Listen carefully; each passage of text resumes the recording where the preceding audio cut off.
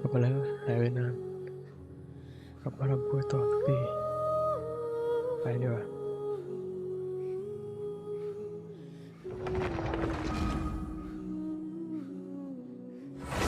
ญาติดีกว่า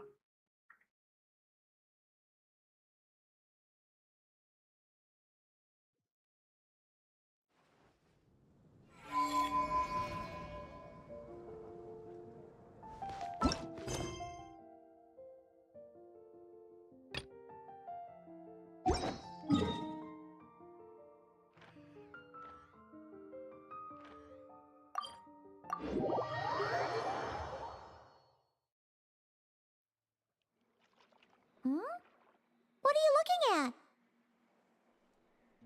Huh? What's he doing here all alone? Is he looking for the damselette? It kinda seems like something scared him. Come on, let's bring him inside with us.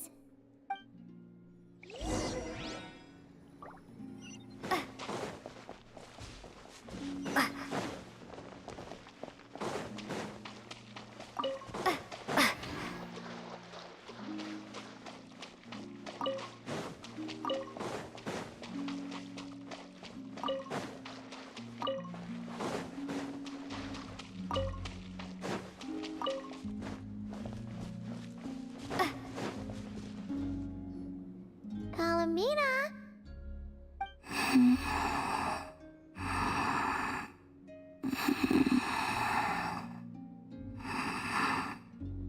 Oh, looks like she's taking an afternoon nap. Let's come back later then.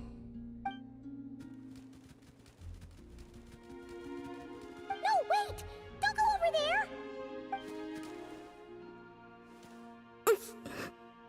Ouch. Ah, you slipped? Don't worry, I'm not hurt. Oh, you two are here as well. Oh, guess the moon goddess isn't immune to a few bumps and bruises. I don't mind little critters bumping into me, so long as the kuvaki emanating from them reflects no ill intent. Did something happen? Why are you so afraid, little one?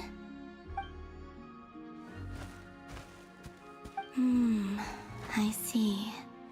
Oh, so you can understand these animals too? The moon shines high over Nodcry. All animals that grow beneath the light of Kuvaki can be considered familiars of the moon goddess. So, what did this little guy say? That monsters have appeared where he lives. He was looking for Lauma, but the monsters chased him to this area. Oh, no wonder he's so scared. Back to Lauma, I think. She will know how to handle this. All right, looks like it's another trip out for us. Oh, since we're heading to the Frost Moon Scions, make sure you hide extra good this time.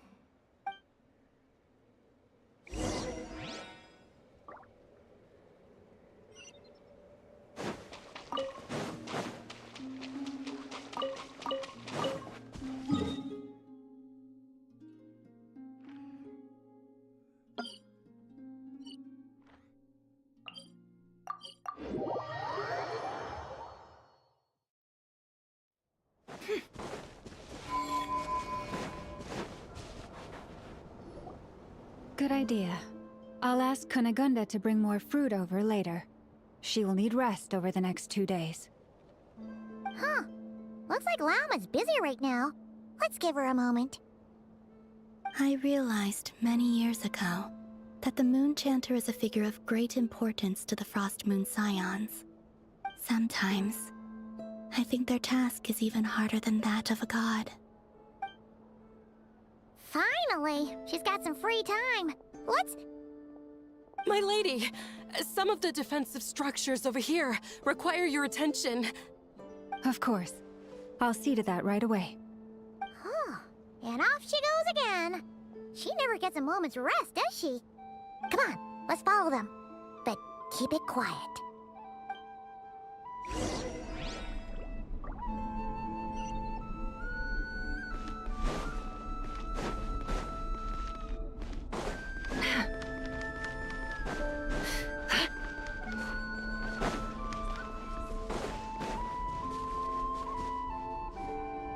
This will do. Thank you. Come night or day, may the moonlight connect us.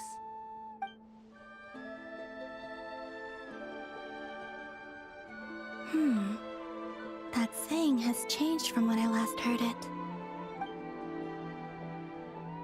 Hey, that person left. Come on, now's our chance. Lady Llama. Oh, seriously? Huh? Thank you for your hard work. Excuse me for a moment. I will be back shortly.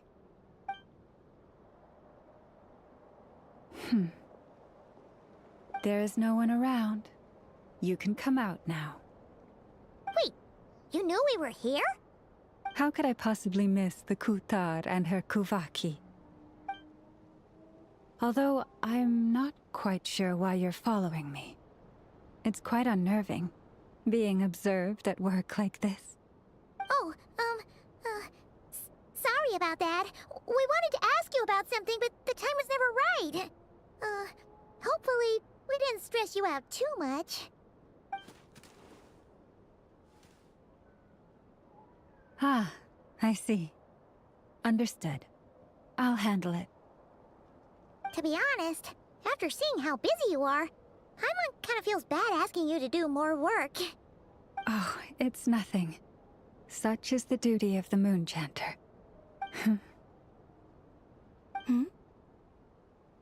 Now that you have seen all this, Kutar, what do you think of the Frost Moon Scions today?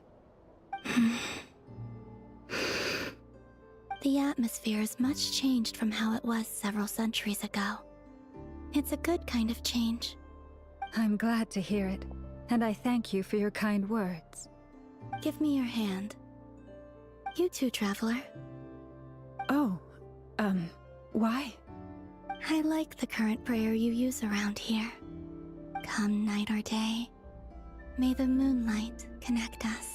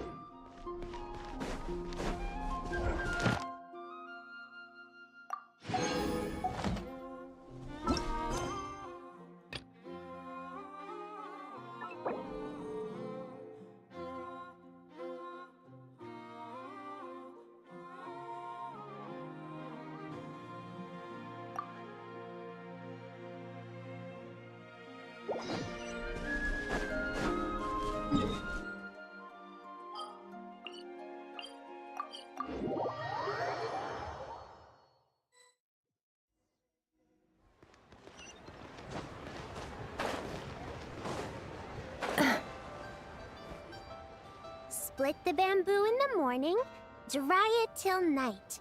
Shape and bend it nice and tight. Cross the strands to form a pattern, coat in silk, and you have a lantern. That's how you remember how to make a show lantern. Did you get all that, Chi-Chi? Morning, split bamboo, traveler. Then get silk, make Paimon. What? No, that doesn't even rhyme. Look, it's them. Hey, Yao! Hey, Chi-Chi! Whoa, Traveler! Paimon, you're here! Happy Latern Rite! What you up to? I'm teaching Chi-Chi to make Shao lanterns. It's a real test of finger dexterity, so it'll help keep her nice and loose. Yes, I do finger exercises to be a nimble zombie. Wanna try too, you two? Oh, okay. Well, we need a whole bunch this year so it doesn't get too dark at night. Too dark? What does that mean? Dr. Baiju has patients who got hurt walking at night. The moon disappeared, so it was too dark to see.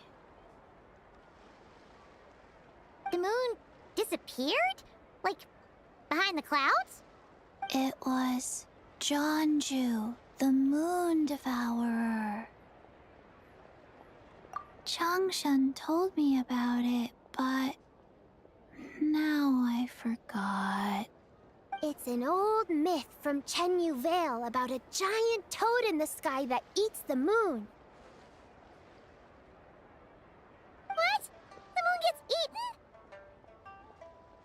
It's just a story. It's not like there's actually a giant toad in the sky. I asked Master about it, and she said myths are just insights into how the people of the past understood the world. Well, I didn't see it that night. But I've checked several nights since, and it's been there same as ever. According to Chi-Chi, though, the Ministry of Civil Affairs sent someone to do some kind of serious investigation. So, I don't know. Maybe something did happen. The Ministry of Civil Affairs? This is starting to sound bad. It's okay. You can fly. Even if it's too dark, you won't fall and get hurt. Yeah, exactly. So turn that frown upside down, Paimon. Or someday you'll get a whole bunch of wrinkles and wake up looking like an old granny. What? Okay. No more frowning. But the Traveler can't fly. She could still fall and hurt herself, right? Don't worry. That's what the Shao lanterns are for. As long as we make enough, Liyue Harbor will never go dark. Yeah, and there's the giant lantern too. Oh, right! I almost forgot. Look! This year's Grand Lantern commemorates the Adeptus who guards the moon. With her watching over it, the moon will be safe for sure. A white horse? Wait! So that's the White Horse Adeptus? Yeah! Legend has it she used to live on the moon.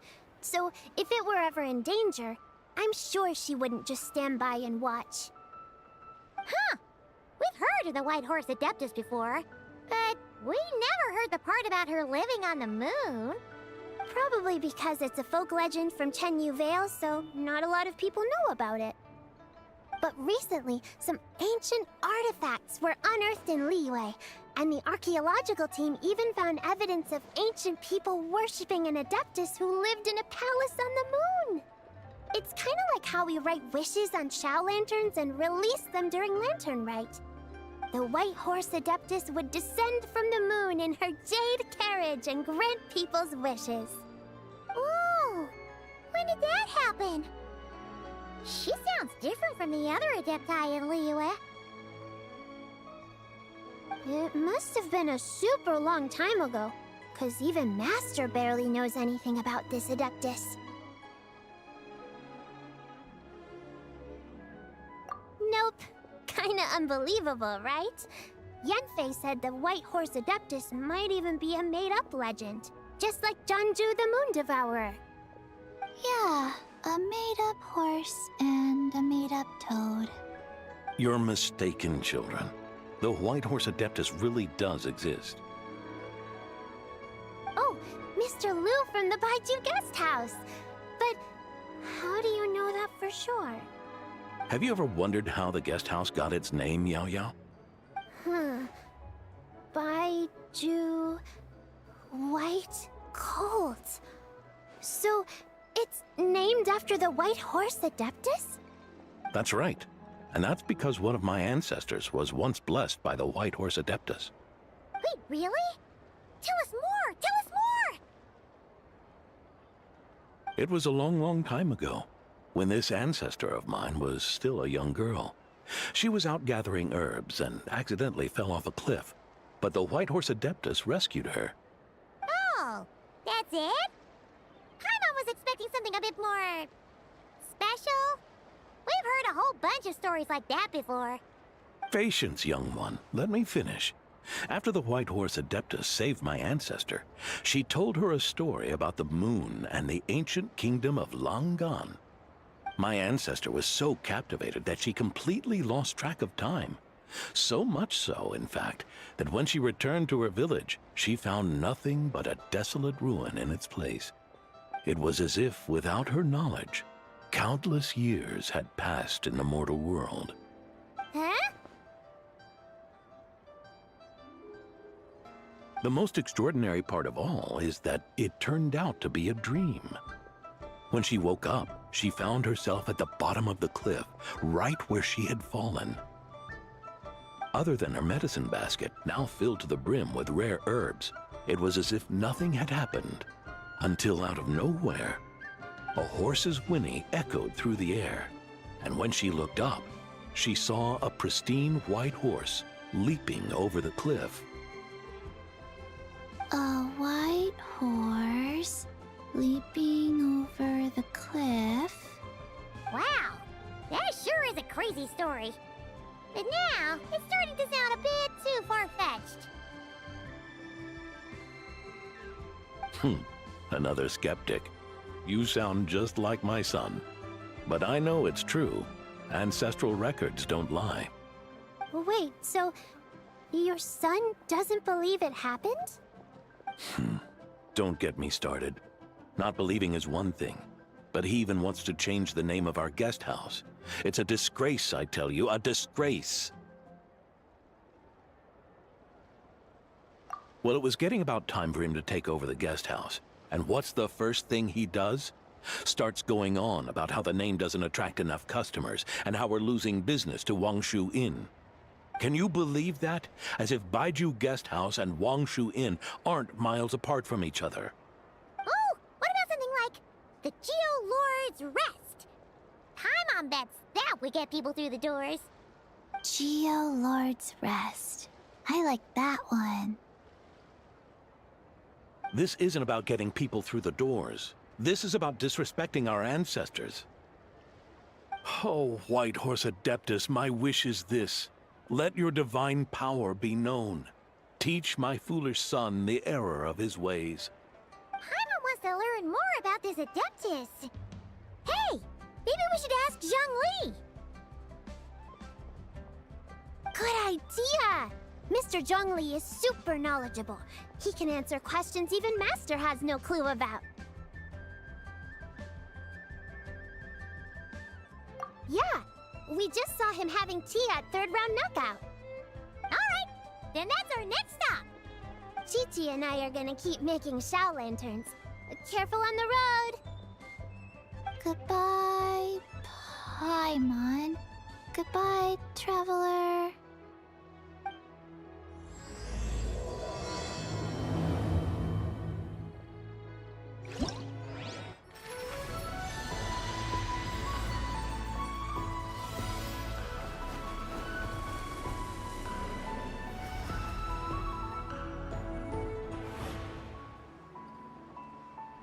โอ้ยเว้ยอลังการอยู่นะเนี่ยเปิดยังโอเคเปิดหมดแล้วทุกคน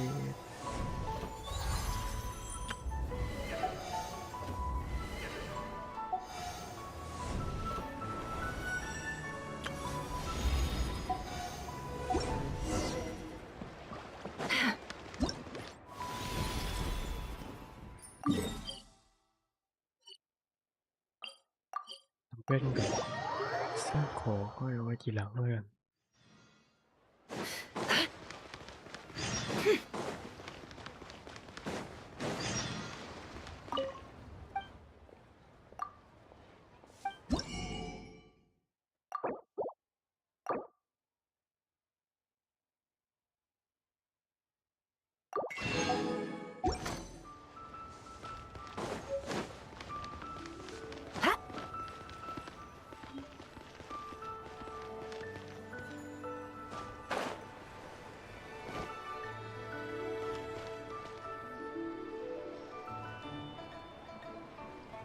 Oh? Oh. Curious. Impressive, right?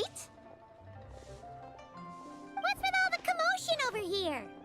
Oh, Traveler and Paimon! Perfect timing! I have something amazing to show you! What is it? Huh? What the? Part of the moon is blacked out! Was it really eaten by a giant toad? Huh. I didn't expect you to know the story of Jonju the Moon Devourer, Paimon. Don't underestimate Paimon. She learned a whole bunch of things in Sumeru. But Jonju the Moon Devourer is a Liyue legend. Well, knowledge knows no borders, so... there. You're right about that, Paimon. But this dark circle doesn't look anything like a toad to me. A toad's egg, maybe? But that's about it. Oh, wait, Traveler! You've been in Nodcry, right? The people there worship the moon goddess. So you should know what's going on here.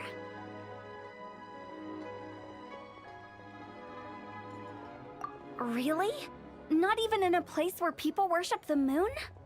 Huh. Oh yeah! Master told me that the tale of Jianzhu, the Moon Devourer, was how ancient people explained a certain celestial phenomenon. But what is it exactly? Some kind of omen of disaster? How so? Oh, but in this picture, the moon is being covered from the center. So this can't be a normal eclipse. Then it's still an omen of some impending calamity? We never said that!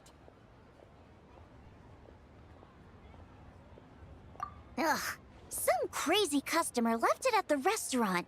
Just thinking about it gives me the chills. Attention, everyone! As the auspicious festival season approaches, I have an announcement to make. I, Lu Xiong, am on the verge of becoming one of the most renowned archaeologists in all of Liyue Harbor. No, scratch that, in all of Tibet. Even though I never trained at a prestigious academy, I've still managed to dig up tons of treasures. And I understand practically a whole dictionary's worth of big words, too. Like my pops always says, no pain, no gain. And I haven't had it easy, that's for sure. So, it's definitely my turn to make a name for myself. What's the deal with her? No idea. Maybe she ate a bad batch of perch stew? What? You don't believe me? I'm telling you, I dug up treasures from the ancient nation of Longan. I even got a picture of Jonju devouring the moon. Longan? Jonju? What is she even talking about? Sounds like she's a few perches short of a stew, if you know what I mean. So what if blackback perch stew is my favorite? Stop talking about me like I'm not here. Whoa! What are you doing?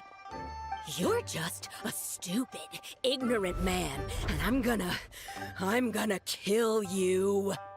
Young lady, you need to calm down. What? So you're looking down on me now too? How about I take you both out then? How does that sound? This is a place for dining. If you wish to take me out, you'll have to do it elsewhere. Don't act like you're better than me. Do you know who I am? I'm about to be the most famous archaeologist in all of Liyue. No, Tibet! Show me some respect. It's respect you want? Very well. For the sake of the other customers, we'll do this your way.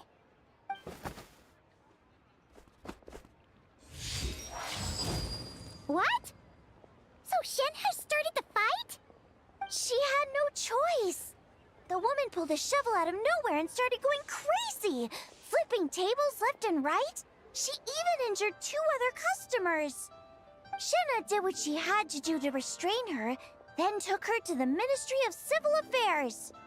Thank goodness Aunt Shenhe was there. Or who knows what might have happened. Yeah. I started cleaning up after all the commotion, and that's when I found this photo. I thought it might be the one she dropped, so I rushed over to show someone. She said she took a photo of Jeonju the Moon Devourer. This must be it. Can we really trust what she said, though? Clearly, something is going on with her. Paimon's got a point. It sounds like she wasn't acting right at all.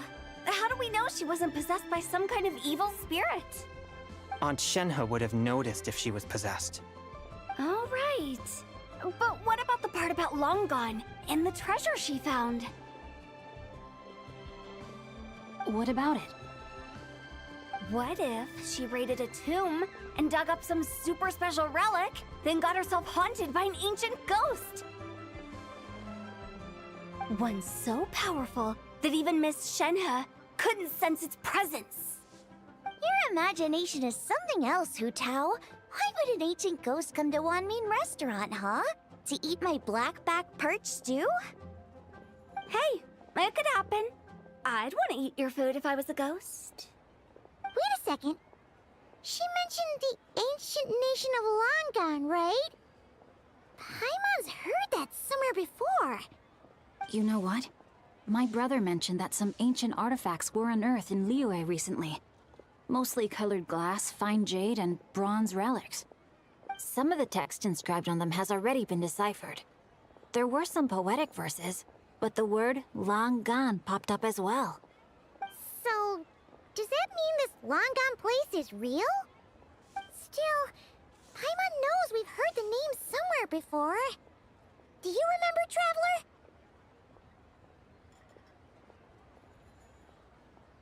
Right! His ancestor heard about it from the White Horse Adeptus. The White Horse Adeptus? Oh, so you must have been to see the giant lantern already. Yep. And it turns out that the White Horse Adeptus is super mysterious, too. Even Madame Ping hasn't met her. Wait, I thought she was the gold-eyed Celadon mare of the 8 Adepts. That's just the interpretation you believe in, Hu Tao. There are other theories out there, too.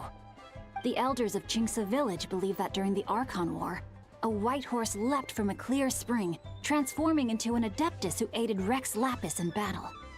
In Chenyu Vale, some of the tribes take her to be the daughter of time, and trace her deeds to an even earlier era. Yet in other ancient texts, including the relics I just mentioned, she appears as an emissary who listens to mortal wishes, bestowing the blessings of the heavens and moon upon the mortal realm, which is why we write our wishes on Shao lanterns. That's so complicated. So what's the verdict? Which version is the truth? I'm afraid there's no definitive answer to that. You two have been all over Teyvat. Do you have an idea? Nope, sorry. We were actually on our way to ask Zhongli. He knows even more about this kind of stuff than us. Ah, looking for a consultant, huh? He's having tea with Miss Linlong. Shigu Antiques is hosting an exhibition tonight. An exhibition? For what? All those antiques Sing just mentioned. So if you head to the big ship docked in the harbor tonight, I'm sure you'll find him. So, where to next? How about we go to the Ministry of Civil Affairs to ask about the White Horse Adeptus? We might be able to find out more about the recent moon situation, too.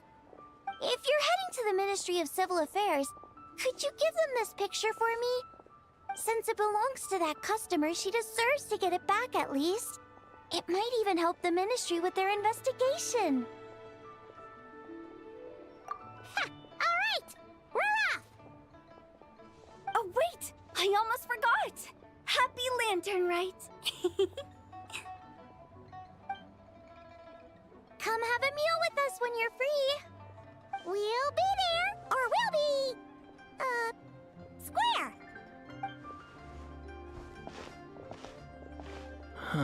Thinking about it now, could it be possible that photograph was a fake? A fake? You mean like the customer fabricated it to gain academic recognition? Nice one, Chongyun. I never even thought of it like that. How about we go check out that place tonight? I know exactly where it is. All right. I'll get scolded if I get home too late. Live a little, Singcho. You act like this is a first for you. Worst comes to worst, we'll get Xiangling to cook you something delicious, okay? Well, when you put it like that, I suppose it's worth the risk. You were just waiting for the promise of free food, weren't you? Fine. It's a plan then. We'll meet up tonight.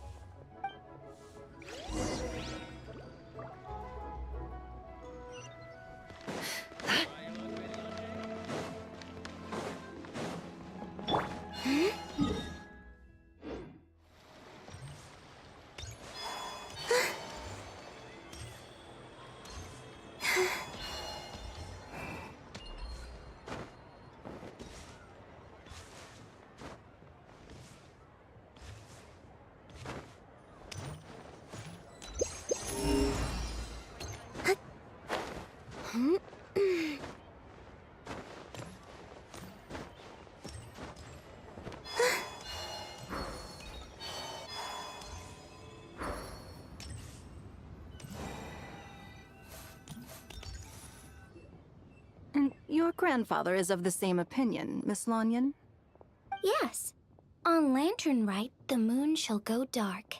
That's what the signs are indicating. Celestial observation isn't Grandpa's strong suit.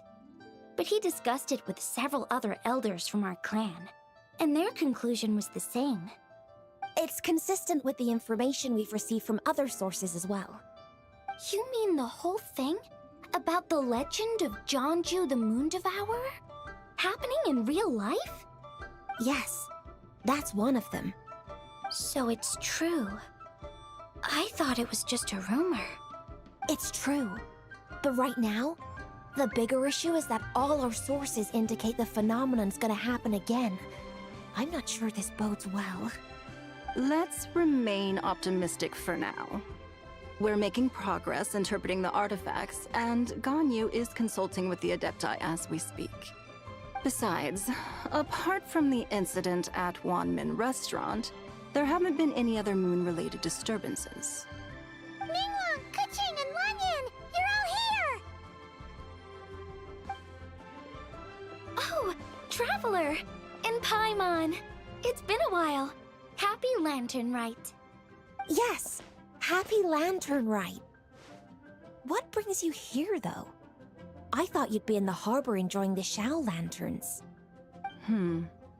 You're certainly not the type to visit Yujing Terrace for no reason.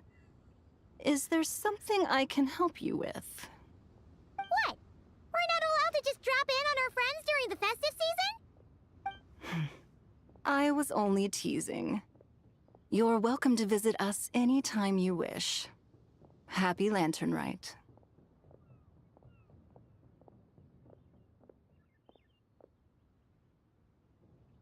Oh, and about all the moon business you were just talking about?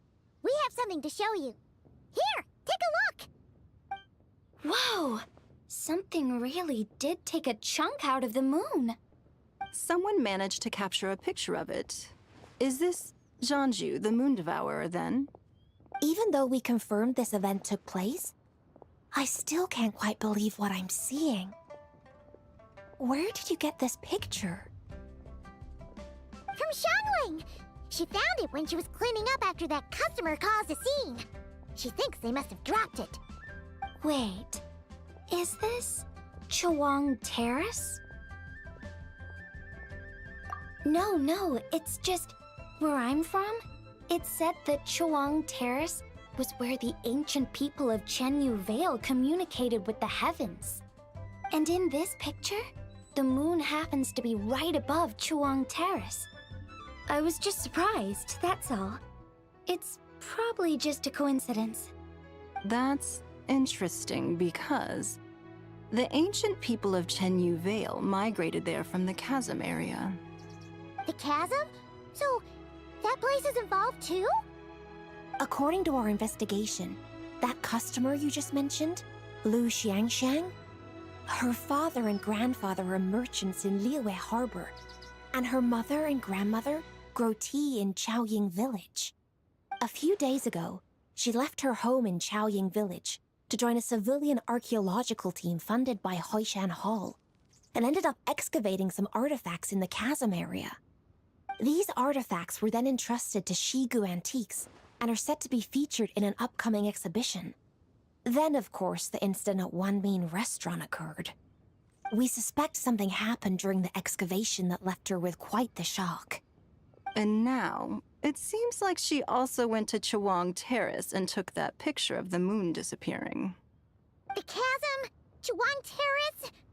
Things are getting pretty complicated.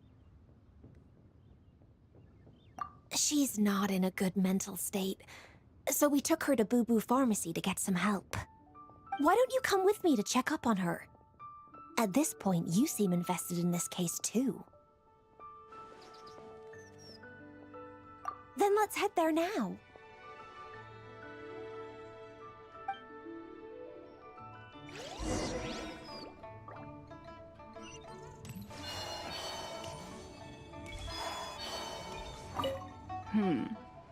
Now that I see this picture, it looks less like a piece of the moon was eaten, and more like something is obscuring it. But what sort of thing could block out the moon?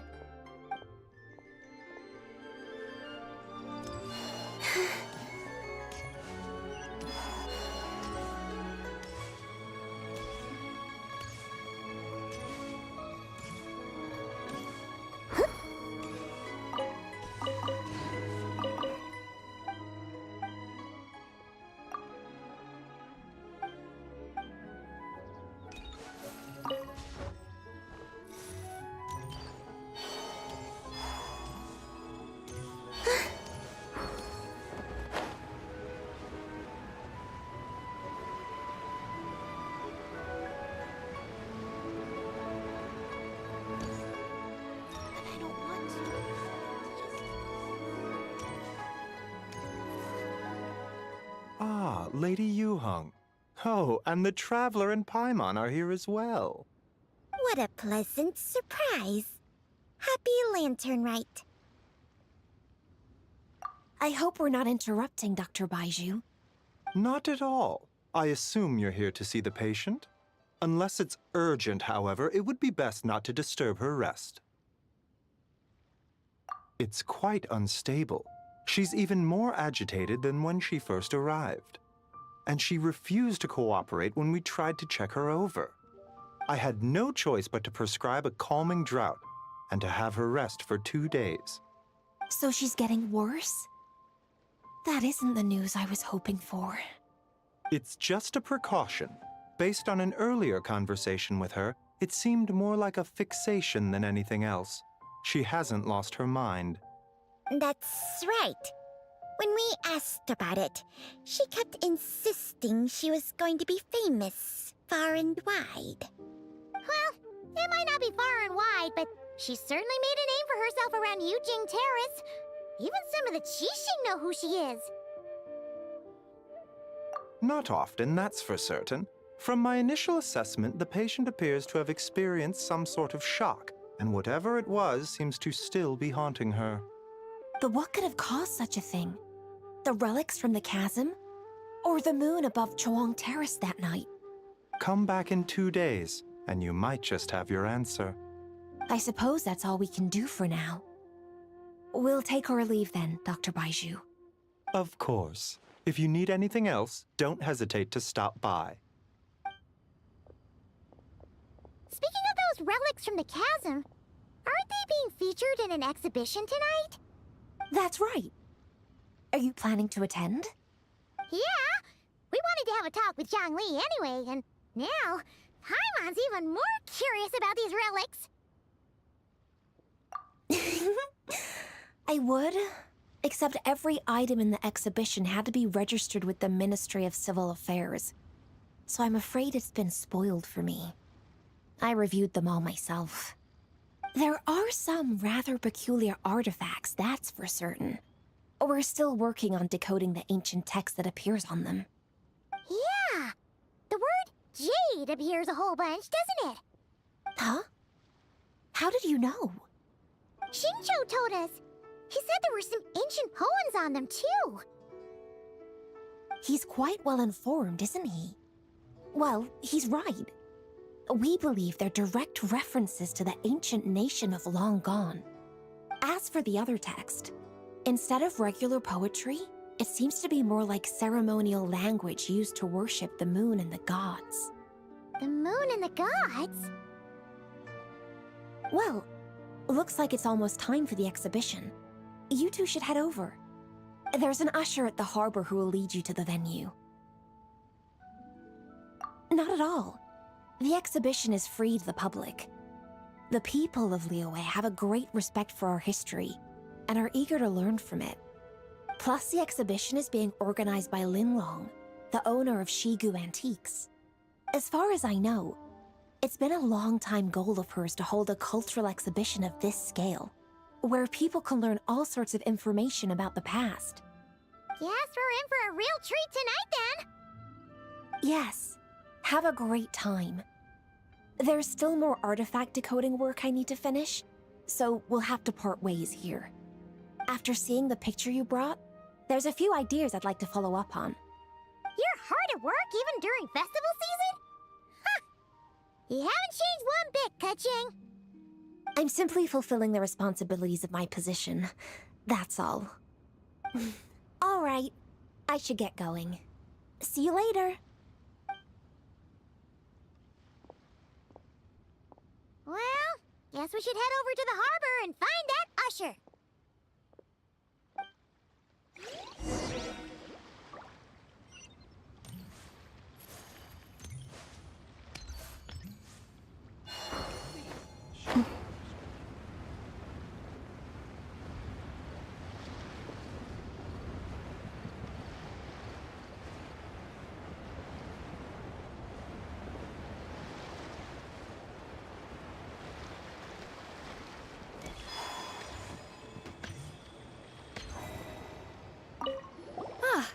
Here for the exhibition? I can take you aboard. After you. Whoa!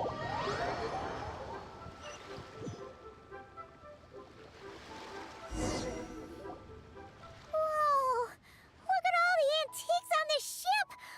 It's almost too much to take in! Greetings. I trust you've been well since last we met? Aha! Speak of the devil! You're right where Hu Tao said you'd be! Ah, so Director Hu gave me away, did she? Don't act like you're up to some super secret business! We know you just do whatever you feel like. Yo, Traveler, Paimon, what's up? It's been a while, you two. Happy Latern Rite. Beidou! Yunchin! It's great to see you! You're here for the exhibition too?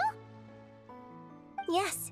When I heard these artifacts were from ancient times, I just knew I had to come learn more about them. I mean, what a discovery, right? Yeah, Ningguang pretty much said the same thing. She thought coming here might help culture me up or something. But as you know, I'm more of a fists and punches type of person. I doubt one exhibition is gonna change that. You're too modest, Captain. You're the leader of the Crux fleet. That takes far more skill than just fists and punches. Plus, at the end of the day, you still decided to come, even though you didn't have to listen to Ningguang. Well, she's the Tianquan. If she can't even get an average ship captain like me to do her bidding, how's that gonna look? You sure know how to think from her perspective, huh? I guess I do. Anyway, how's everyone enjoying the exhibition? I heard that if you see something you like, you can negotiate the price with the owner and take it home.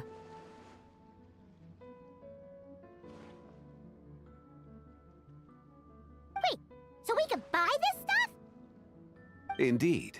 Although Shigu Antiques is hosting this exhibition, many of the items come from private collectors. As long as both parties reach an agreement, you can make an offer of mora or an equivalent trade. Well, shall we continue our conversation as we look around? Let's go! I'm super curious about all this stuff.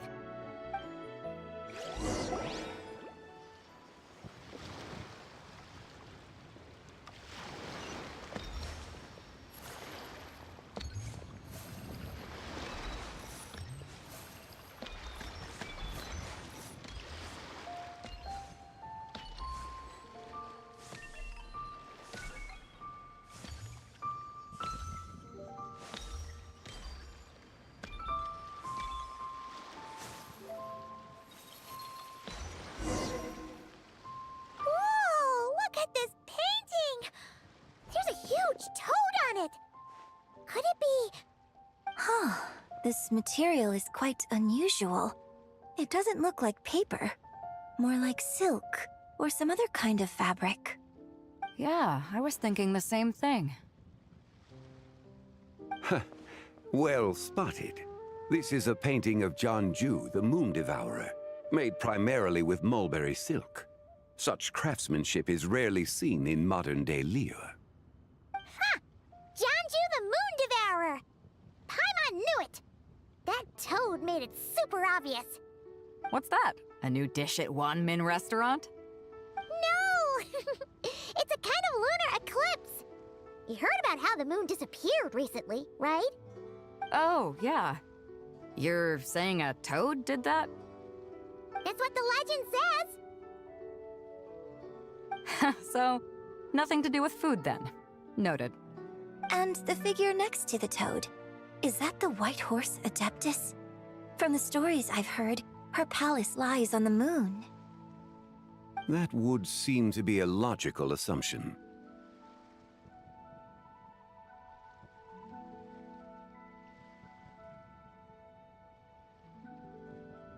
No. In fact, this item was discovered in Chenyu Vale, and many years ago at that. Oh, so it's from Chenyu Vale? Actually, that's not quite right. You see, this painting is primarily comprised of mineral-based pigments, such as cinnabar and azurite, which are usually found within stratified rock.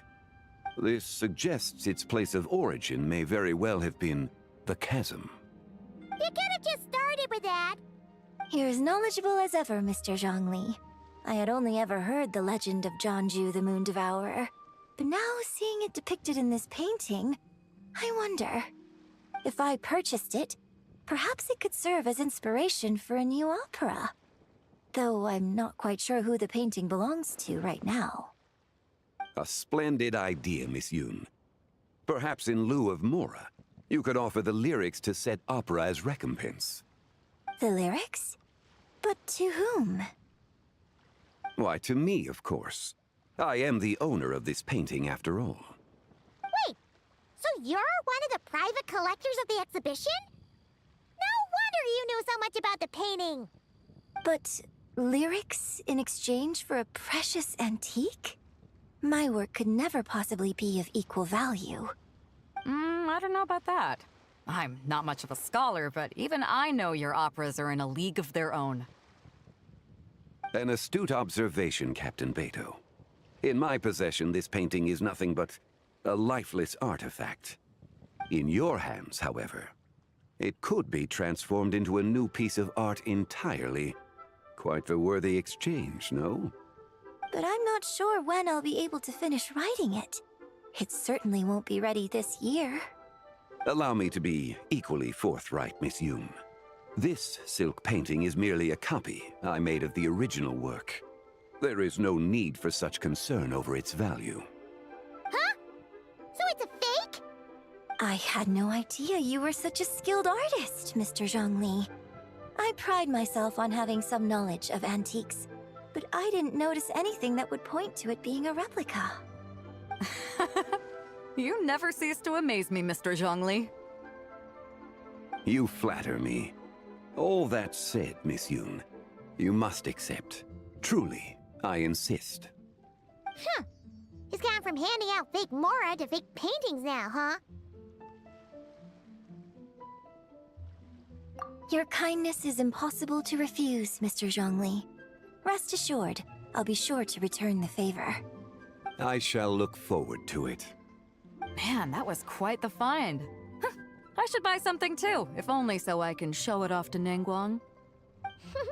Let's keep going and see what we can find.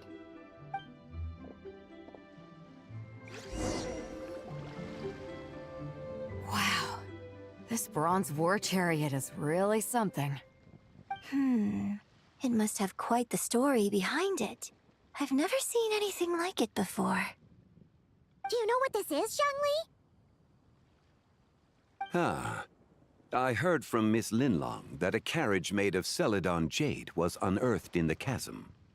A copper canopy, a body adorned with flowing clouds and geometric patterns. Yes, this must be the one. A precious piece indeed. This thing's gotta be thousands of years old, right? Crazy to think people back then were capable of such intricate metalwork. Too often, we view the past and future through the lens of the present. Objects that fascinated us as children seem crude later in life. And that's only after a few decades or so of separation. If one were to stretch time across hundreds or thousands of years, one might discover that time is not always a force that pushes things forward. It would seem the people of that era managed to create a remarkable civilization in their own right. Makes me want to get my hands on this even more. Ningguang's gonna be so jealous, don't you think? Has this war chariot caught your eye, Captain Beidou? Oh, you must be Linlong from Shigu Antiques. Nice to meet you. This exhibition has been amazing so far. Well, that's all thanks to supportive patrons like you and Mr. Zhongli, of course. As for this war chariot, it was discovered by an archaeological team sponsored by Hoishan Hall. The price comes in at 90 million mora.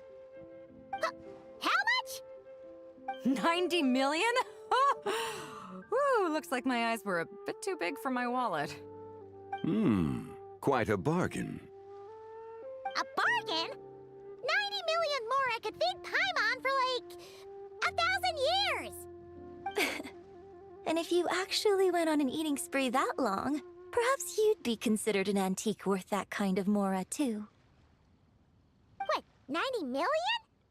Nuh-uh! Paimon's worth way more than that! Well, if Mr. Zhongli thinks it's a good deal, I'm sure it's worth it. Beidou's putting way too much faith in Zhongli. What if he's only here to drive up sales?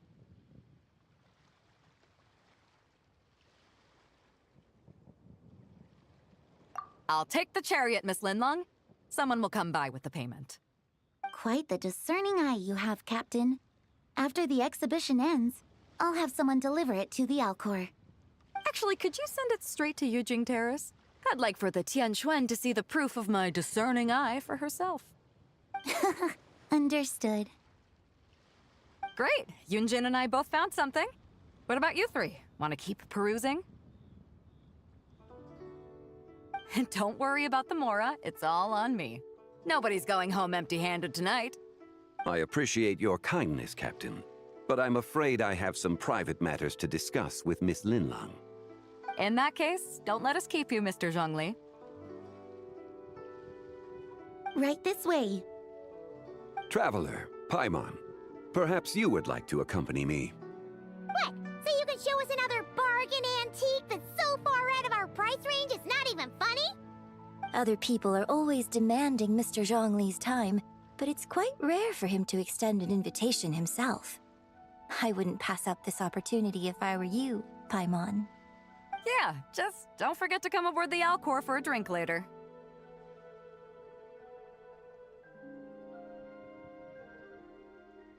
Yeah, guess you're right. Taking a quick look isn't gonna cost us anything. Let's go!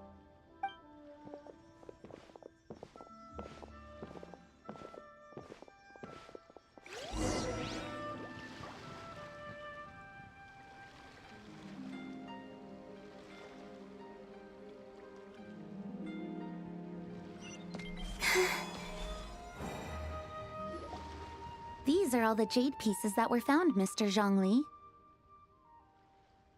Wow! So many styles! What kind are these? These are a type of ceremonial jade. You're familiar with Chenyu Vale's rain jade rite, yes? Oh, yeah! So these pieces are all used in the rain jade ceremony? Well, you may not know, Paimon, but before the rain jade rite came into practice, Chenyu Vale was known for a different ceremonial tradition that also involved jade. The bee is used to honor heaven, the Tsong to honor earth, the Gui to honor the east, the Jiang to honor the south, the Hu to honor the west, and the Huang to honor the north. These form the 6 ritual jades. It's unfortunate, however, that Miss Linlong's set is missing both the Gui and Hu pieces. Oh, I know. These jade artifacts are from such an ancient time. It's proved difficult to track them down, even for our establishment. No matter. You happen to have precisely the piece I was looking for. Huh? This broken jade token? I didn't expect this to catch your eye, Mr. Zhongli. It isn't one of the 6 ritual jades.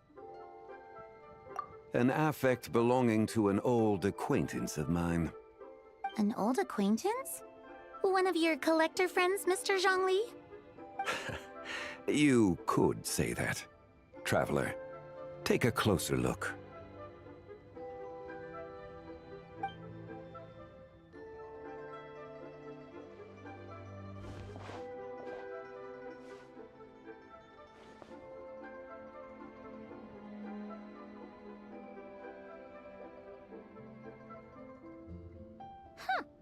It doesn't look all that special to Paimon.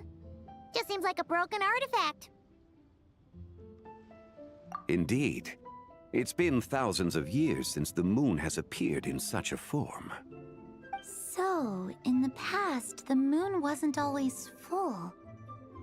Then, could this missing chunk be from when Jianzhu devoured part of the moon? It's worth looking into. Your insight is invaluable, Mr. Zhongli. I had no idea how special this piece was. Since it has caught your interest, allow Shigu Antiques to cover the cost. Oh, that is far too generous, Miss Linlang. Not at all. I've always wanted to give people a chance to appreciate these snapshots of history. So holding an exhibition like this has been a lifetime wish of mine. And it never would have been possible without your help, Mr. Zhongli. I merely put in a good word with a few acquaintances of mine. And it had a profound impact. Without your recommendation, I doubt half of these collectors would have come to the exhibition. So, on both a personal and professional level, I owe you my thanks, Mr. Zhongli. Wow! Zhongli actually did something useful for once.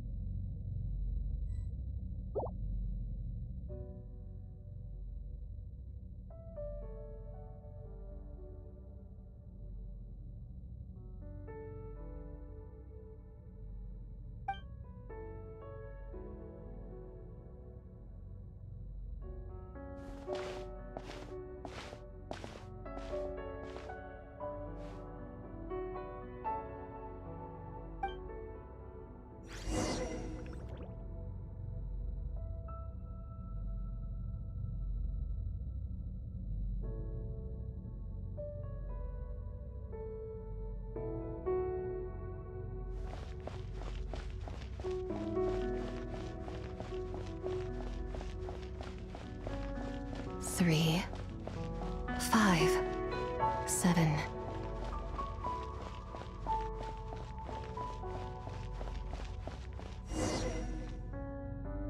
$11, 13, 17, 19, 23, 29.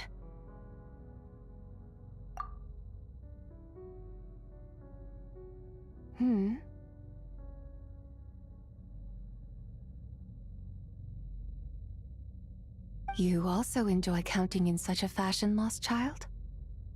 The same loneliness as them. It seems to exist in your heart as well.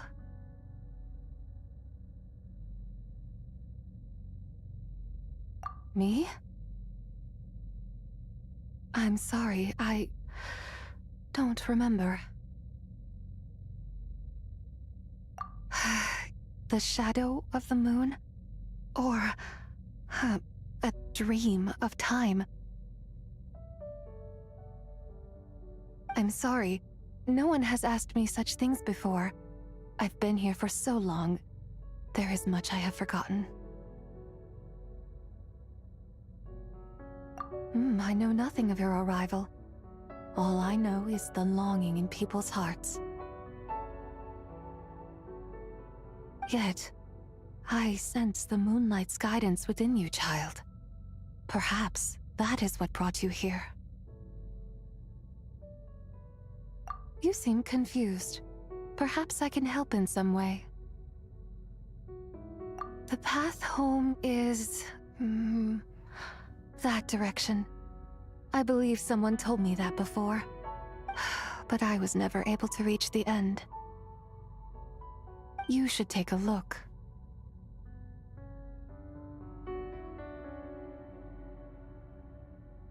No need. It would seem... my time has already run out. Farewell. May the moonlight ever shine upon you.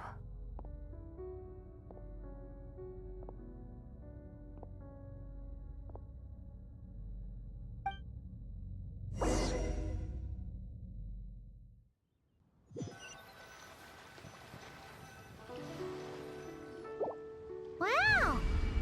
Jiangwei actually did something useful for once.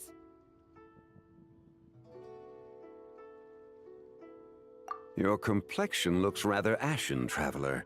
Are you feeling all right? Yeah, what's wrong? Does your stomach hurt?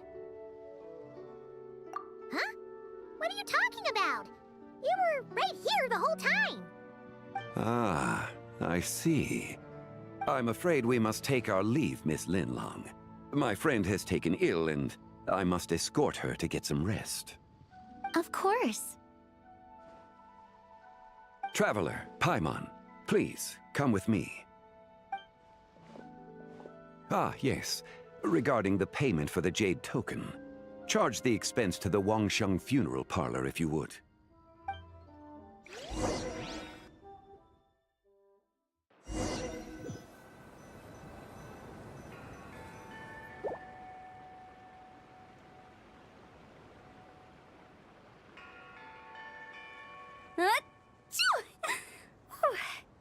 Guess someone's thinking of me.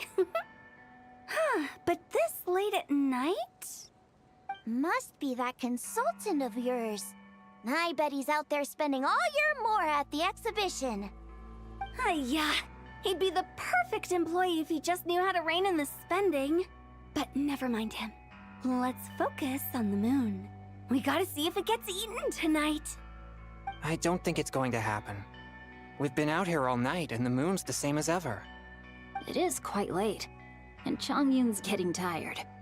How about we head back? We can come back another time. Head back? Already?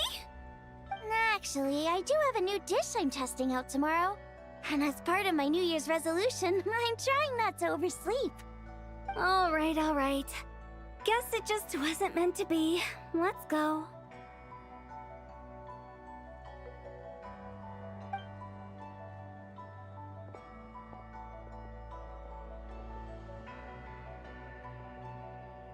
When the sun's out, bathe in sunlight. When the moon's out, bathe in moonlight.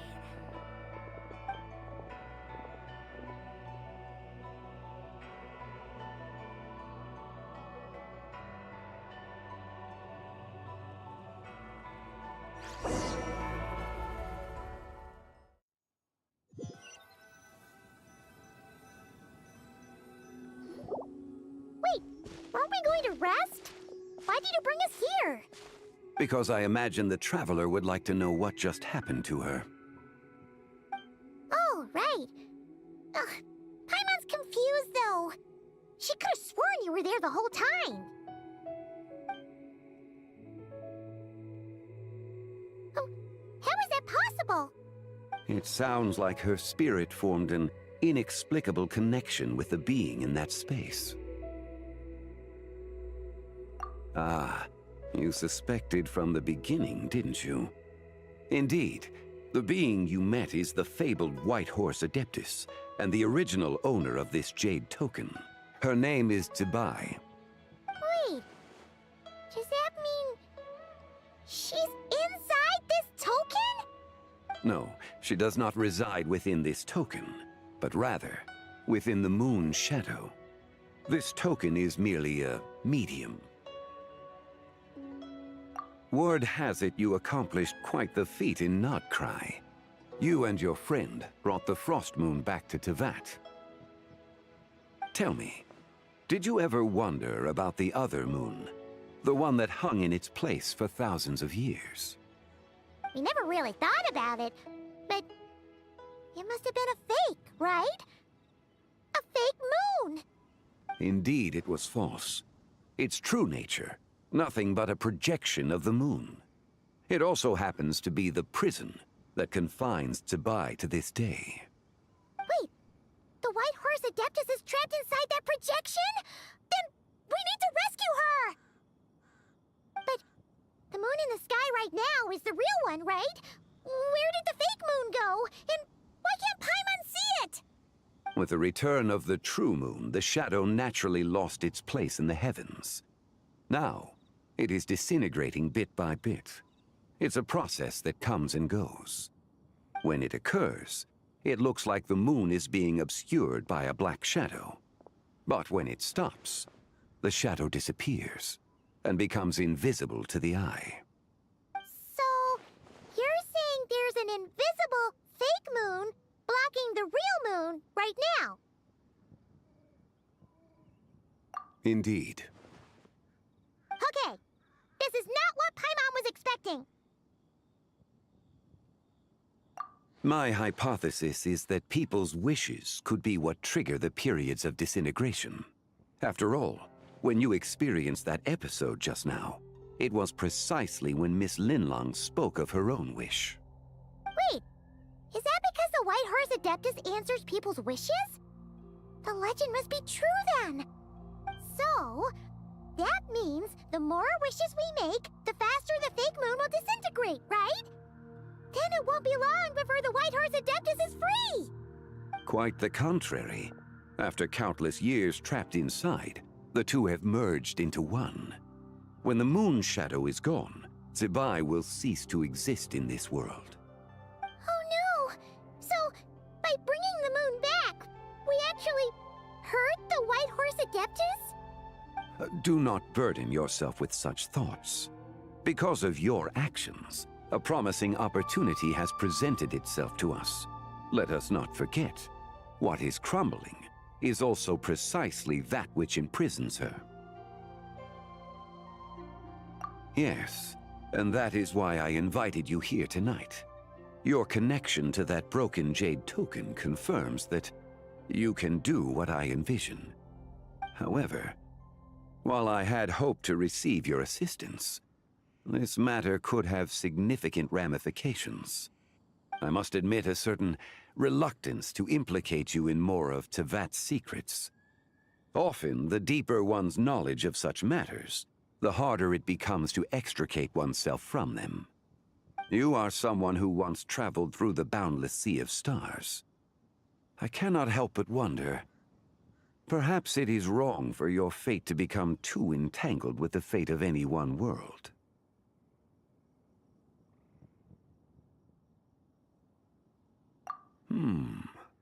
Such is your conviction, then.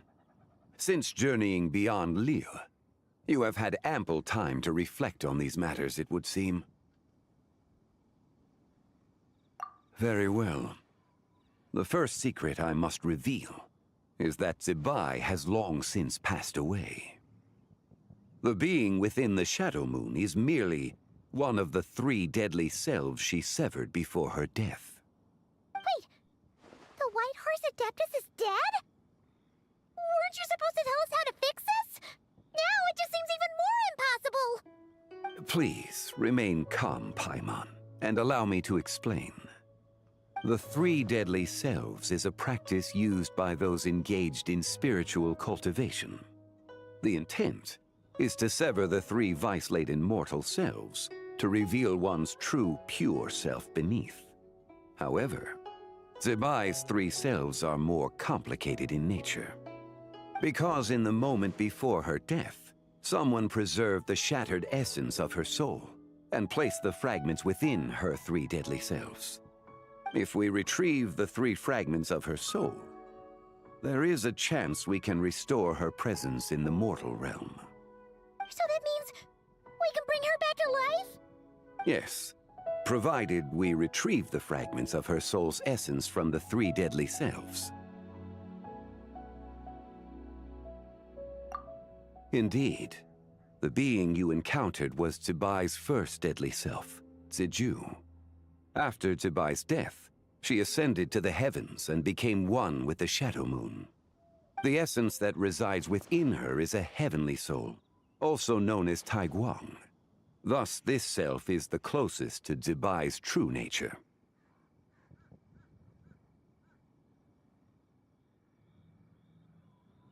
That said, because she is trapped within the Shadow Moon, we have no choice but to seek out the other two soul essences first. Then we can unite them as one.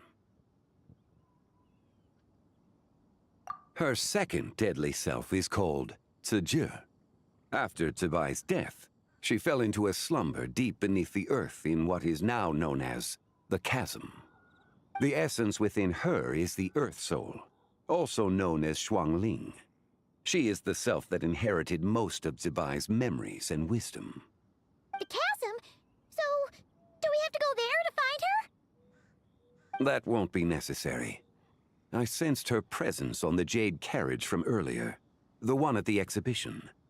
It's possible the return of the Frost Moon awakened her, and she emerged from the chasm alongside that batch of ancient artifacts. Wait! That must be why you agreed to help with the exhibition! To investigate the artifacts! Indeed. So in truth, Miss Linlong was the one who helped me. The third deadly self is Zichao. The essence within her is the human soul, also known as Yojing, Zibai's shade. Thus she is the most free-spirited among the three.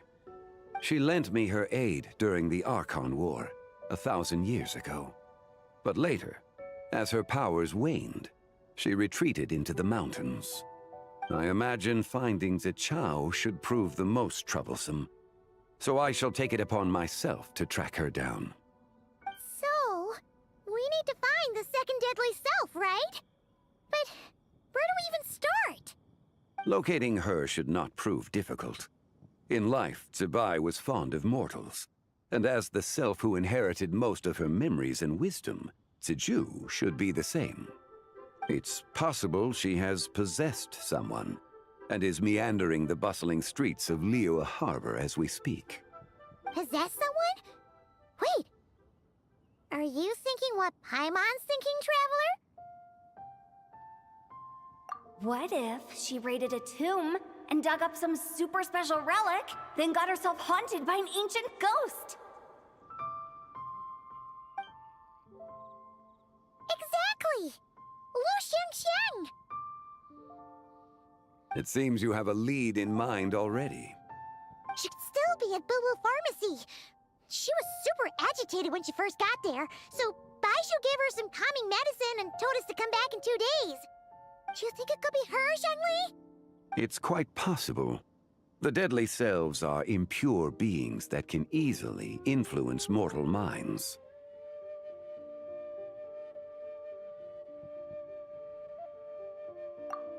A sound plan.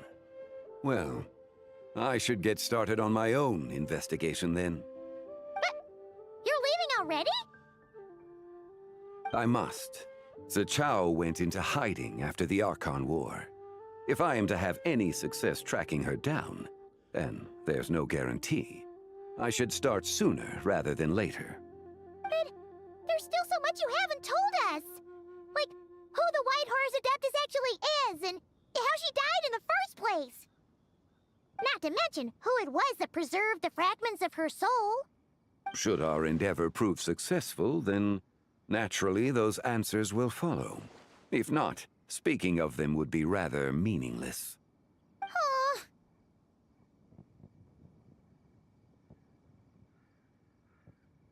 It would seem that this is a question you are unwilling to set aside. Very well. I shall tell you. It was the Avatar of Time. Ah, so you know of her existence. The ruler of time saved her soul. Indeed. Preserving what remained of Zibai's soul in the moment before her death. Only the power of time could be capable of such a thing. However, there is no telling what effect it has had on the three deadly selves. In other words, you must exercise caution when seeking out Zija. On the night of Latern Rite, countless Shao lanterns, and the wishes written upon them, will be released into the sky. I estimate that this event will trigger the Shadow Moon's collapse. When that happens, the cage that confines the first deadly self will open. That is our moment to act, but also the moment where all could be lost.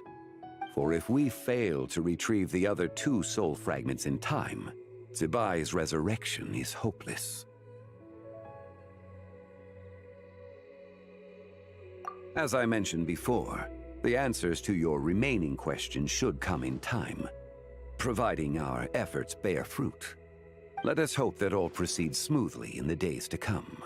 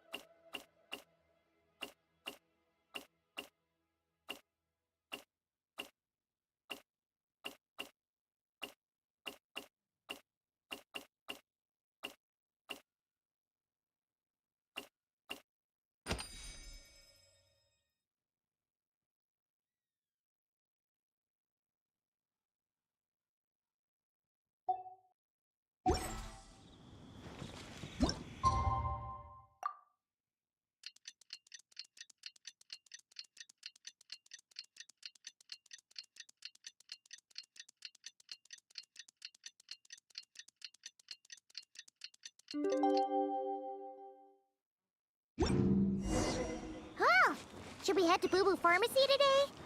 Fingers crossed we learn something useful.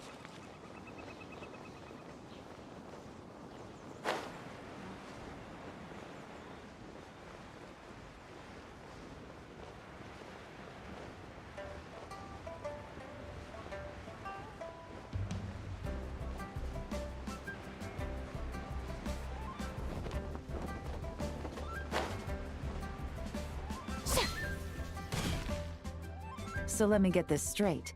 The patient disappeared right as you were delivering the medicine. I know it's hard to believe, but that's exactly what happened. It's true. 1 minute she was there, and the next she was nowhere to be seen. Hey, it's Yelan! Fancy seeing you here! Oh, is this a bad time? Not at all. Just a small roadblock in the case I'm working. Ningguang asked me to investigate a patient named Lu Shangshang. If you're here to find her too, then you're out of luck, I'm afraid. She went missing this morning. What? According to Dr. Baiju, the patient vanished right under his nose. But it just seems like that should be impossible. There 1 second, then gone the next? Pretty sure Xiao can do something like that. Then you're suggesting this Lu Xiangshang is the vigilant Yaksha in disguise? Or some other adeptus? Guess not. But this is so weird. How can a living person just vanish into thin air? Unless Linny decided to take his act to Liyue? Who is this Linny you speak of? He's... Oh, never mind. Paimon's just grasping at straws. Let's set aside the how for now, and focus more on the where. You mentioned this patient has a strong obsession with achieving fame and recognition? Yes. She kept talking about becoming a renowned archaeologist and making a name for herself. So, are we looking for a place where it's super easy to become famous? I think we should check out the Xiao Lantern crafting stalls. Because it's easy to become famous by making Xiao lanterns? Not exactly.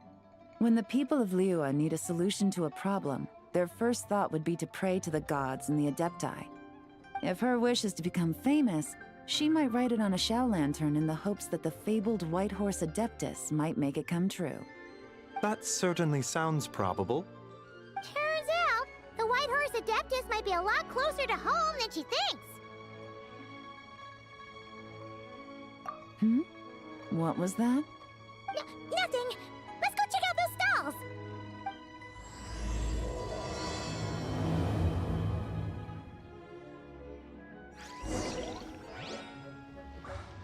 I can't read what this says.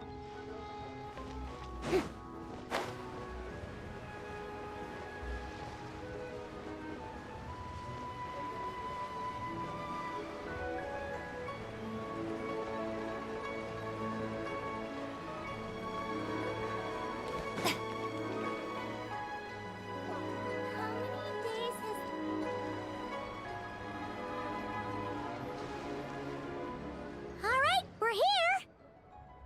Still no sign of Lu Xiangxiang, though. As long as you're patient enough, Paimon, you'll find that hunting down people is no different from hunting boars. We need to blend into the environment, or we risk alerting the target. So as far as everyone here is concerned, we're just ordinary tourists. Oh, okay. If we need to blend in, then let's make some Xiao lanterns and write our wishes down, like everyone else. What's your New Year's wish, Yelan? I haven't given it much thought.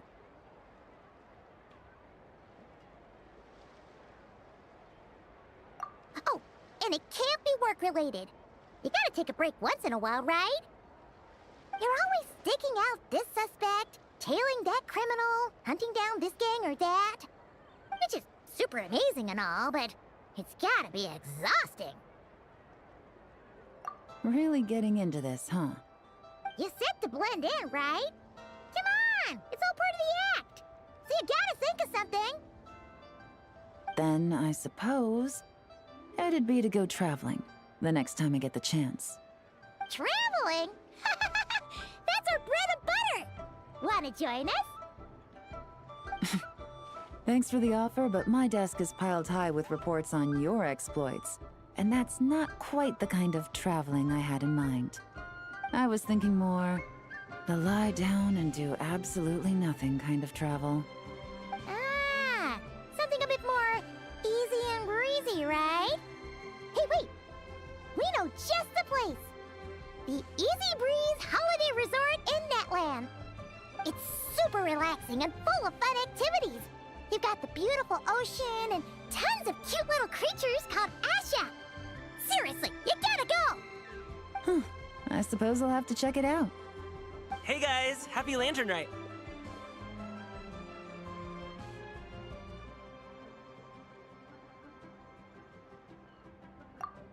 What a coincidence! You here to make Xiao lanterns too? Well, it's that time of year, am I right? Thought I'd join in on the fun. You can't have Latern Rite without making one of these. What you gonna wish for? Aw, man, It's kind of embarrassing, but whatever. The truth is, the mighty mythical beasts are seriously struggling with recruitment. So I'm hoping to find a few apprentices and teach them the art of wushu dancing. Awesome! Shurfugami, here we come! Whoa there, Paimon. One step at a time. I actually need to find people first. Yeah, but Paimon bets people will jump at the chance to learn from you! Well, I wouldn't be so sure. Wushu dancing is super physical and takes a lot of hard work to master, so it's not easy to find people. At this point, if the Adepti can't help me, no one can. I'll do it! Huh? You just said you wanted an apprentice, right? Well, I'm offering. What do you think? Whoa, the White Horse Adeptus works faster than I thought. Traveler, it's her, Lu Shangshang. Our target! Hey, didn't you hear me? I said I wanted to be your apprentice. No need to shout. I heard you the first time. What's your name? Step back a bit, Gaming. This person could be dangerous. What? Hey, what are you trying to do? Do you know who I am? Get back! Lu Shangshang, we have no intention of harming you. We just need to ask you a few questions. Get back, I said! Try to remain calm. If you come any closer, I'll...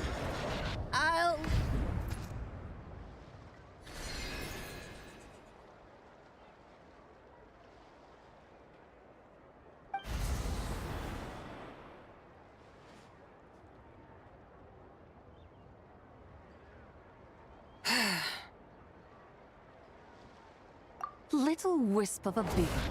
How are you able to see me? So what if I am? Leave at once! You, a mere mortal, whose own life hangs by a thread, would dare reach for the power of life and death? Unless you wish to be condemned to eternal damnation, you would do well to abandon this foolish endeavor. I shall speak on this no further. Don't come any closer. How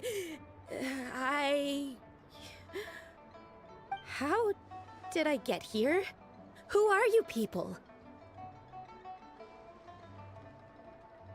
Playing dumb, are we? Save it. We know you attacked those people at Wanmin Restaurant. What? No, I would never.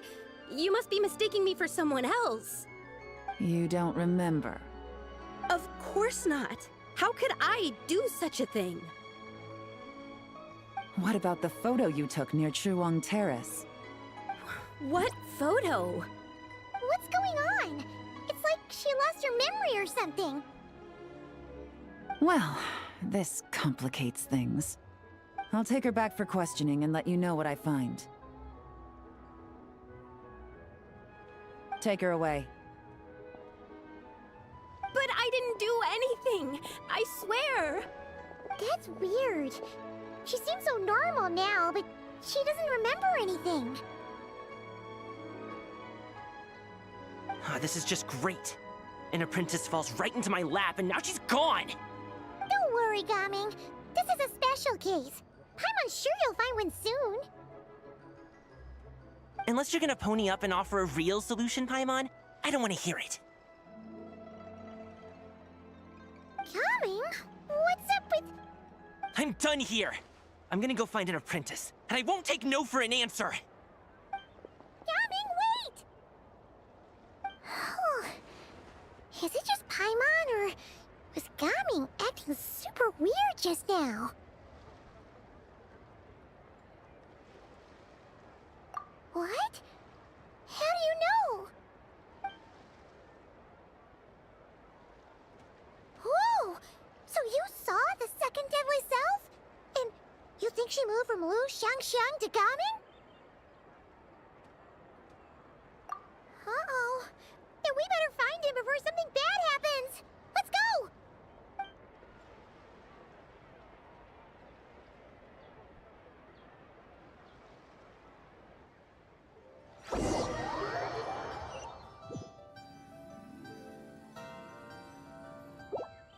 Alas, why must Cloud Retainer inflict such woe upon us, Mooncarver? By the order of Rex Lapis, we were supposed to make haste to the harbor to stand watch. Yet we arrived late, for you, in your inscrutable wisdom, chose that very moment to tend the mint.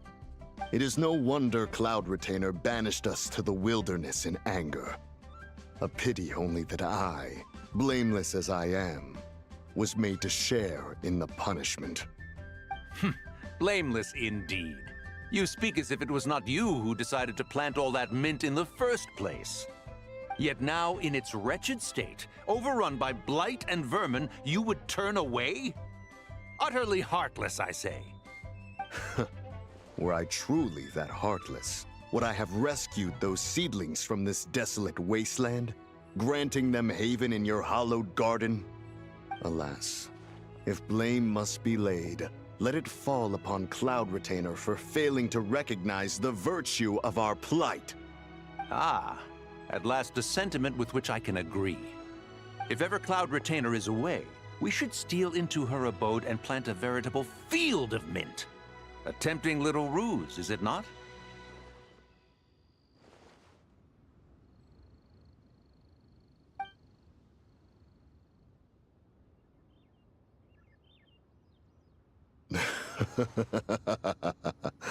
Positively ingenious.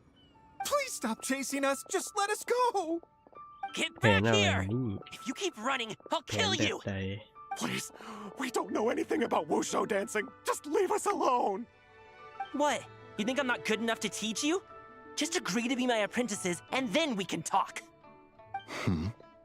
That child looks somewhat familiar.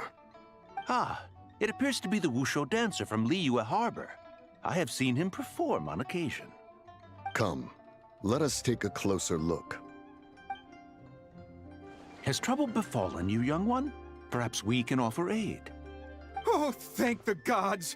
Please, sir, you have to help us. This guy's trying to force us to become his wushu dancing apprentices, and he won't take no for an answer. Oh, so it is you who require aid, not the other way around. Get out of the way, old man! This is between us. Preposterous. You dare to presume we are of a mature age?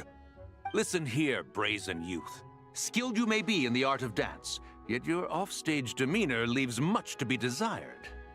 Hold on, Mountain Shaper. Something is amiss. Look closer. Huh. Indeed, he bears the mark of something unclean. It spells trouble. You there, depart at once. Hey! You drove off my recruits, old man! You'll just have to take their place, even if you're a bit on the decrepit side. Many years it has been since a being has dared speak to us in such a manner. Now let us see what evildoer has sought to use you as its puppet, young one. You two, you're Adepti! Does that strike fear in your soul? Whoa! Two Adepti recruits just fall right into my lap? That white horse sure knows how to grant a wish.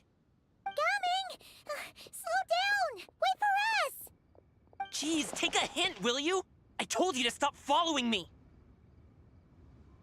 Traveler, Paimon, keep your distance from this youth. Evil has taken a hold of him. We know! It's one of the White Horse Adeptus' deadly selves! She's possessing Gaming! The White Horse Adeptus' deadly selves? Could it be that Rex Lapis called us to Liyue Harbor for this very reason? Hey! What are you two whispering about over there? Who's gonna be first apprentice and who's gonna be second? It doesn't matter. I'm not the kind of Sufu who plays favorites. Insolent spirit, be gone from this child at once!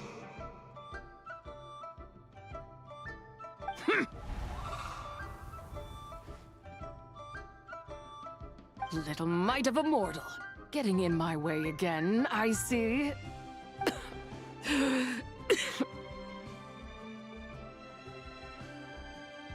That is no concern of yours.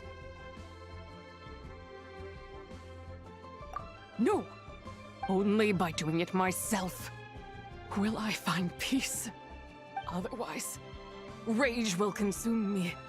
If I lose control, all will turn to dust. The curse of time. The memories this body holds. Come no closer. This is your final warning. Insolent spirit, be gone from this child at once! Huh? Traveler and Paimon? And two Adepti? Where are we? Weren't we just making Xiao lanterns in the harbor? Gaming! You're back! Ah! The sun is most scorching. Agitation stirs within me. I require cooling mint to beat this heat. And speaking of, Cloud Retainer has scorned this verdant wonder long enough. It is time for her to feel its wrath. The wrath of mint!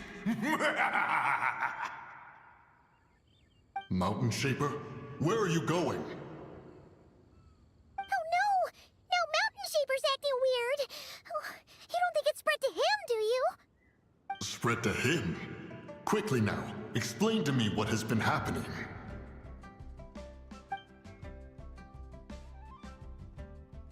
What? Was I really that rude?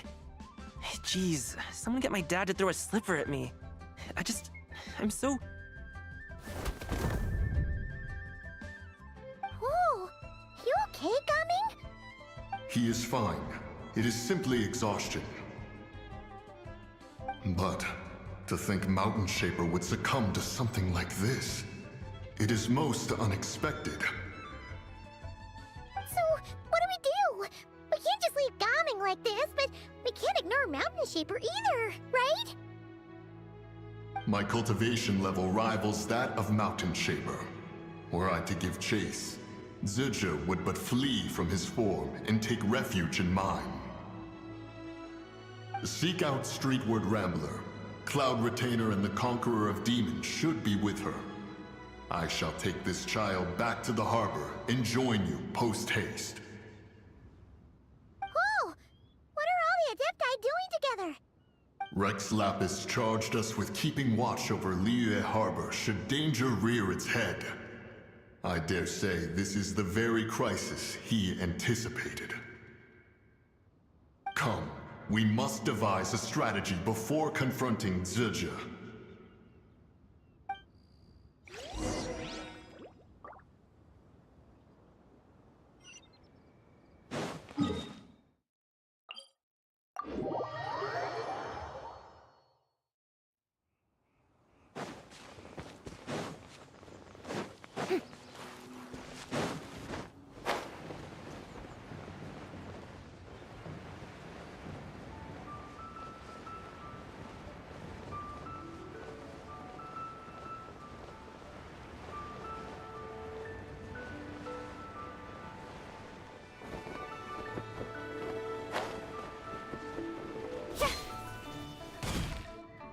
The White Horse Adeptus?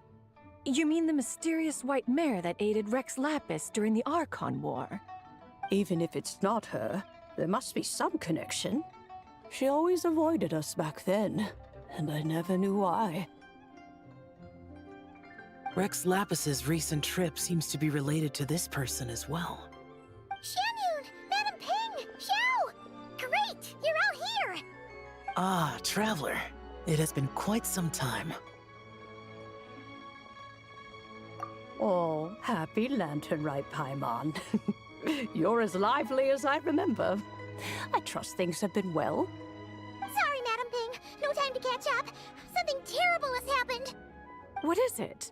Has Mountain Shaper gotten himself into trouble? Mooncarver is here with you, but he is not.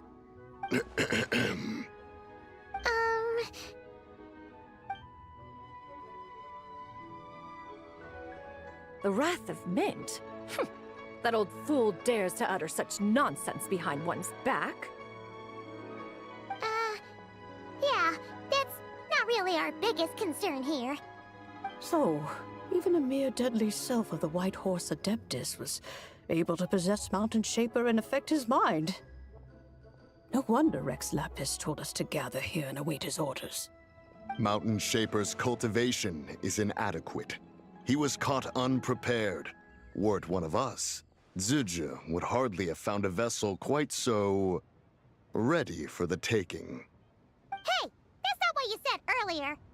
Where is Mountain Shaper now? A question that hardly bears pondering. Obviously, he intends to plant mint in the vicinity of one's abode. Ah, then he poses no great threat. We might as well let him be. Once he fulfills his wish, it's possible that Zizha will relinquish him of her own volition. Your ulterior motive is most obvious, Mountain Shaper. You two hope for Mount Eltsong to be covered in mint. One can see it clear as day. Not to mention, deadly selves are born of malevolent human desires, and naturally pose a great risk to the form and mind of all living beings. We cannot let this go unchecked. Let me handle it. I have relevant experience and know how to deal with such situations. One has no doubt of that. Yet your involvement would likely end in armed confrontation. In one's own estimation, the time for such measures has not yet come. Before his departure, Rex Lapis knew that Zizha was active in Liyue Harbor, yet told us only to wait. It would seem, then, that Rex Lapis did not believe extreme measures were warranted here. Yes, this is quite a peculiar case.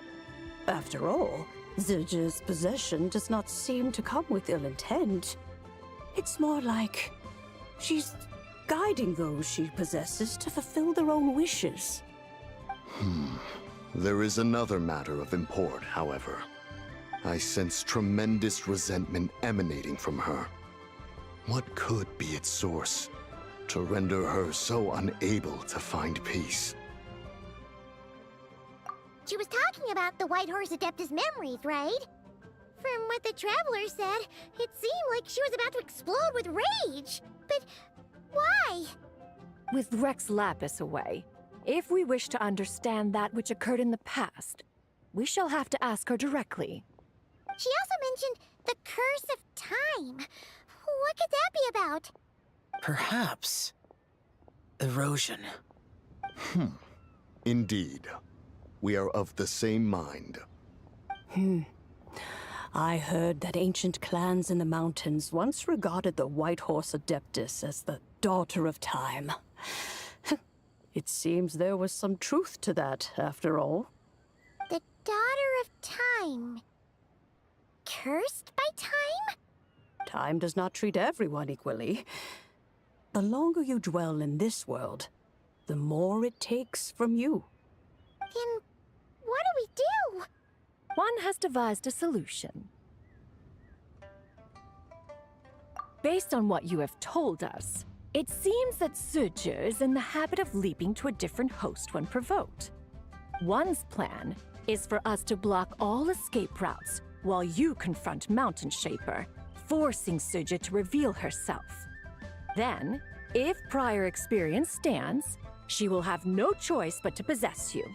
However, not only are you able to sense it, you are also unaffected by the peculiar state of stasis.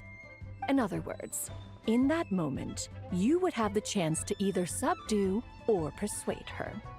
That is akin to walking straight into the lion's den. Allow me to go instead. Yeah! Isn't this plan a bit too risky?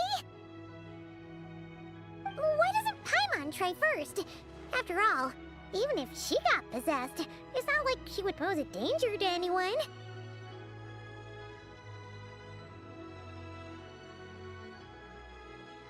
Paimon's wishes aren't all food-related, you know. One would not suggest this course of action if one had any such reservation. Time and again, the traveler has proved immune to Sidge's influence. Consider for a moment why that might be.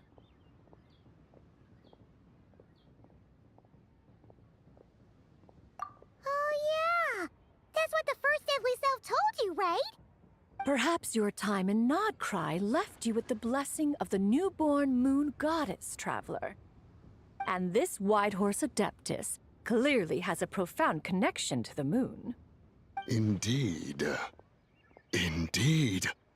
I see. Have you other concerns, Conqueror of Demons? I was just trying to fathom why Rex Lapis left without explaining the situation in detail. But now I think I understand. Rex Lapis entrusted this matter to the Traveler, which means in his estimation, the Traveler must be the key to its resolution. So I have no other concern. I trust Rex Lapis, and I trust you. Then we are all in agreement on proceeding with this plan? Very well. We should depart at once, lest we lose our chance. Let us see whether that old fool truly dares to face one's abode with Mint.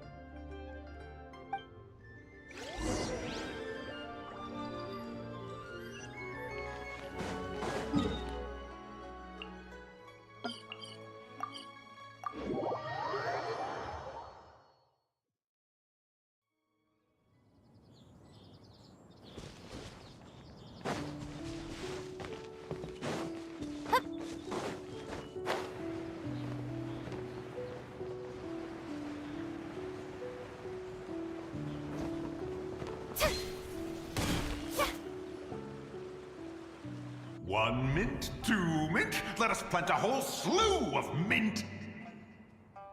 Once I reach 10,000, Cloud Retainer's abode shall be Mount Outsong no more, but rather Mount Mintsong!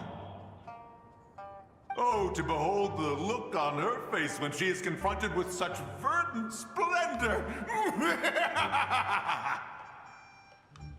Mountain Shaper. You dare disturb the tranquility of one's abode! Do not take personal offense, Cloud Retainer. He is not in control of his faculties. Exactly. Let it go this once. Zidja is the one driving him to do this. Huh? But Zidja just helps people fulfill their own wishes and desires. Not now, Paimon. Oops. Sorry, Mountain Shaper. Paimon might have just thrown you under the bus. When he wakes up, we shall have words. Everyone, to your positions.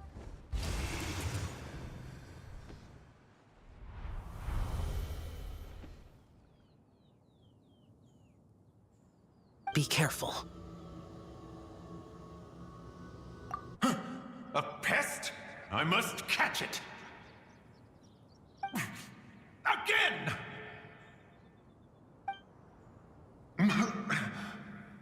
Oh, young one, it is you! Don't tell me. Cloud Retainer sent you? Ha! Such brazen insolence!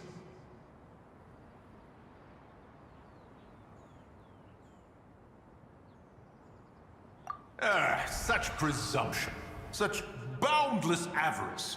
That wretched adept's impudence knows no end. If she dares lay a finger on my garden, I shall smash her cuisine machine to pieces! You think I am one to fold so easily?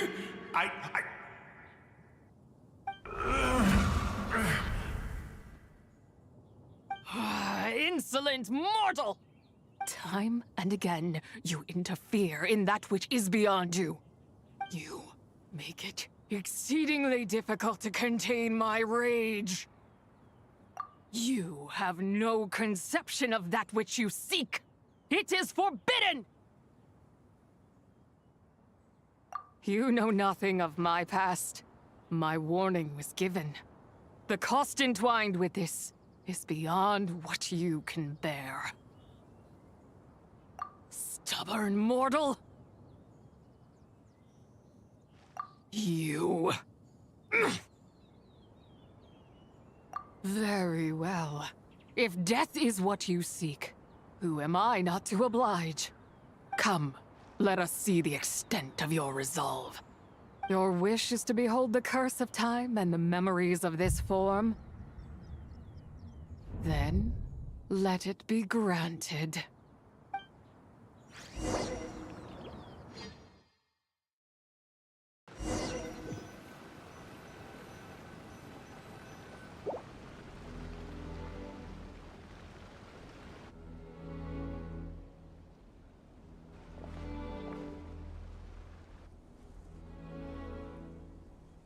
You who seek death, stand before me. My prison. I was merely a trace of impure energy within Zapai's immortal body. When her soul was shattered, it should have been the end of me.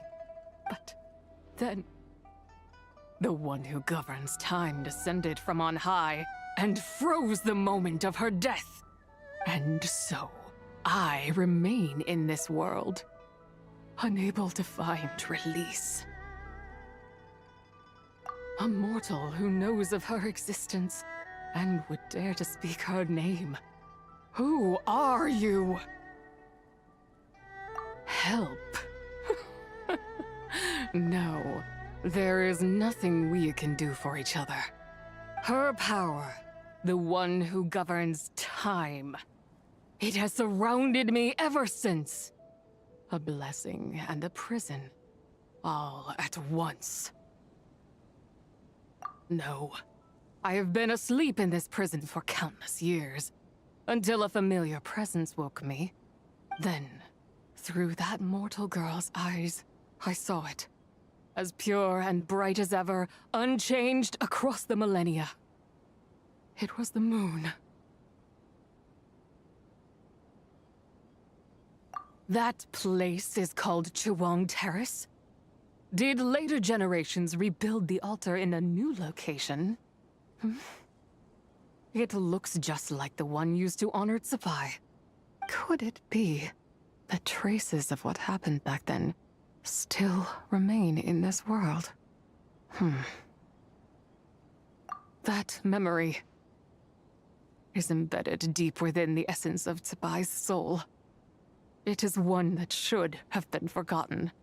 Yet, it is precisely that which haunts my every waking moment, fuels my rage, and denies me a modicum of peace. Now you, a mere mortal, come to seek that which is forbidden. So, let us see whether the fire that fuels your ambition is a hero's wisdom, or a fool's courage. I shall relinquish control over this body's curse and let it devour everything within sight. Run as fast as you can, lest this prison become your grave. Look, it draws near. The river of time, come to sweep all into oblivion. A torrent of tears for the dead and departed.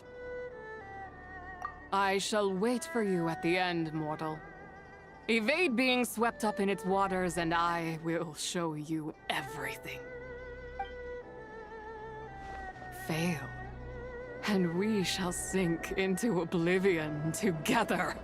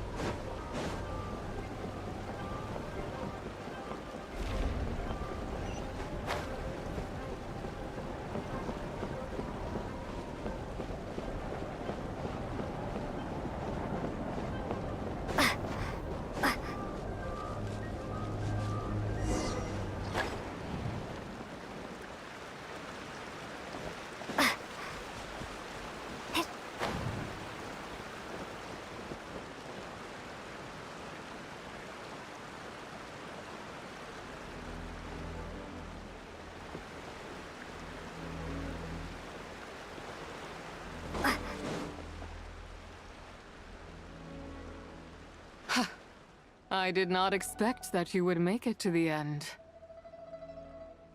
Yes, it would seem even time cannot hold you back. In that case, perhaps this truth is one you can bear. Come, let your wish be granted.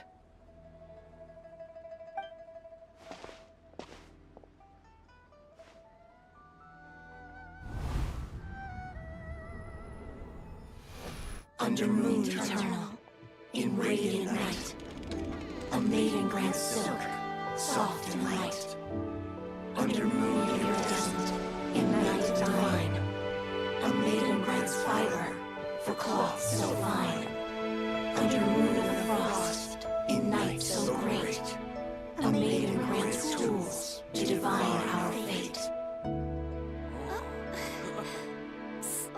What are Mom and Dad doing? Shh, just make a wish. The kind Adeptus on the moon is listening.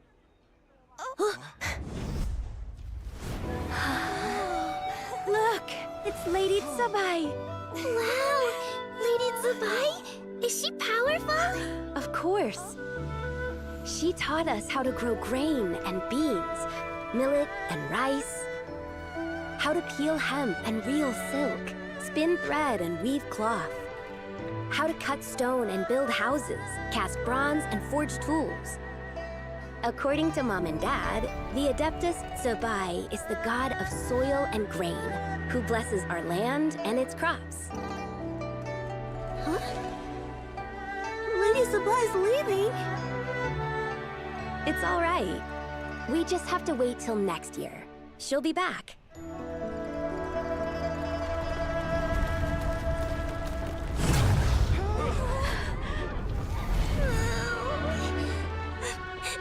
Mom and Dad are gone. Why hasn't Lady Tsubai returned? She'll come. We just have to believe. What is that?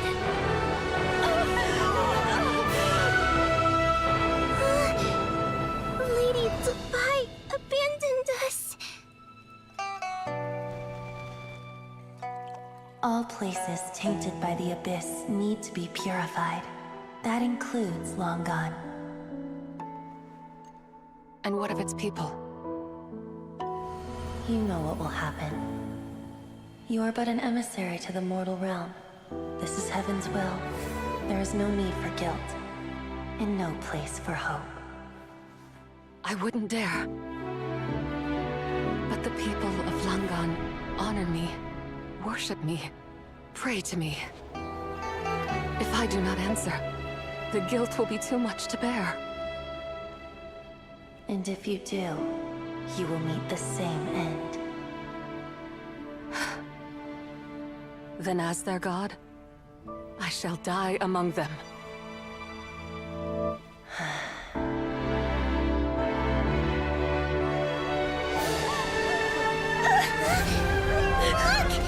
Lady Tsubai came to save us!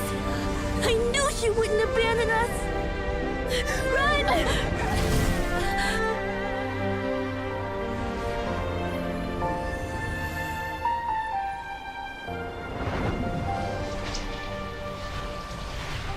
You have done enough.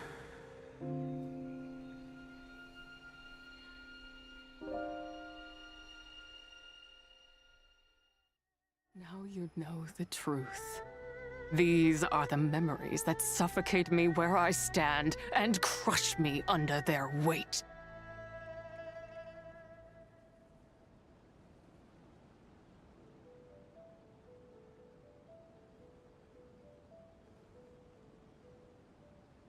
Not just my nation, but the people I loved.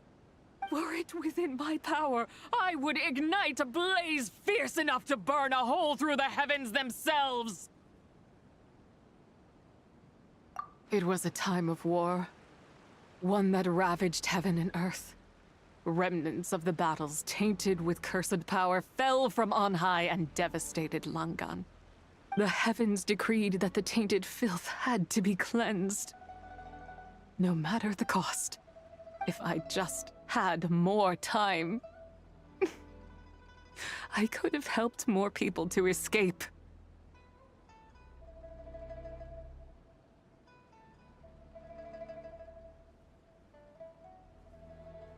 But it wasn't enough. I just needed a bit more, and they all could have survived.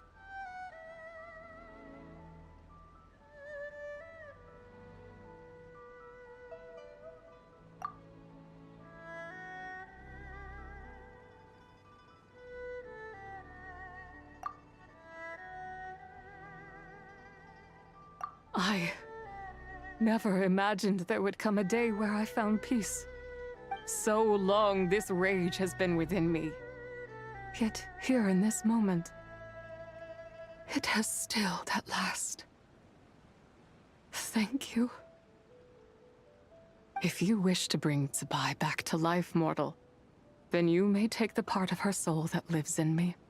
Just remember, from this moment onward, the fate of Langan's fallen rests on your shoulders. And that cannot now be changed.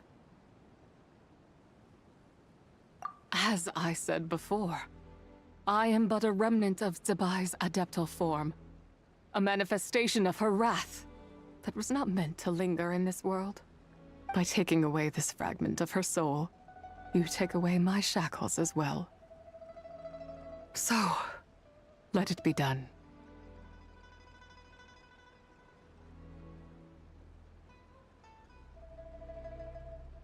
Ah, it's your turn to grant one of my wishes, is it?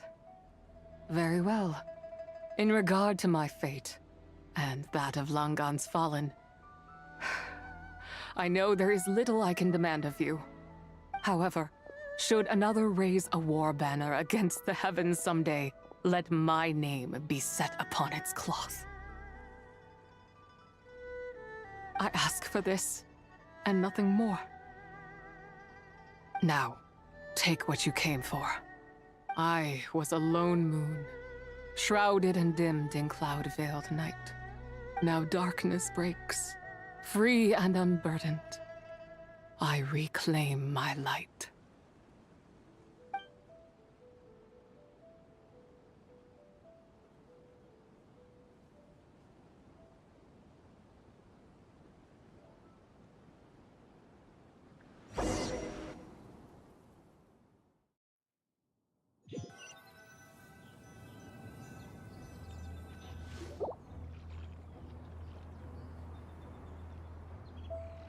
You think I am one to fold so easily?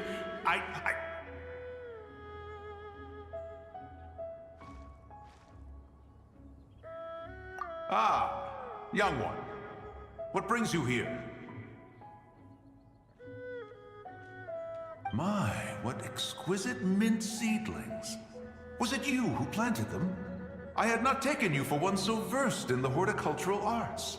I must insist that you visit Mount Hulao. There is much we could learn from one another. Ah, but this is Cloud Retainer's abode. She does not appreciate the verdant wonder that is mint. We should leave at once. If she sees us here, there is little I can do to protect you. You weren't? Was it Mooncarver then? My, what nerve he has. What? Looks like Mountain Shaper is back to normal. Has the matter with Zizhi been resolved then? Wow, that was fast. That took, what, like, a second? A second to us, perhaps.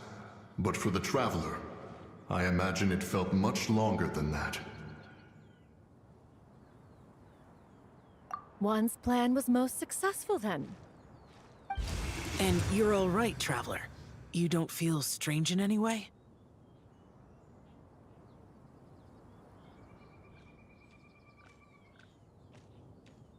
Well, sounds like good news all around. I'm glad this matter is resolved. What is this matter you speak of? The possession of that mortal child? The matter of Zizhi may have been resolved, but there is another that is far from over. The mint you planted around my abode. Perhaps you have a moment to spare for a little chat, Mountain Shaper.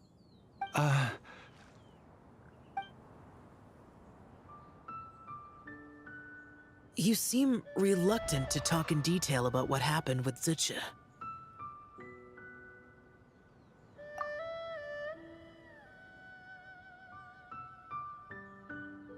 Don't worry. I won't ask you to reveal her secrets to me. And I doubt the other Adepti will either. Huh? You don't want to know what happened? The expression on your face. I know it well, Traveler. It's one I've seen Rex Lapis wear on many occasions. Whatever you learned, it must be too heavy to share. But you're okay, right, Traveler? That deadly self didn't hurt you, did she? Well, as long as you're not hurt, Paimon doesn't need to know anything else.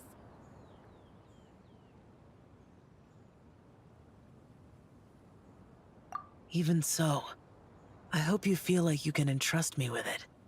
If I learned anything from our time together, it's that one should not have to shoulder such a weight alone. Not to mention that certain knowledge brings danger in its wake.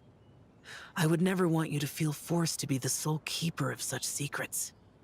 Yeah, kinda like how one person can't finish a whole slime, you know? Better to grab a bunch of friends and eat it all together. Exactly! Wait, no!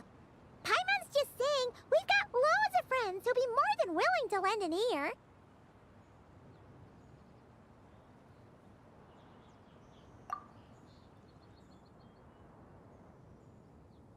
I never knew there was such a tragic chapter in the ancient past of this land. So, the people of that nation worship the White Horse Adeptus as the god of soil and grain. It would seem, then, that Rex Lapis had a similar reason for withholding the details of his recent trip. I've often wondered if he had companions to stand by him before we met. Or if he was forced to face things alone.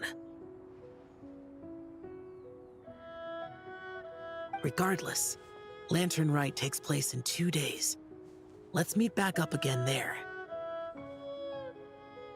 If there's no news of Rex Lapis by then, we'll have to come up with a plan.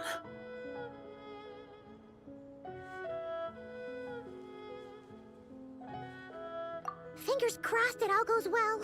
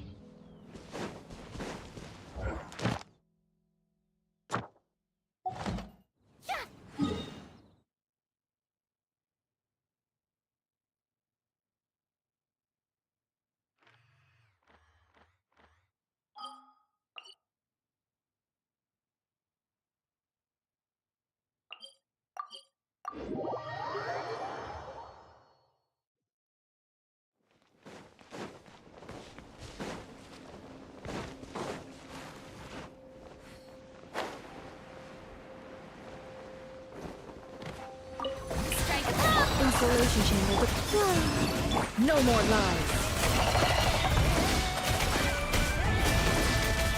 Can't hide the truth.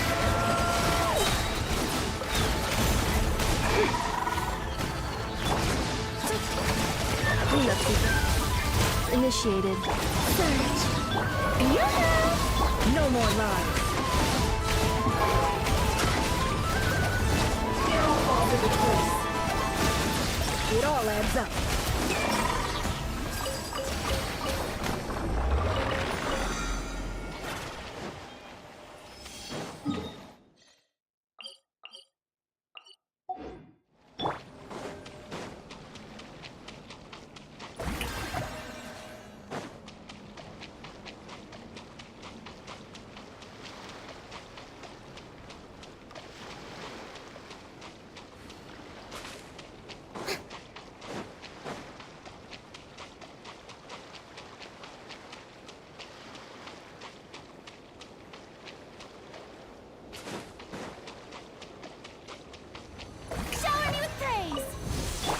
isolation chamber. No more lies. Let's see what they're made of.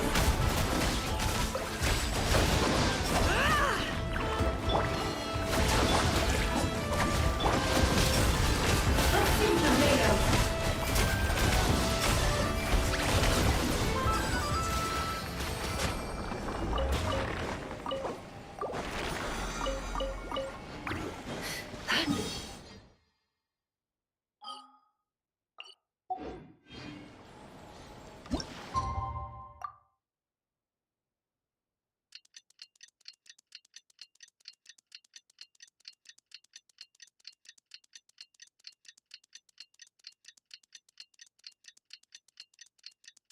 It's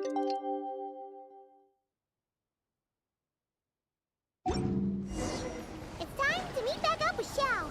Let's head to Mount Outsong.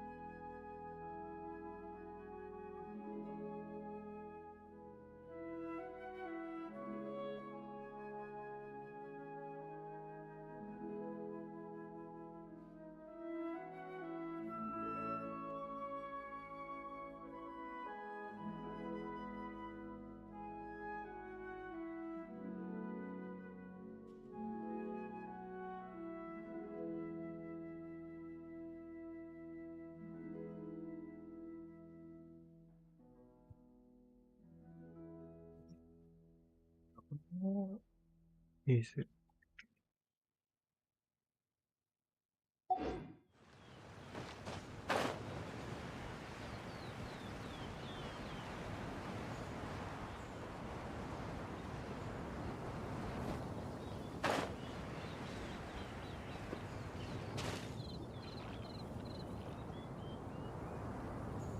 Xiao! Cloud Retainer! Madam Ping! We're here! Any news on Zhangli? Wait, are we missing 2 Adepti? Well, Shenyun banned Mountain Shaper from Mount Outsong for 3 days. Oh, then what about Mooncarver? The scheme to plant mint in one's abode was one those 2 fools devised together? And when it comes to punishment, one does not discriminate. His banishment ends in 3 days as well. Wow, that's pretty harsh, Cloud Retainer. Let's get down to business. We have news of Rex Lapis. Huh? Isn't that... Yes, Rex Lapis's Geopillar. It descended from on high this morning. He must have sent it for a reason, but it does not respond to our touch. So, what does it mean? Is he in trouble? Not necessarily. It could be a message only a specific person is meant to receive. Traveler, you alone spoke to Rex Lapis before he left. Oh, so it must be for the Traveler.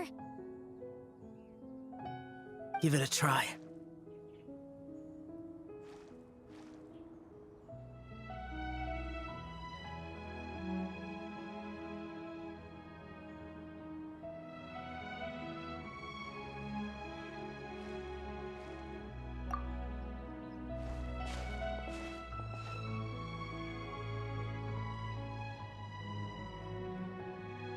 Come to the spring on Mount Qingze. I have left an entrance for you.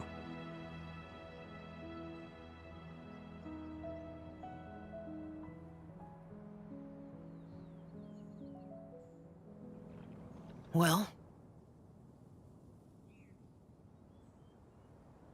Just as one surmised, it seems that Rex Lapis will not countenance our involvement in this matter.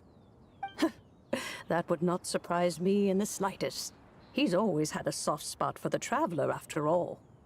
But be that as it may, we have served Rex Lapis for millennia now. In other words, I'm sure this has nothing to do with favoritism. He's probably just trying to protect us. That's right. So you mustn't let your guard down, even if Rex Lapis is by your side. All right, let's get going. We'll try not to keep you all waiting.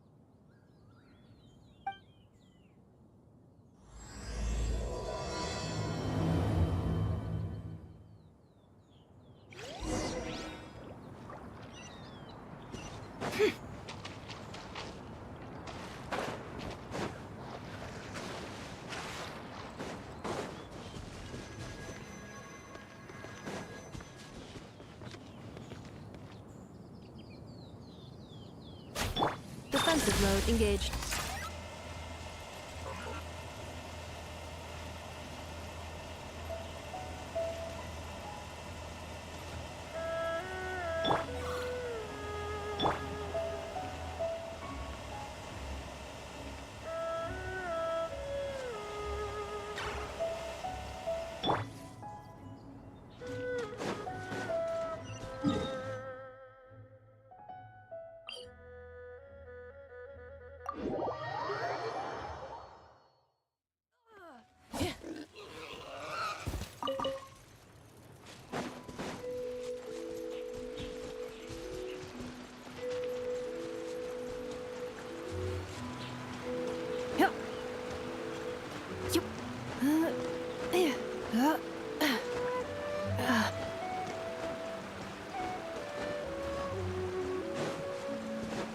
Keep your eyes peeled.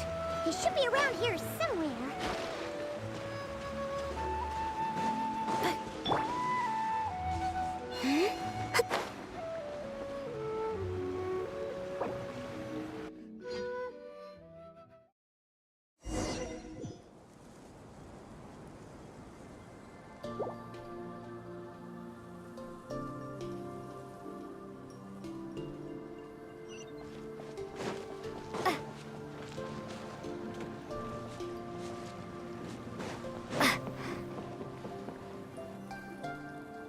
could have imagined that the once mighty Geo Archon might end up so, sitting on a humble stool in the woods, quietly weaving moon lanterns? You really do look like an old man now. This is a Shao lantern, not a moon lantern. In ages past, when the gods waged war and the world was in turmoil, these lanterns were lit to guide fallen warriors back to their homes. Had you tarried in the mortal realm for but a little while longer, you might have become quite accustomed to them.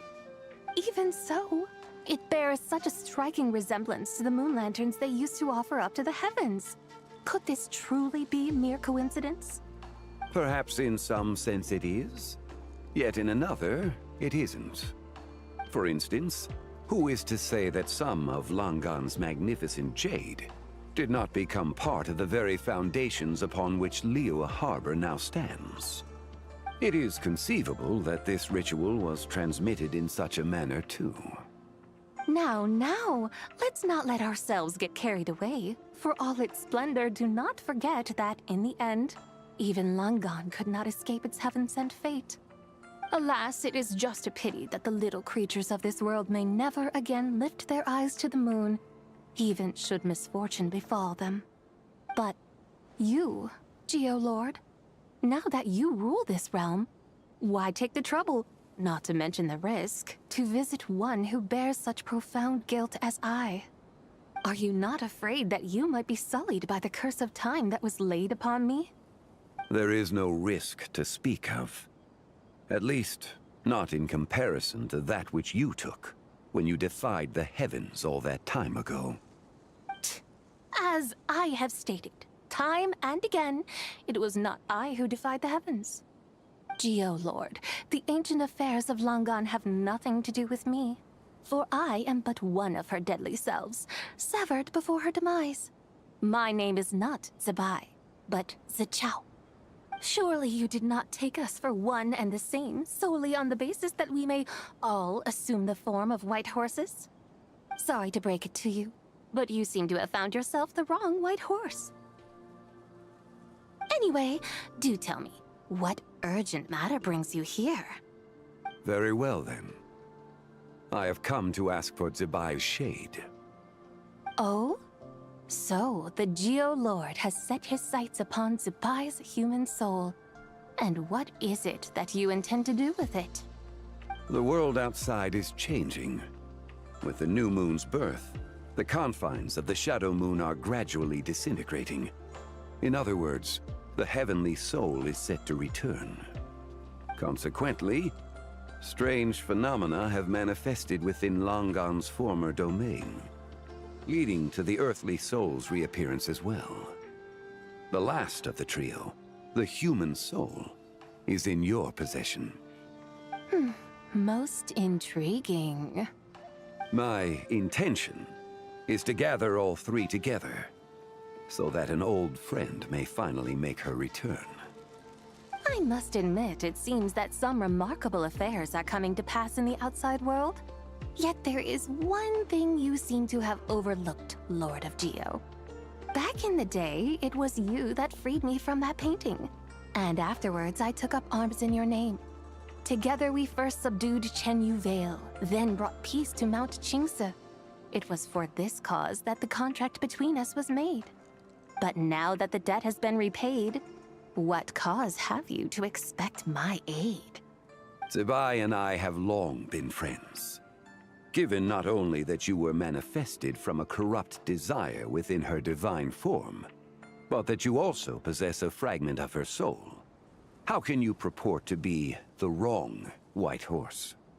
I think you'll find that we are now as separate and distinct as any two beings ever were. What once shone with radiant purity has long become dust. What you see is no longer what it was. Oh, great Lord of Geo. Should this still be unclear to you, I bid you take your leave. It seems that the fault lies in my own lack of consideration. As you wish, I shall let this matter rest. Wait! One moment, if you will. Should this not be your opportunity to propose a new contract? The part where you make me an offer I simply couldn't refuse? Even those puny mortals know how to haggle when striking their bargains. Should you, the famed god of contracts, not likewise strive for success through negotiation? Come now, enough with the posturing. It's time to name your price. Very well. I had, in truth, prepared a new contract for your consideration. I knew you would not come before me unprepared. Yet, you should know that I want for nothing, for I live in the mountains, carefree and untroubled. Occasionally, I even find sport in teasing the mortals who stumble into my presence. Then why persist in telling them those ancient stories?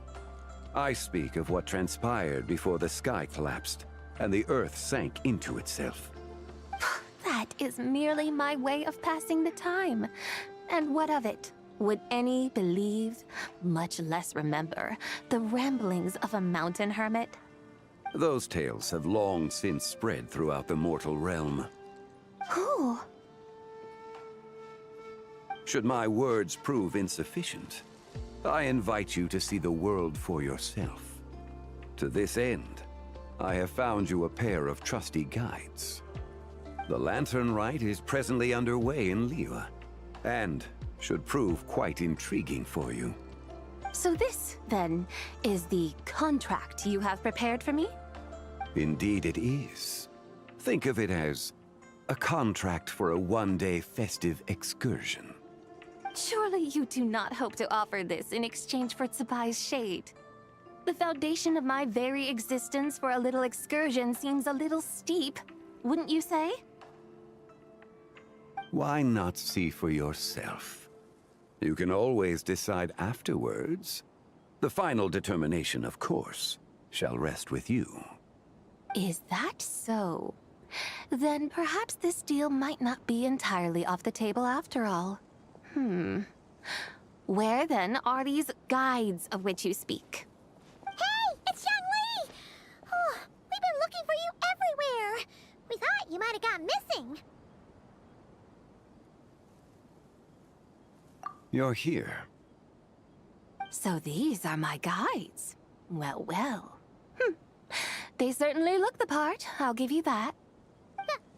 Guides? Oh, you poor innocent little creatures. The benevolent Lord of Geo has sold you to me, which means that for the rest of this day, you belong to me. Sold us to you? Just what have you gotten us into, Zhongli? The situation is not quite as dire as that would sound. I ask only that you accompany my Adeptus friend on a tour of Liyue. I would suspect that depends on how well you entertain me.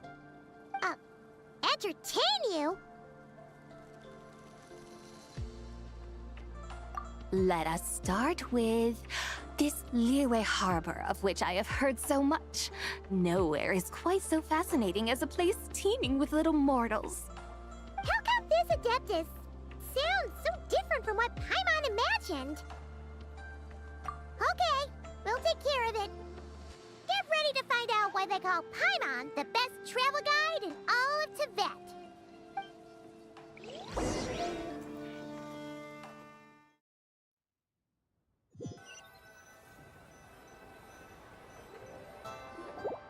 Look! We've arrived at Liyue Harbor. Not only is it Tibet's busiest port, it's also the beating heart of Liyue.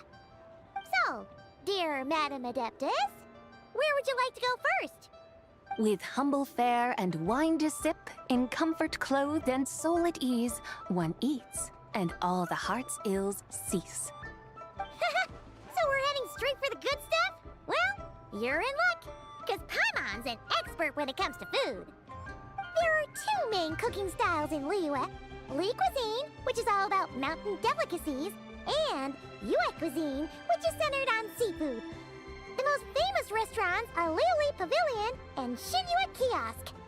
Oh, now Paimon's starting to drool. Guess our only option is to go try them both. 2 meals back to back.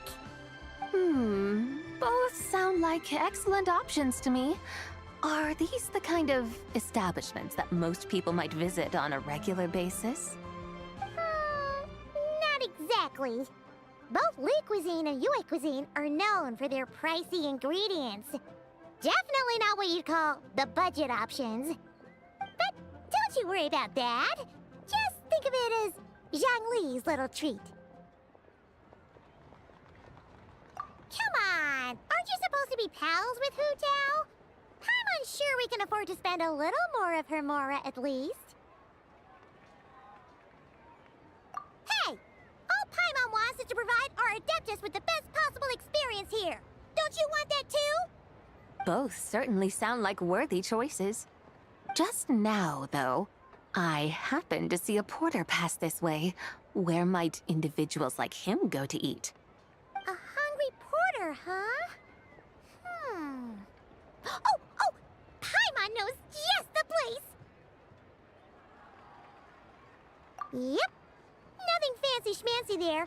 Just tasty dishes made with simple ingredients in a variety of different styles. Most importantly, it's great value for money, too. No wonder everyone loves it, huh? Oh, and the owner happens to be a good friend of ours, too. One mean restaurant. Yes, even the name itself feels lively and down to earth. All right, let's make it our first stop. Yippee! That's a great choice, too. Alrighty, let's head over there right away. Paimon can't wait to dig in. Wamin Restaurant, here we come.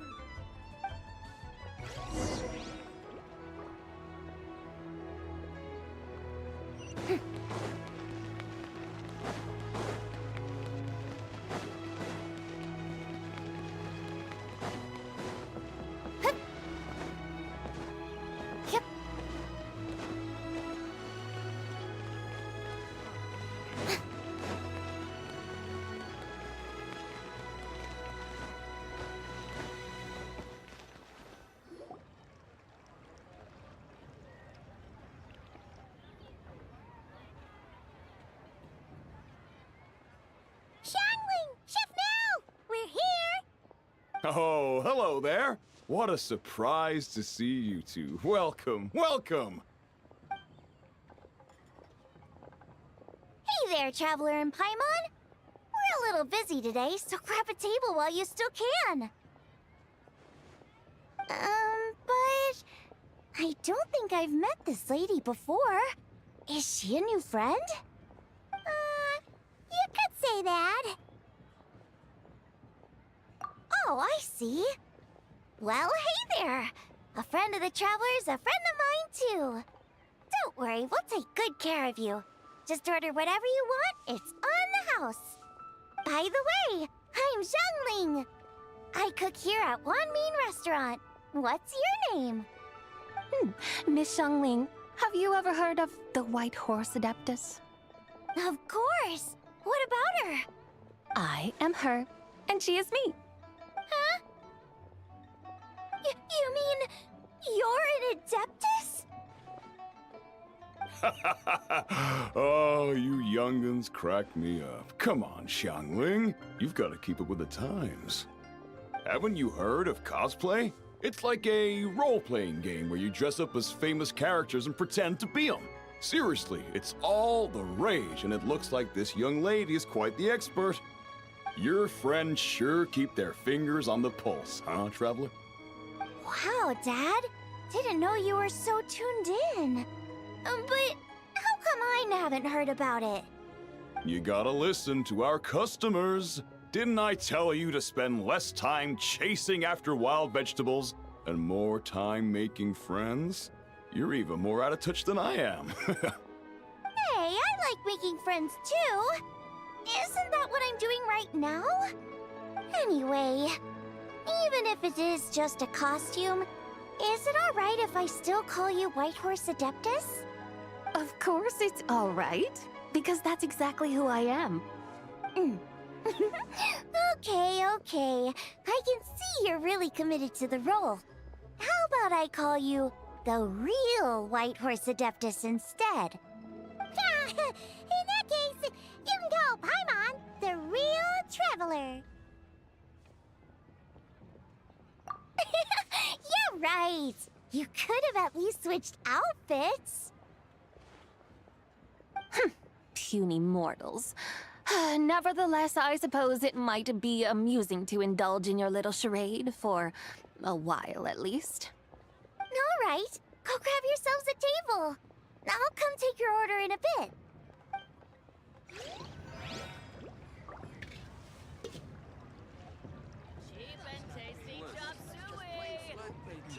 Should I save this money?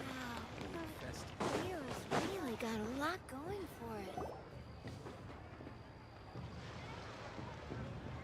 Hello. May I ask if Miss Xiongling and Chef Mao are here?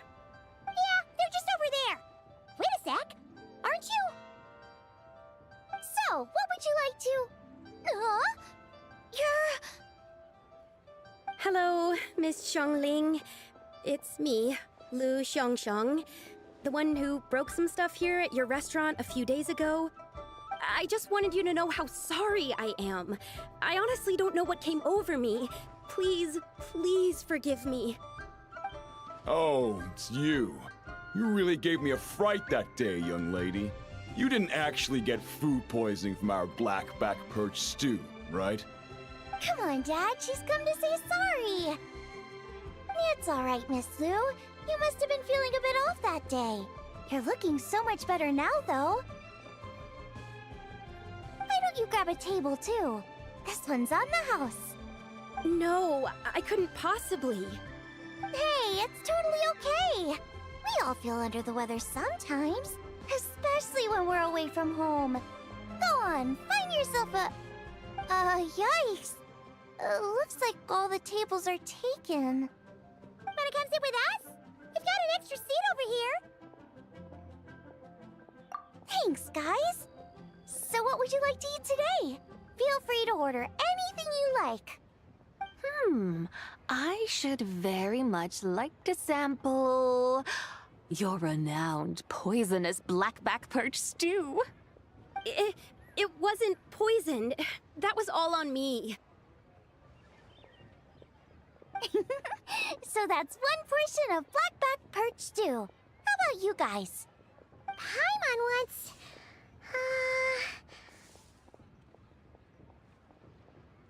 Sure thing!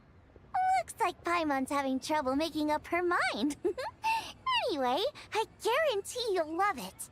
Let me think. Well, since the blackback perch stew is on the spicier side, I guess it makes sense to balance it out with a serving of stir-fried shrimp. And since it's Latern Rite season, you better try out the triple-layered consommé and come and get it too! Those are our seasonal specialties. As for the carbs, since we've got a full table, how about some right at home? Along with our special chili mince cornbread buns. Trust me, you won't be disappointed. Then for dessert, I'll whip you up some Lucky Snow Delight.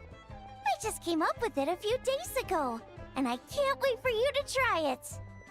Wow! Sounds like quite the feast! Looks like Paimon's in luck today! Am I the only one who thinks that's way too much? Not at all. Don't worry, I know what I'm doing. And to top it all off, our star dish, Adeptus Temptation. You should know that we don't often serve this here at Wanmin Restaurant. But since this is my first time cooking for the White Horse Adeptus, I'm pulling out all the stops. Okie dokie, just sit back and relax. I'll have your dishes out in no time. Hold on.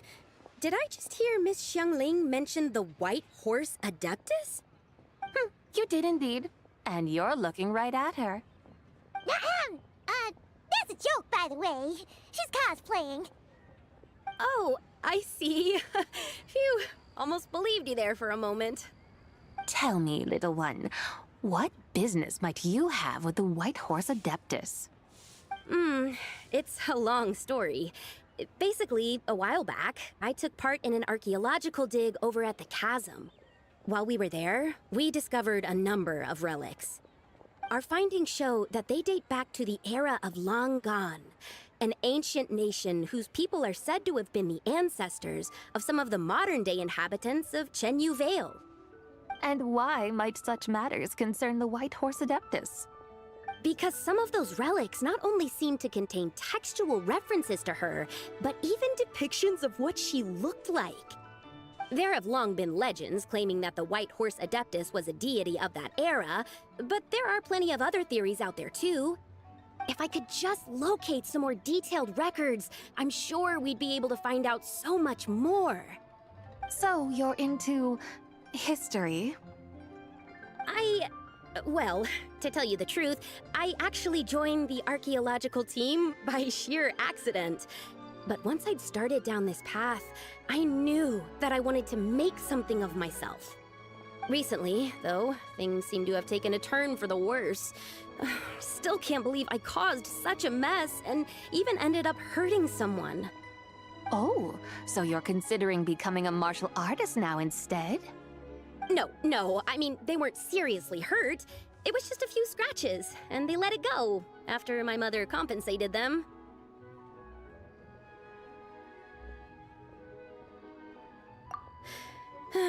Either way, my career is pretty much over.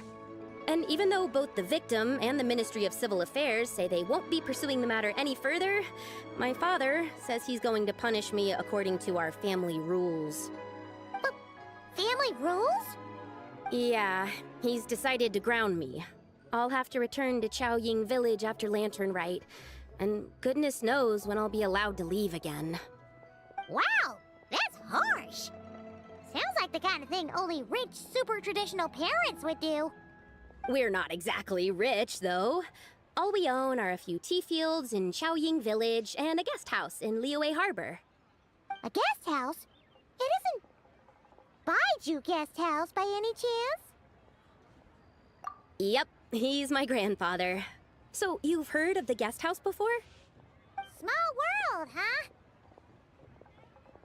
Come to think of it, didn't Boss Lu mention something about hoping that the White Horse Adeptus would show up and let her divine power be known?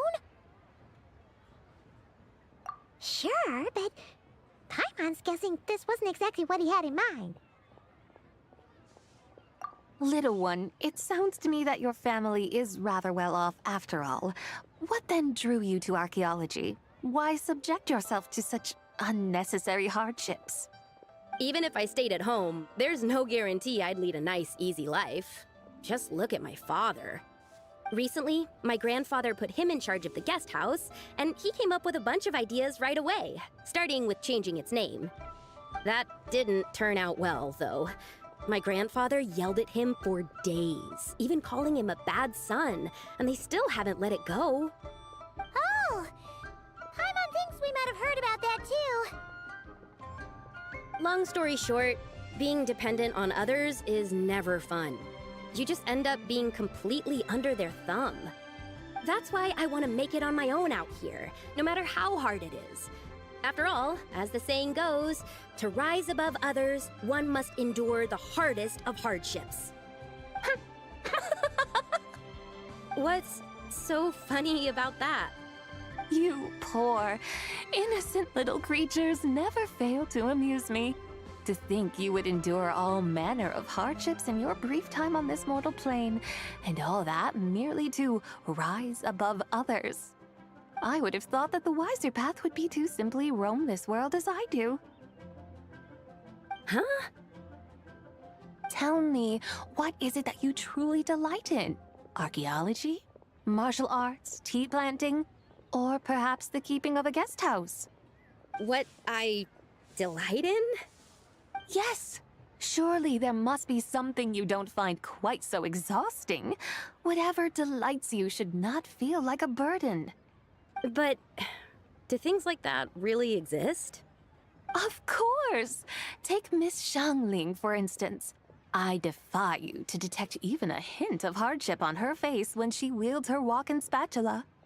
So, Since it seems you are resolved to tread the rocky path, you should strive with all your might to pursue that which brings you delight. You mean, like cosplay? I suppose you might say that. Looks like the White Horse Adeptus is really getting into her role. I think I get what you mean then. Maybe I should have a chat with Miss Xiongling before I head home.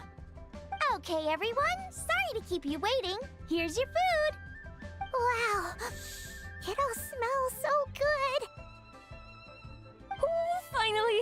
I get to try that famous poisonous stew. Hey! Didn't you hear what Shang said? It wasn't the stew. If anyone's to blame, it's that other you. What's up? How fiercely this mortal fare burns upon the tongue!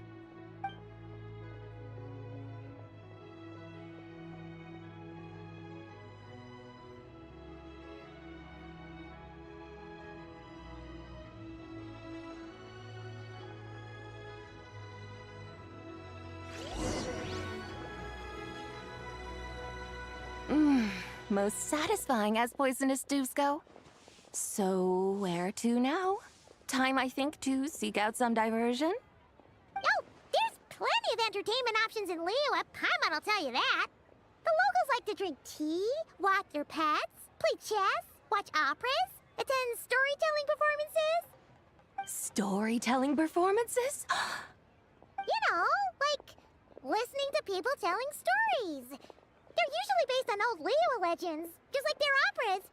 Stuff like the Divine Damsel of Devastation, Through the Eyes of a Dragon, or the Sanctification of Tao Do. What about the story of the bright moon that sits in the sky above us? Paimon doesn't think she's heard that one. Still, the moon does come up quite a lot. It's even in the name itself. The Yue in Liyue actually means moon. Since we're on the subject, you like telling stories yourself, right? Why don't we go check it out? In that case, I'll have to trouble the two of you to lead the way. Awesome! Let's go! Third round knockout, here we come!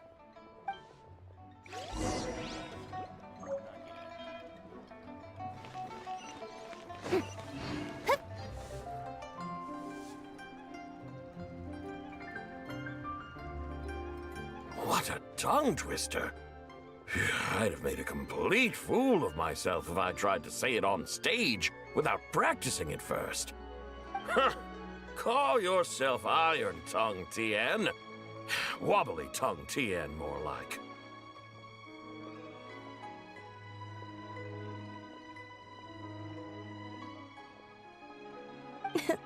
I used to have that problem a lot. But if you just take your time to grasp the meaning and commit it to memory, you'll be able to say it smoothly in no time. You're right, Miss Yoon. I'll give it another try. Hey, Yunjin! Fancy seeing you here! What are you two talking about? Ah, Traveler and Paimon, we meet again. And who, may I ask, is this? You may call me the White Horse Adeptus. The White Horse Adeptus? She's not really an Adeptus.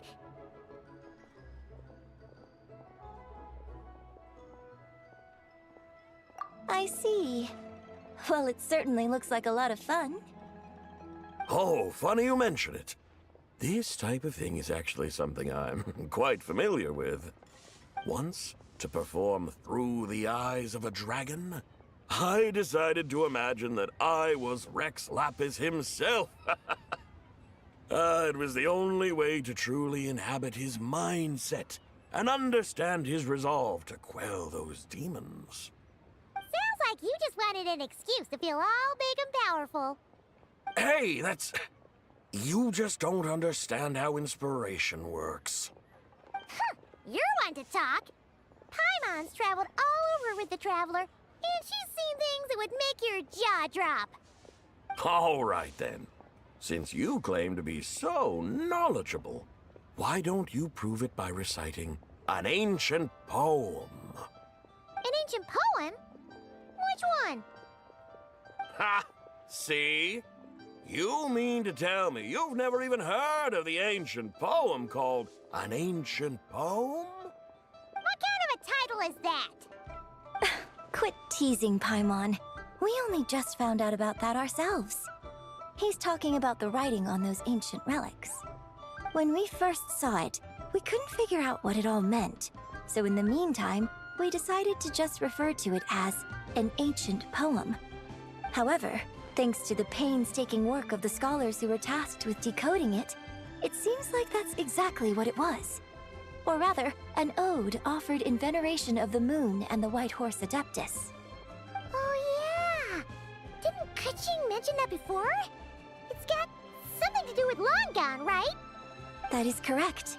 The Ministry of Civil Affairs has issued a notice stating that, although it is true that the moon may disappear tonight, we should be in no danger. In other words, there's nothing to fear. But if you're worried, we can always take a leaf from the Book of the Ancients. By reciting this poem, I mean, and calling for the White Horse Adeptus' aid. If we do that, I'm certain she'll protect our moon and keep us safe. Whoa, seriously? Paimon has to get a look at this.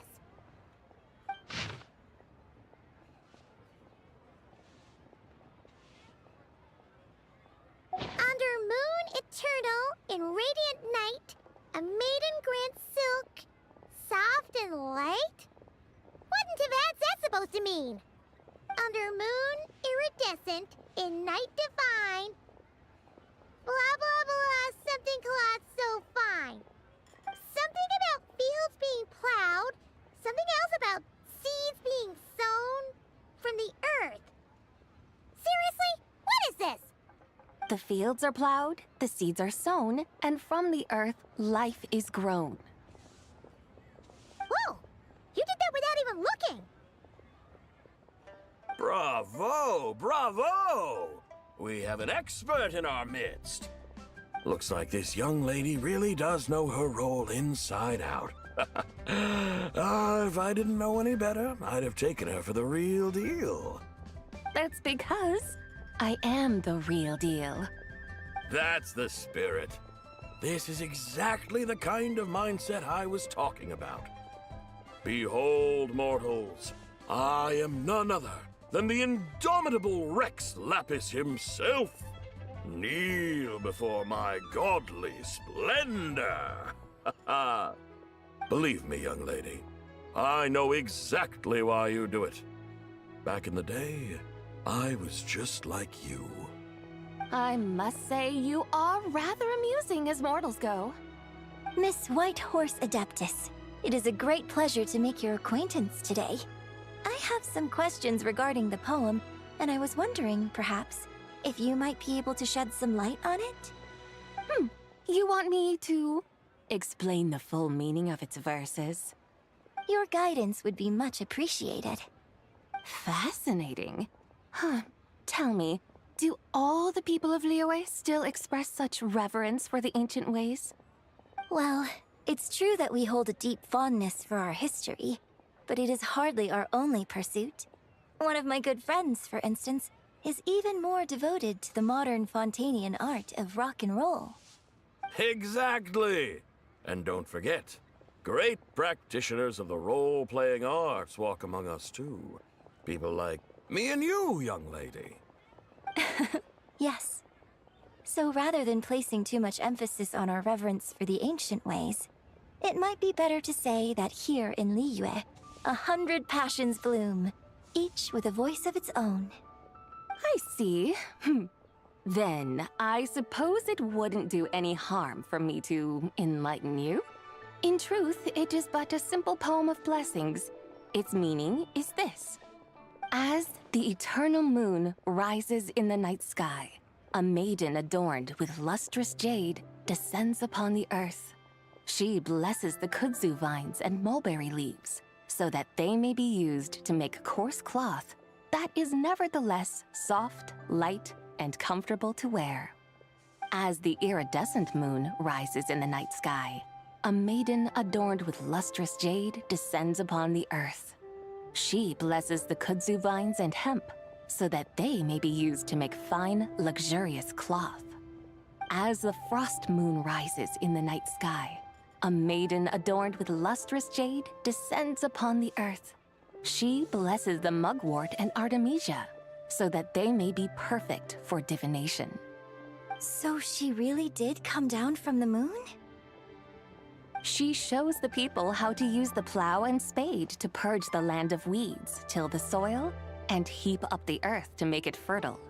Then with the hoe, she teaches them to sow their grain, bestowing the promise of life upon every seed. She blesses the millet and the beans, ensuring that their stalks and vines stretch forth without end. She graces the wheat and the rice, so that their heavy heads are filled with plump, glistening grain. Sounds like she's a real pro at all this farming stuff. The fruits of the field are harvested and brewed into sacred wine for honored guests. This we reverently present to the divine maiden, with every ceremonial step flawlessly observed, so that she may witness the depth of our piety and respect. Oh, divine maiden, how can your graceful presence in the sky not seem like that of a fairy descending from the heavens? Oh, divine maiden, how does your pure and radiant form not resemble the guardian spirit of our land? I send my heart's desire, ascending to the heavens, beseeching you to grant us good fortune and blessings in the coming year. Huh? So, that's what it's supposed to mean? I find myself speechless, moved beyond the power of words to convey. Oh, young lady, you have shown me the heights to which a true role player might aspire. A truly remarkable performance. I did not anticipate that anyone could unravel this poem with such depth and clarity, and so soon after the Ministry of Civil Affairs noticed, too. I'd even begun to consider myself somewhat versed in the matter, but as they say, there's always someone more knowledgeable out there. Allow me to extend my thanks to you, Miss Whitehorse Adeptus. You are far too humble, young one. I must confess, it is I who have been surprised, not only by you, but also by this Liyue harbor of the present day. Ah, so you're not from Liyue. And what, may I ask, has surprised you about it? Oh, it's nothing really. Just some old memories scattered here and there. Very well, my guides. I suppose it is time we set forth on the next part of our excursion. I'd like to go see that wharf now. What say the two of you? No problem! We'll take you wherever you want. Oh, leaving so soon? Before you go, allow me to introduce myself. I am Yunjin, director of the Yunhan Opera Troupe. May I ask your name in return? My own name is scarcely worth mentioning, but since you asked, perhaps I'll tell you the title of that poem instead. Huh? So, it isn't actually called an ancient poem? Of course not. Its real title is Odes of Long Zabai. Odes of Long Zabai. All right then, until we meet again.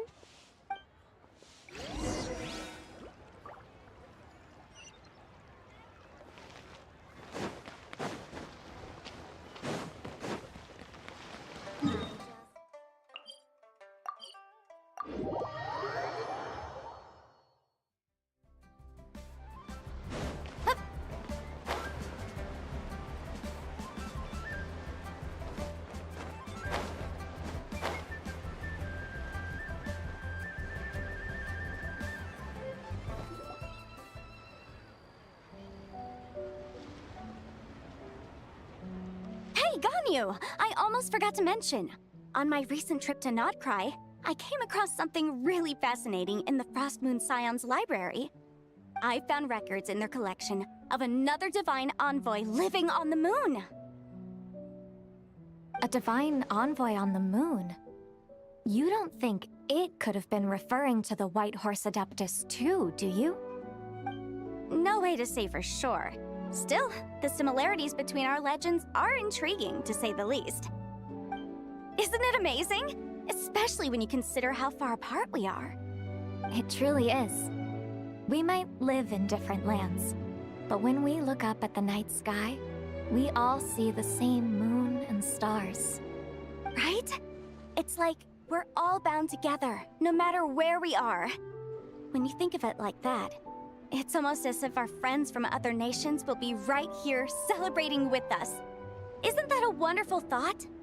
No wonder you were so excited to go see the giant lantern when you first got back. Sounds like you're a real fan of the White Horse Adeptus, huh? I guess you could say that. Just a pity she's so elusive. Even Granny's never met her, you know? Maybe she really is just a legend after all. Hey, Yanfei and Ganyu! Trust, Paimon. The White Horse Adeptus is as real can be. Huh? Oh, look! It's the Traveler and Paimon! Feels like I haven't seen you two in, like, forever. Happy Latern Rite. It's so good to see you again. Hey, you two. Happy Latern Rite. Did I hear you right just now, Paimon? Does that mean you've actually seen the White Horse Adeptus? She has indeed. And now, so have you. Huh? And you are? Why, who else? The White Horse Adeptus, of course. Could you maybe start with something else next time? You're the White Horse Adeptus?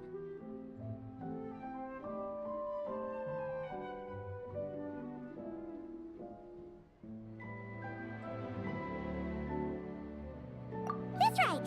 Allow Paimon to introduce you to our new friend, Zichao. She's been low-key obsessed with cosplaying the White Horse Adeptus ever since we met her. I see. Well then, greetings, Miss Zichao.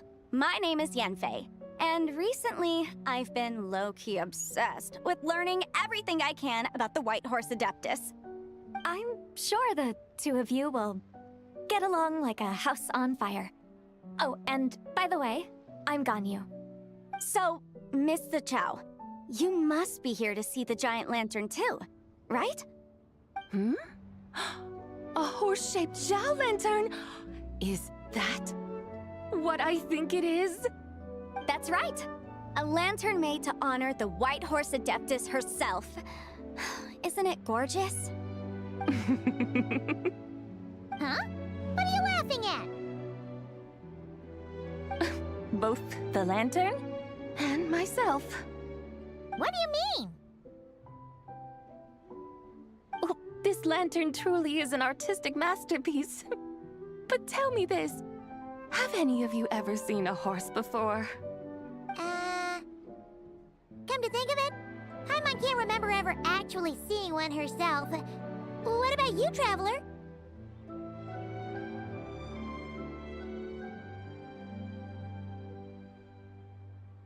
This horse appears to be mid-trot, but it has adopted what is called a lateral gait, where the legs on one side of the body move together in unison. A rather rare sight indeed. Just now, I suddenly pictured myself, I mean, the White Horse Adeptus running the same way. The image was so absurd, I could barely contain my mirth. Oh, really? I never knew that. You learn something every day, huh? Oh, come on! It's basically a giant piece of fan art! Who cares if it's different than the original?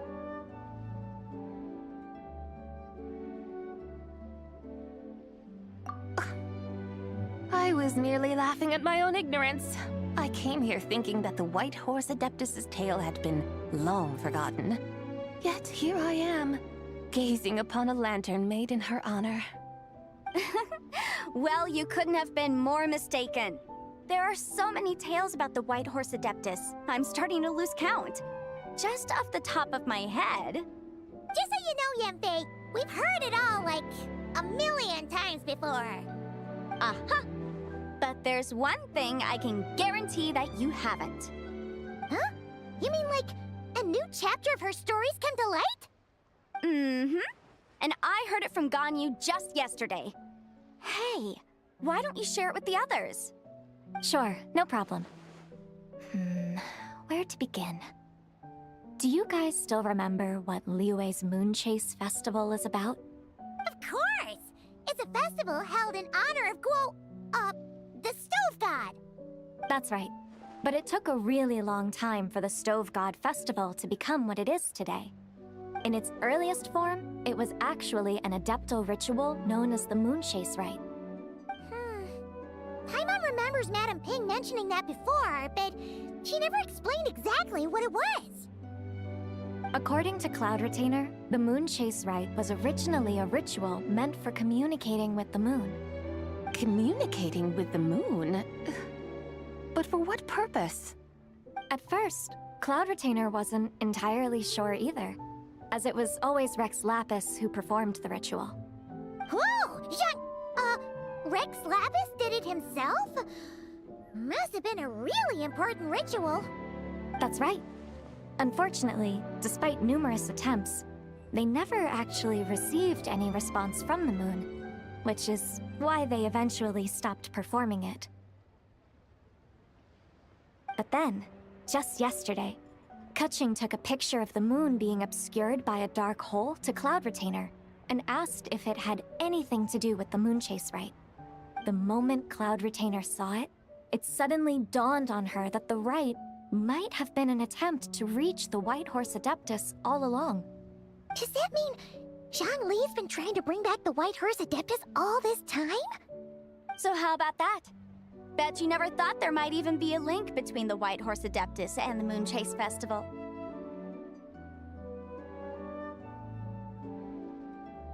If Kaching hadn't taken that picture to Cloud Retainer, we would never have known any of this. This is probably what Kaching was referring to that day when she mentioned there were some ideas she wanted to follow up on. So, Geo Archon. All this time, you've been striving to awaken her. Huh? What do you mean, awaken? Nothing. What I truly meant to say was, this new insight you've provided has been truly eye-opening. Oh, by the way, my trusty guides, I've been meaning to ask, where in Liyue Harbor might one enjoy an expensive scenic view? Huh? We're off to the next stop already? But Paimon's barely done digesting that lore bomb just now. All the more reason to find the right spot to let it sink in. Oh, so that's what you're up to. A tour of Liyue Harbor? In that case, if you're looking for a spot with a panoramic view, I'd recommend Yujing Terrace. That's a great idea. Since the terrace is on higher ground, the sea view from up there's so much better. Great! Well, the Latern Rite's about to start, so we should get back to Granny's now. Hope to see you all at the festival tonight. Oh, you're off too? All right then. See you both soon. See you soon.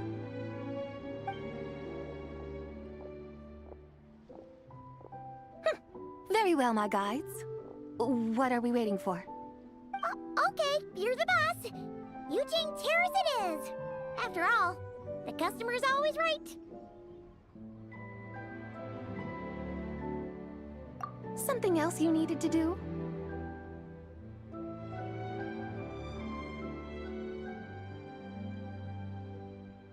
Oh, Paimon likes that idea. And what, may I ask, is a photo? It's this awesome invention that lets you record moments in the blink of an eye. Except, you've gotta try not to actually blink. Oh? What must I do in preparation, then? Nothing. All you gotta do is choose a pose. The Traveler will handle everything else.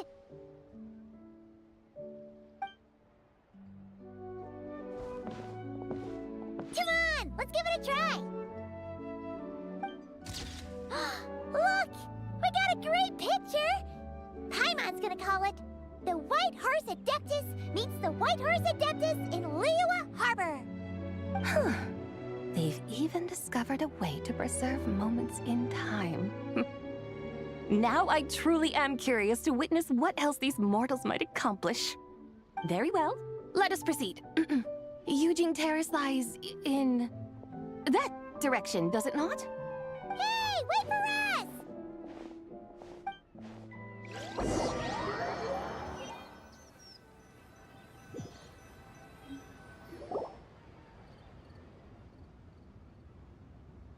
Truly a marvelous view if ever there was one.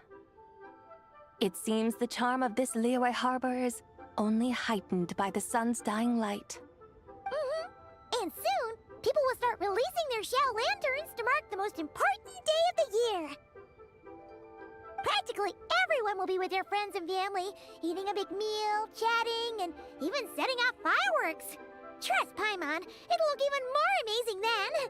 What do you say? Want to stay to see that? No need. Let us bring this weary day to a close. Weary day? You mean, you didn't enjoy your tour? I had imagined you would arrange for me to witness some grand spectacle. Perhaps the descent of divine beings, the manifestation of the sacred before mortal eyes, or the appearance of a selfless hero come to aid the helpless and downtrodden. Or, should that not come to pass, then at the very least, spend a little more coin. For that, it seems, is how one finds true enjoyment. Alas, but there was none of these. Instead, we merely filled our bellies, listened to tales, and gazed upon a crude imitation of my likeness. And now the sun begins its descent. What a day of quiet tedium. Well, we're so sorry. If we'd known that was what you wanted, we'd have done it all differently. It's all that Zhang Li's fault for not making the customer's requirements clear. Well, it's too late now.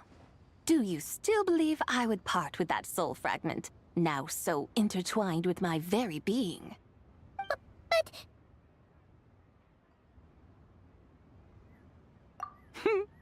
I knew you were the more astute of the pair. Huh? You were just trying to scare Paimon? It seems the realm of the Geo-Archon has a way of making one more stony-faced. So, you were just pulling Paimon's leg? Of course. I was merely engaging in a little banter with the two of you. Long ago, I shared tales with various mortals who chanced upon my mountain abode. Never did I imagine that those stories would endure. It seems I greatly underestimated them. Perhaps, as your Geolord said, a few pieces of ancient Langan's magnificent jade have truly become part of the very foundation of this land. So, you've decided to help us? Again, that goes without saying. I made up my mind some time ago now.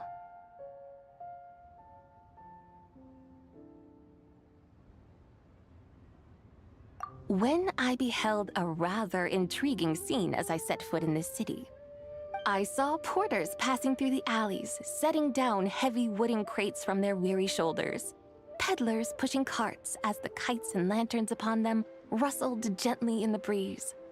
I saw cooks cooking, actors acting, scholars reading, soldiers marching, children playing, elders resting, officials officiating, and the common folk absorbed in this or that, reveling in the simple joys of life.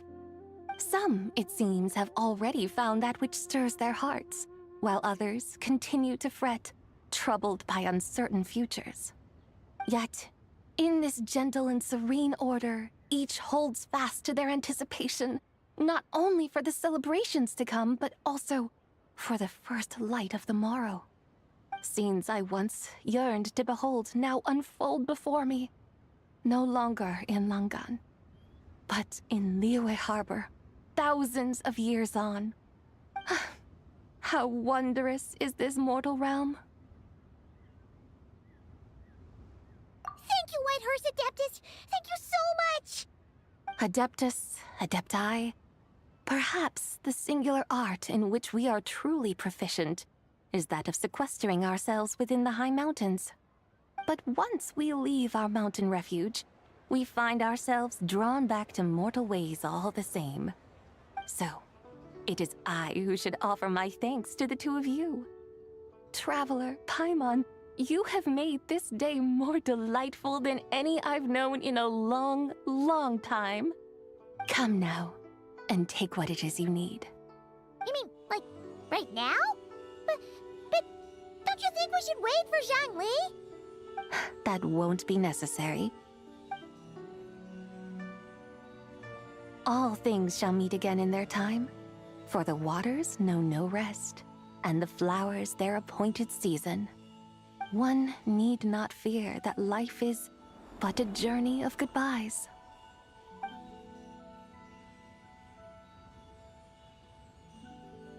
Is she gone?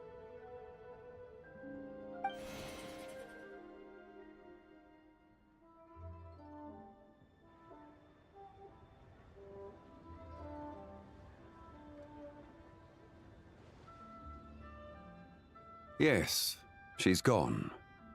A deadly self is formed from the body's impure vapors, so naturally it cannot survive long in this world. Had it not been sustained by the remnant of Zibai's soul, it would have faded away a long time past. Now that the remnant is gone, it has severed its ties to the mortal world. Zhangli! When did you get here? A while ago. I would have thought you'd at least want to say goodbye. Though mountains endure, the ceaseless waters will, at last, wear away their sharp edges. Thus must I meet the marks wrought upon her by the ruler of time with great caution.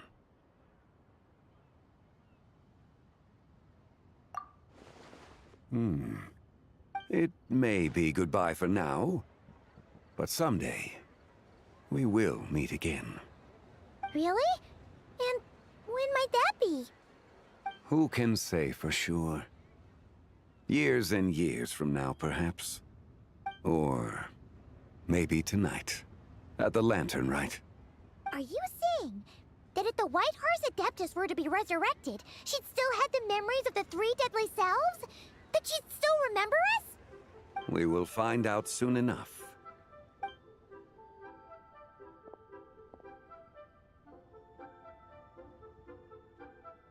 It is time. The rite is about to begin.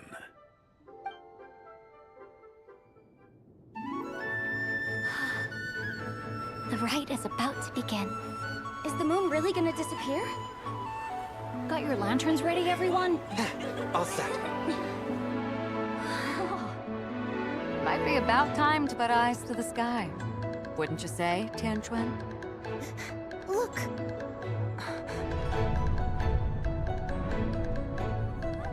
When the sun's out, eat the sun. When the moon's out, eat the moon. Whoa, is this the lunar eclipse? Under moon eternal, in radiant night, a maiden grants silk, soft and light. Under moon iridescent, in night divine, a maiden grants fiber for cloth For so you. fine. Under moon of frost, in night so great, a maiden grants tools to divine our fate. The fields are plowed, the seeds are sown, and from the earth, life is grown. The seedlings stretch, the crops do rise, and all unfolds before our eyes. Fruits are gathered, sweet wine is poured. These gifts we offer to our Lord. Pure is heaven, so fair and bright, she shines as light in this dark night. And with her does this, wish take flight.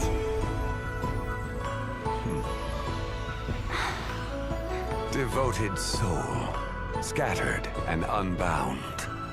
Let this lantern guide you home. By its light be found.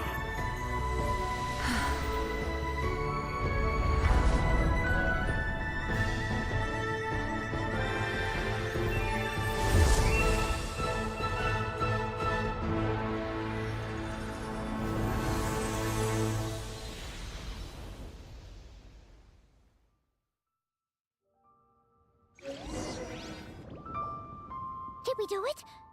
Do we finally get to meet the real White Horse Adeptus?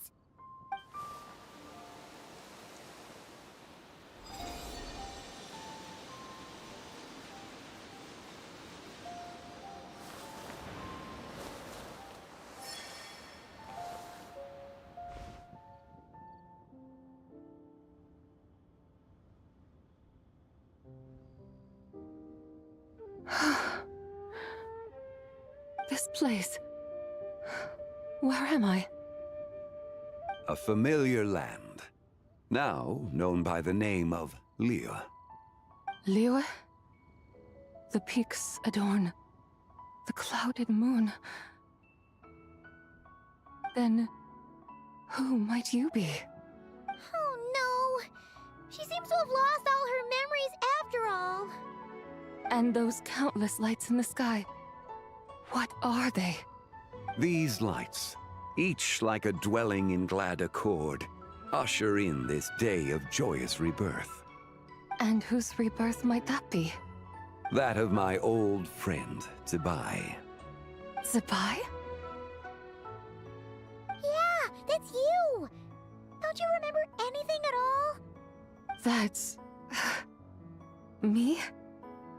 Oh, yes. The envoy of the Lunar Palace. My name is Zibai, indeed. Then you must be... the Lord of Geo, Heaven's Star. Many years have passed since we last saw one another. Zibai, my friend. Welcome home. Home? But why does this place, this Liyue, feel at once so strange and yet so familiar? Who you are? Who are you? Ah, yes, I remember now. You are that treasure-hunting damsel, the one stricken by the poisonous fish stew. How goes your quest for treasure? You must have achieved both fame and fortune by now, I trust. Hey, you've got it all wrong! You're talking about Lu Xiangxiang. And how many times do we have to tell you? She wasn't poisoned! Sheesh! Hmm? But I could have sworn... Oh, that's right. You're that impudent blonde youngster who kept meddling in my affairs. And to think you even had the audacity to presume yourselves worthy of being... What was it again? Ah, yes, of being my guides. How very wonderful to see you again, my most faithful and beloved guides. I trust all has been well in my absence? Well, she finally got it right. But that sudden mood swing felt even weirder. It's like her head's packed full of slimes. It is possible that her cells have not yet settled. After all, they've only just been brought back together. It may be some time before she fully recovers. Huh? You mean, kinda like she's still half asleep? That I cannot say for certain. Perhaps a few days. Perhaps a few years. A few years? Mortal years are but a poor measure when divine beings tread the realm of dreams. Well, if you say so. Anyway, at least she's whole again, right? That already seems like a pretty good outcome to Paimon. Yes, there is little cause for worry. We need only wait and let time take its course. Say, what are those little creatures over there up to? Celebrating Latern Rite, of course. And those lights up in the sky? Those are all Xiao lanterns. This year, each and every one of them carries a little wish inside. Latern Rite. Then, may I join in too? Of course! Why else do you think we've been running around like headless chickens these past few days? Tell you what, Traveler, why don't we take the White Horse Adeptus out to celebrate? Who knows? Maybe seeing some familiar faces might help her find her feet?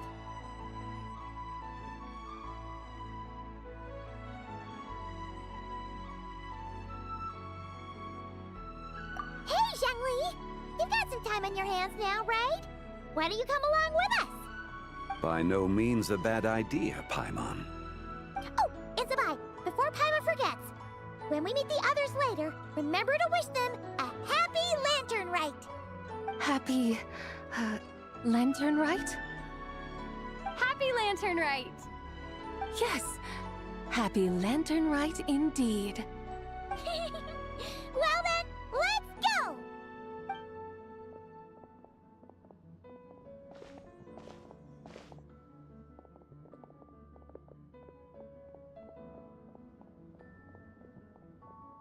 Latern Rite.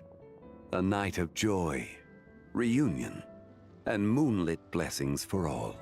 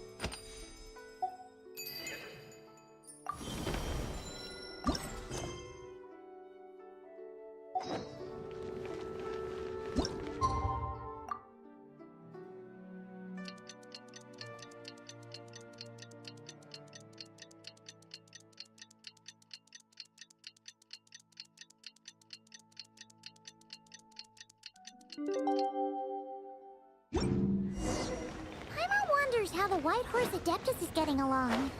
Maybe we should check in on her? We could ask Zhongli where she is.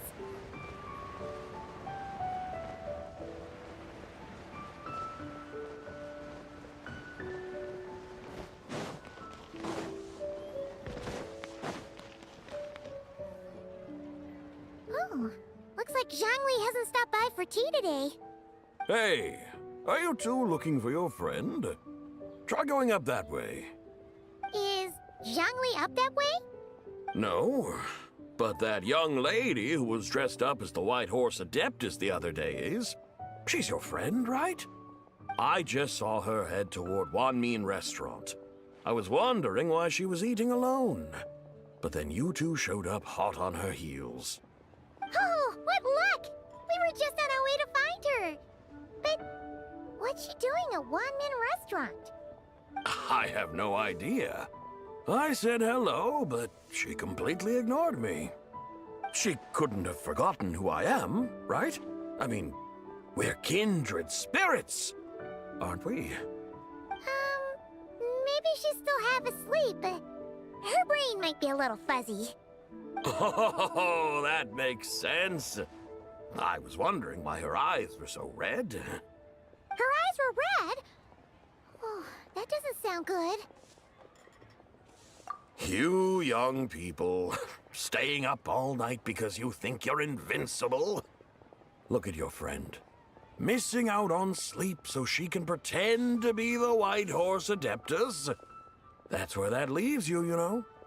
A word to your friend from someone who's older and wiser. She really needs some rest. Paimon won't be so certain about the older and wiser part. Yeah, what was that? Hurry along, then. Oh, and don't forget to come back and check out my Rex Lapis cosplay when you're done.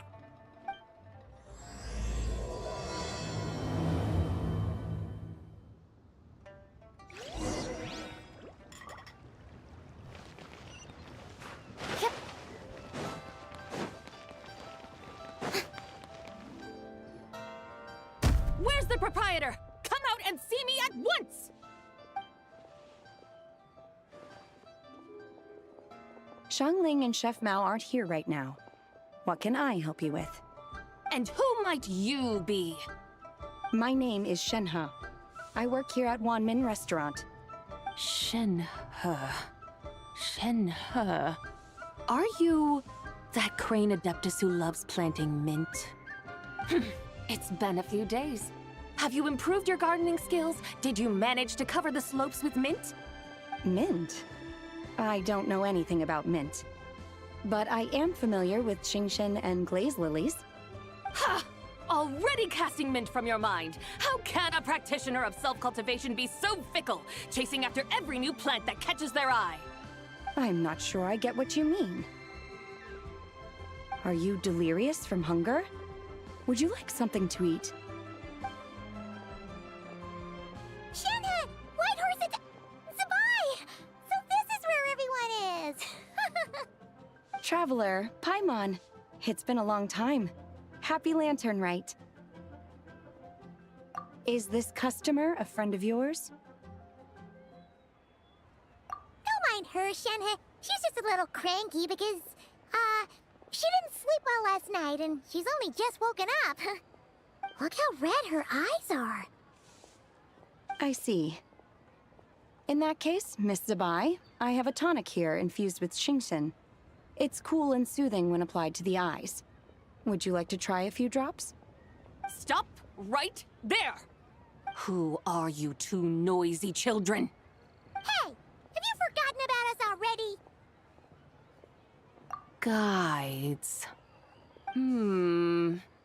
Yes, I seem to recall something about some guides. Ah, yes, now I remember. What luck! I was just looking for someone to show me the way to Elong Wharf. Huh. Is she starting to come around? Someone requested my help in purchasing some tea leaves. I was informed they have discounted prices during the festival and that I shall get a good deal there. Tea leaves? This sounds like Zhongli's doing. He sure knows how to get people running errands for him. Your friend Rex Zhongli initially requested the most expensive tea, but then a young lady in a hexagram hat mentioned he'd burned through the Wangsheng funeral parlor's yearly expenses at an exhibition a few days ago.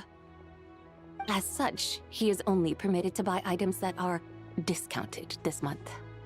Oh, that's his boss, Hu Tao. It's about time she realized the problem and put a stop to his spending sprees. Oh, I see. So that's why you're here. Unfortunately, Wanmin Restaurant doesn't sell tea leaves. If you're truly in need, I could gather some wild tea from the mountain slopes. You don't sell tea leaves? But I remember your boss, Miss Lu, saying that she owns tea fields. You really should get some rest. The person you're talking about isn't the boss of Wanmin Restaurant. She's just like you. She came here to eat. Is that so? Life really is full of surprises. What surprises? Your brain really is as gooey as a pack of slimes. I can't believe Zhongli entrusted you with going all the way to Yilong Wharf and buying tea. That would be excellent, my dutiful guides. Ah, yes, Miss Crane. I apologize profusely for my improper behavior just now. Please forgive me. I completely understand. Master often says that the human body is like a mechanism in need of regular maintenance. When a person cannot rest at night, they are sure to become irritable and on edge. Miss Crane, you appear reasoned and compassionate on the surface, yet I sense dark forces churning within your spiritual core. Those red ropes you wear are what bind them, am I correct? Oh, you can sense that? Indeed. I also sense that with your strength, you might try undoing one or two of those bonds when training. Untie Shenhe's ropes? Wouldn't that be risky? Though the use of red ropes to bind the soul is a wondrous technique, practitioners must eventually learn to break free from external aids and look within themselves for restraint. Master has told me similar things, but I am not ready yet. Your self-cultivation has progressed far enough. Then I will seek further guidance from my master. If you still have doubts, you can find me at the Baiju Guest House. I'll be taking up residence there for a while. For now, my dutiful guides, let us be off.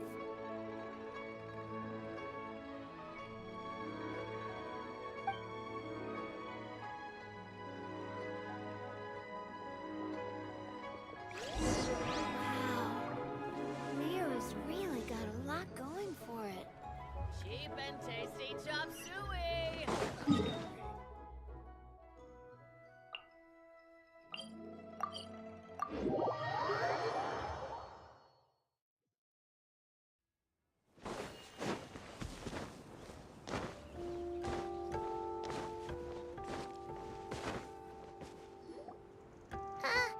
Aren't we going to Yilong Wharf?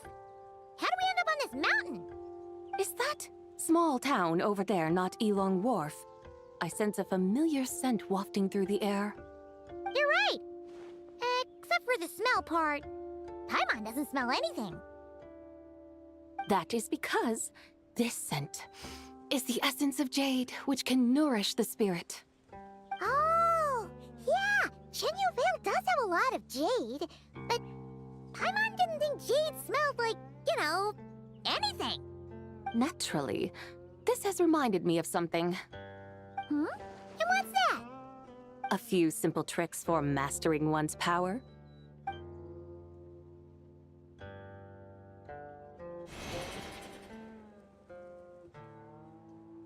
What is that thing?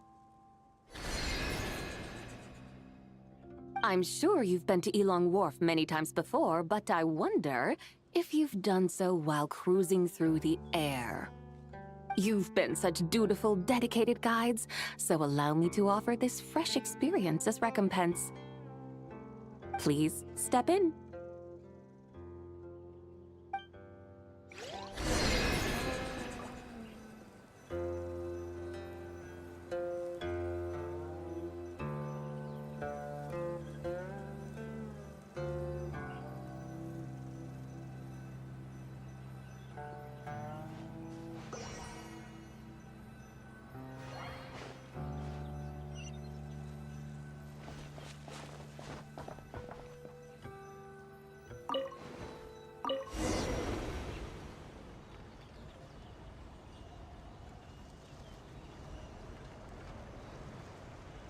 This is amazing! Paimon feels just like an Adeptus flying through the sky. What is this thing? I created it from my memories of the chariot of the Lunar Palace. Many years have passed since I last laid eyes upon it, so there may be some discrepancies. Nonetheless, it is functionally much the same. A lunar chariot? Wow! Paimon never imagined she'd get to ride in one! So, Sabai, does that mean you used to work on the moon? Work. That's an interesting way to phrase it, though I suppose you are correct. I was once an angel, a member of a race tasked with guiding humanity. Then, graced by serendipity, I became a moon envoy. Huh? What's a moon envoy? Some kind of super important angel? As you would understand it, a moon envoy is a job title. Any angel, or non-angel, can become a moon envoy. Does that mean you're not the only one? Of course not. Though my memories are still hazy, I vaguely remember some of my colleagues. There was one who liked to take on the form of an ibis. An ibis? Could it be... Can all moon envoys turn into animals? Does that mean Rauma could take that job? She can turn into a deer, and moon chanters are some sort of Luna envoy anyway, right? Moon chanter? I have no idea what those are. Oh, okay then.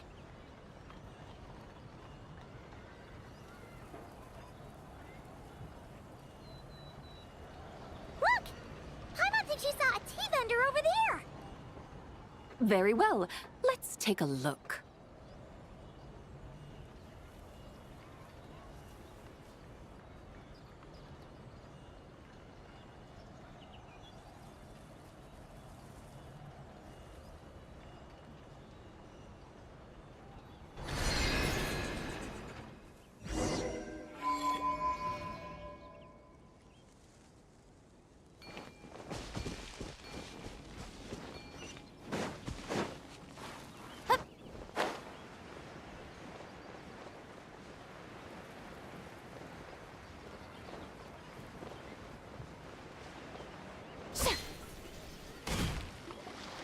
Welcome. Please have a look around.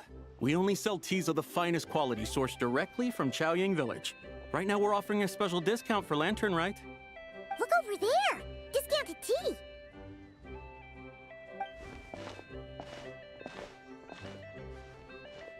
Dear customers, are you looking to purchase some tea leaves? I can see from your bearing that you are no ordinary customers. My humble shop has some exquisite teas that should satisfy your more refined tastes. We're not here for quality. We're looking for a discount. A discount? Well, that's a coincidence. Our Sungla tea is on sale right now. A special festive offer. Something about the name of that tea sounds familiar to Paimon. Buy 3 boxes of Sungla tea during the festival to get 10% off. Buy 4, get 20% off. Buy 10, but...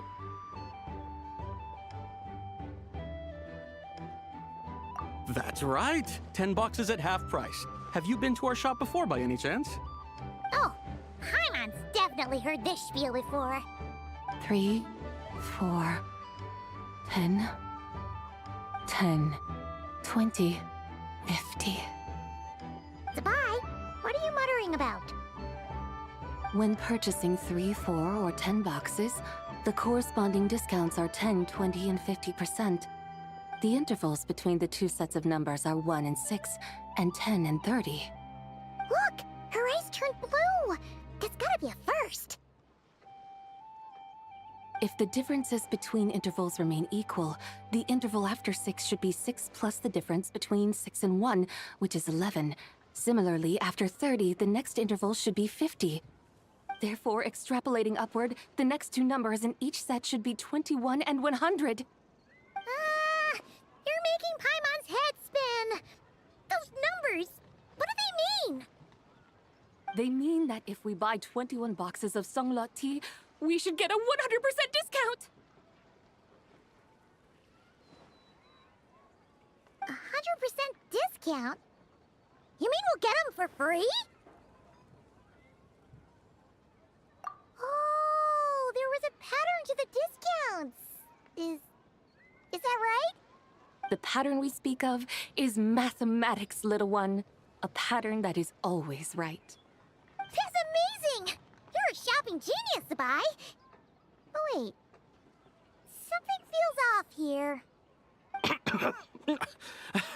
I had no idea our shop's discounts were tied to the laws of nature. I've learned so much from you, dear customer. No need to thank me. Now, please give us our 21 boxes of free tea. Wait! What's the matter? Paimon just realized what it is that's not right. It took you long enough. We got the short end of the stick! Think about it. If we don't have to pay when buying 21 boxes, then if we buy even more, the vendor should be paying us money instead, right? Huh? Hey, Zabai, work this one out. If we buy 100 boxes, we'd make loads of money, wouldn't we? It stands to reason. Wait a moment, dear customers. Don't you think you're haggling a little too hard? You are the one dictating the discounts. We're simply extrapolating the numerical patterns within. As such, we are hardly haggling. You have a point. However, that's right. I'm so sorry. I just remembered. My supplier didn't come today, so we don't have any tea after all. Such a shame. Terribly sorry about this. Awful luck. Where can we find your supplier? Well... Not to fret. We'll save you the effort and go straight to the source ourselves. Well, you see, dear client, the supplier's discount isn't as generous as ours. You won't be able to get the same price from them. Huh? Does that mean they won't pay us for taking their tea? They might not even offer you a 100% discount. How very unfortunate. Nevertheless, as the original supplier, they must offer some sort of discount. Besides, we're not looking to make money. We just want a good deal. Well, that's great. My suppliers are all tea farmers from Chaoying Village. You can go ask around the village, but please don't say I sent you. Do not worry, we appreciate your generosity. Referring customers to your business partners, even choosing to remain anonymous, the demeanor of a true gentleman indeed. Your business will surely prosper. I hope you're right. Then let us head to Chaoying Village. Do you know the way, my guides? Of course! Just follow us!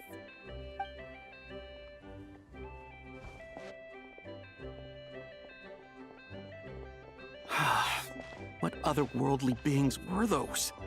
Thank the heavens I managed to send them on their way. I should hurry home and pray to the White Horse Adeptus. May she bless me such that I never encounter such customers again.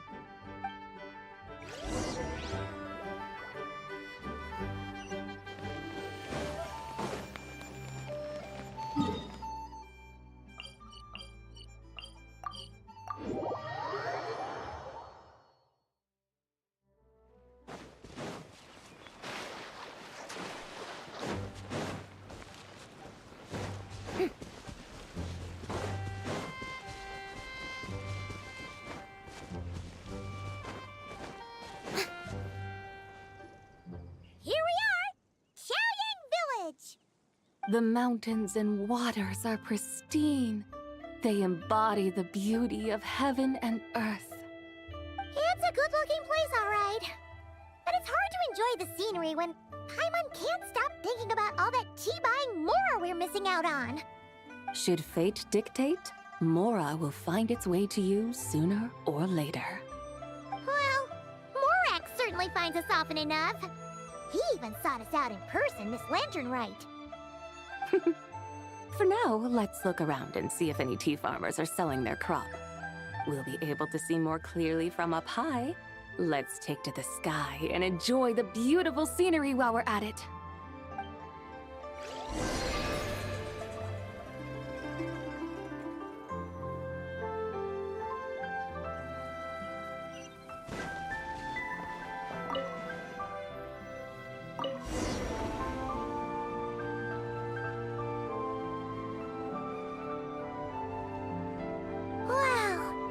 Chaoying Village looks beautiful from up here. Indeed, the houses here are quite different from those in Liyue Harbor. They follow the natural contours of the mountains, forming unique, elegant structures. Yeah, it's super beautiful. The white walls and dark tiles frame the emerald waves of the terraced fields, while the curved eaves and tall gateways juxtapose each other with grace. It's almost too beautiful to be true. The crowing of roosters and barking of dogs, the calls of farmers working the fields, a vibrant pastoral chorus overflowing with earthly vitality.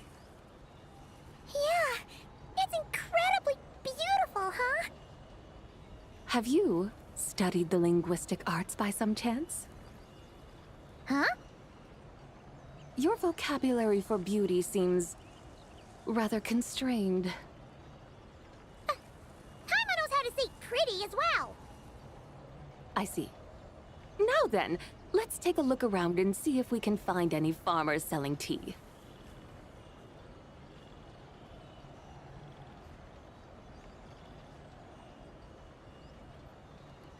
Look! There's someone in that tea field! And they look kind of familiar. Wait, is that Lu Xiangxiang? And who is that? Oh, you'll remember her once you see her up close. Hey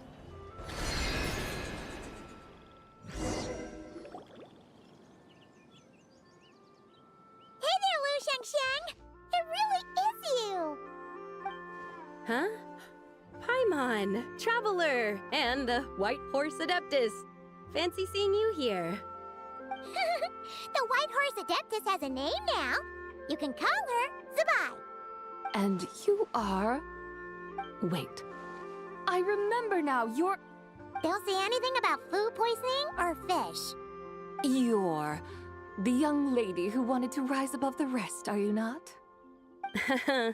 Yes, that's me, but I'm in a bit of a state right now. At best, I can say I've fallen below them. Fallen below them? What happened? Like I said the last time we met, I'm being punished according to family rules. My father, mother, grandfather, grandmother, other grandfather, other grandmother. Oh, that's a lot of family members. Yeah, and on the night of Latern Rite, they held a family meeting to discuss my situation. So, they do care about you. There's no doubt they care.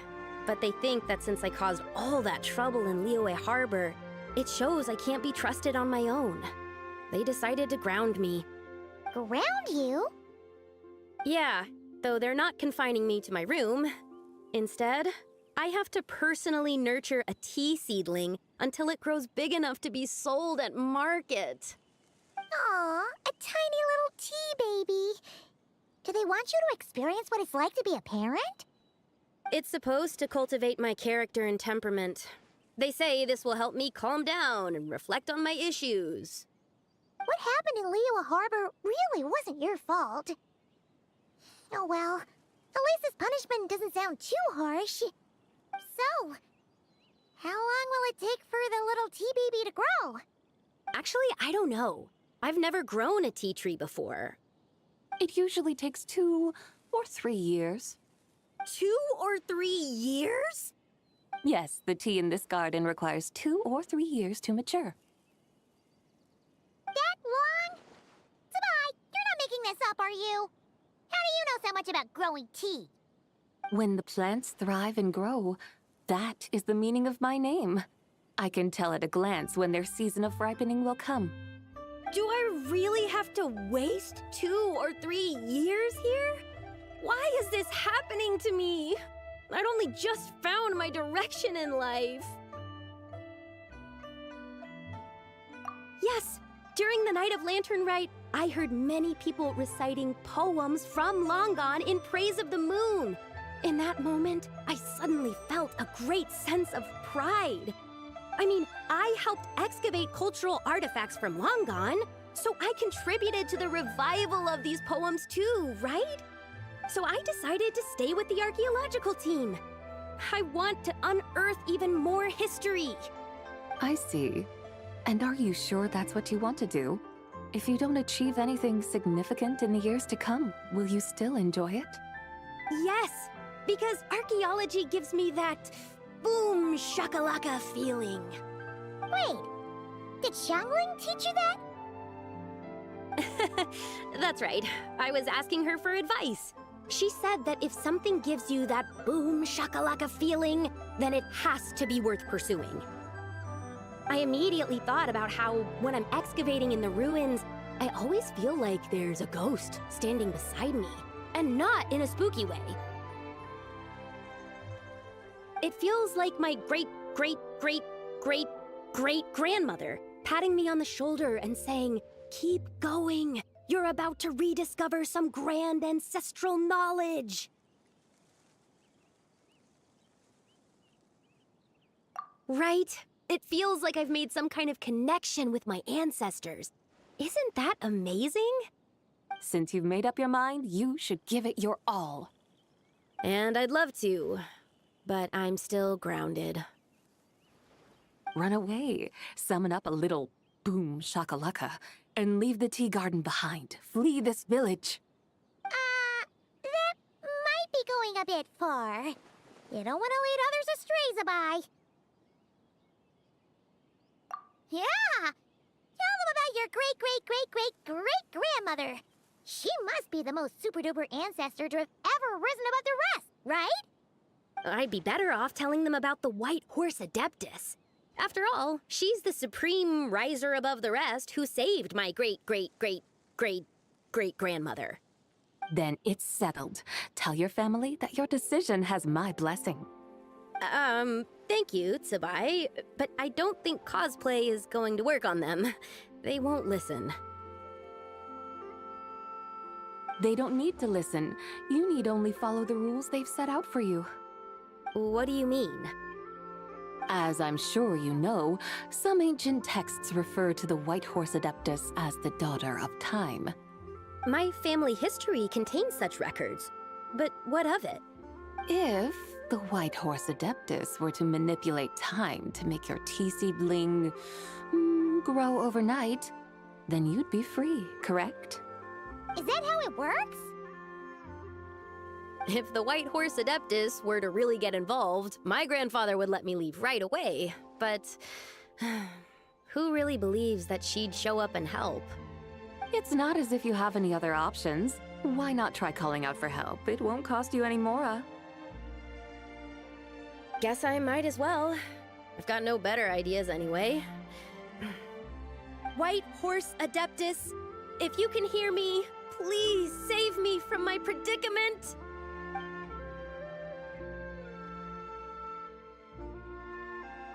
Ugh. Nothing happened, as expected. Perhaps the White Horse Adeptus has already heard your prayer. Why not come back here tomorrow and take a look? By then, the seedling you planted may well have grown into a thriving tea tree. Thank you, Tsabai, for trying to comfort me. I do feel better now, kinda. But can't you really do something like that?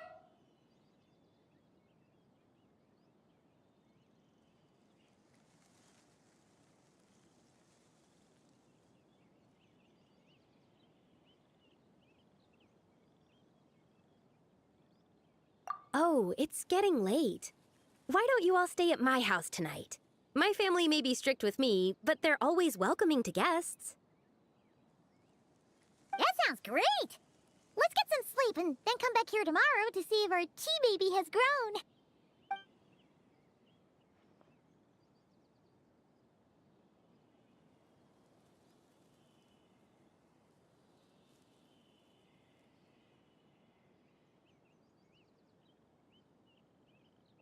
Oh, the tea tree!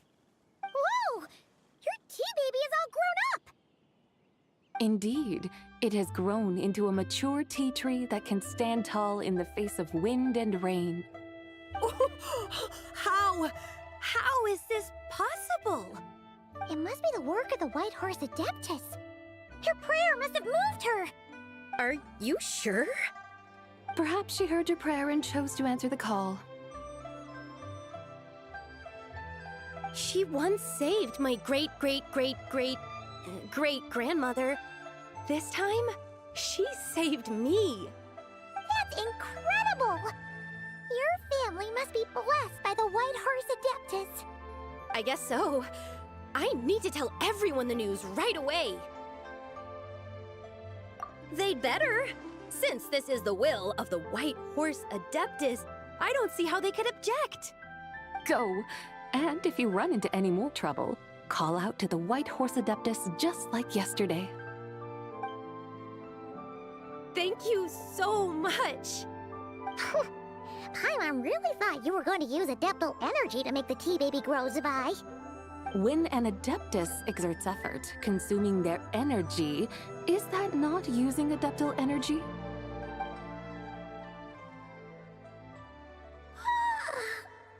All right. What are we doing out here in the middle of the night? We're here to help Lu Xiangxiang fulfill her wish, of course. Can you really make the tea baby grow? It won't be easy, but there are ways.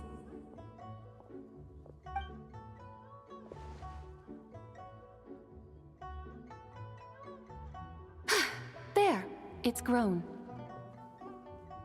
Hey! You just transplanted a tea tree from over there! So, there's a mature tea tree here now, yes? Well, yeah, but... And am I not the White Horse Adeptus? Well, yeah. Is this tea tree then not a manifestation of the White Horse Adeptus's will? You're not wrong. But again, there's something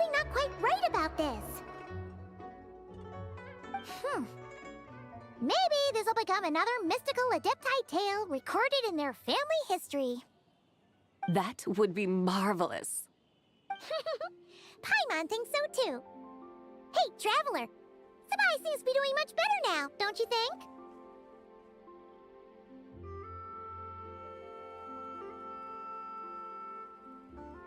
Oh! Paimon bets that's why Zhongli chose to send her on this errand.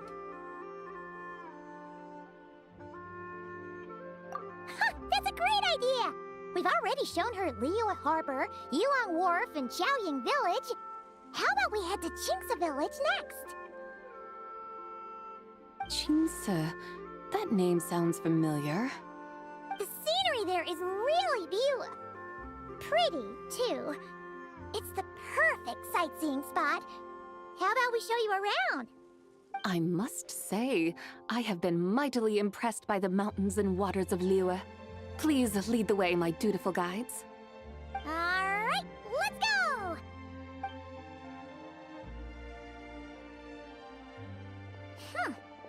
Paimon can't help feeling like we've forgotten something. Pay it no mind. I've already forgotten more than you will ever know. Alright. If we forgot something, it can't have been that important to begin with. Qingce Village, here we come!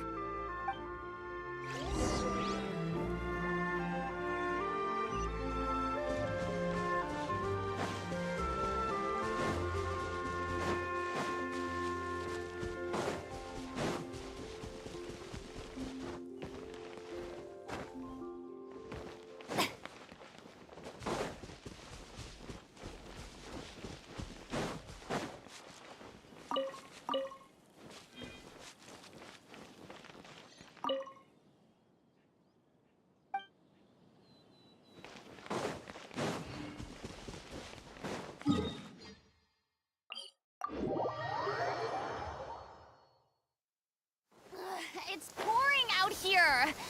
Wait, the water levels aren't rising, are they?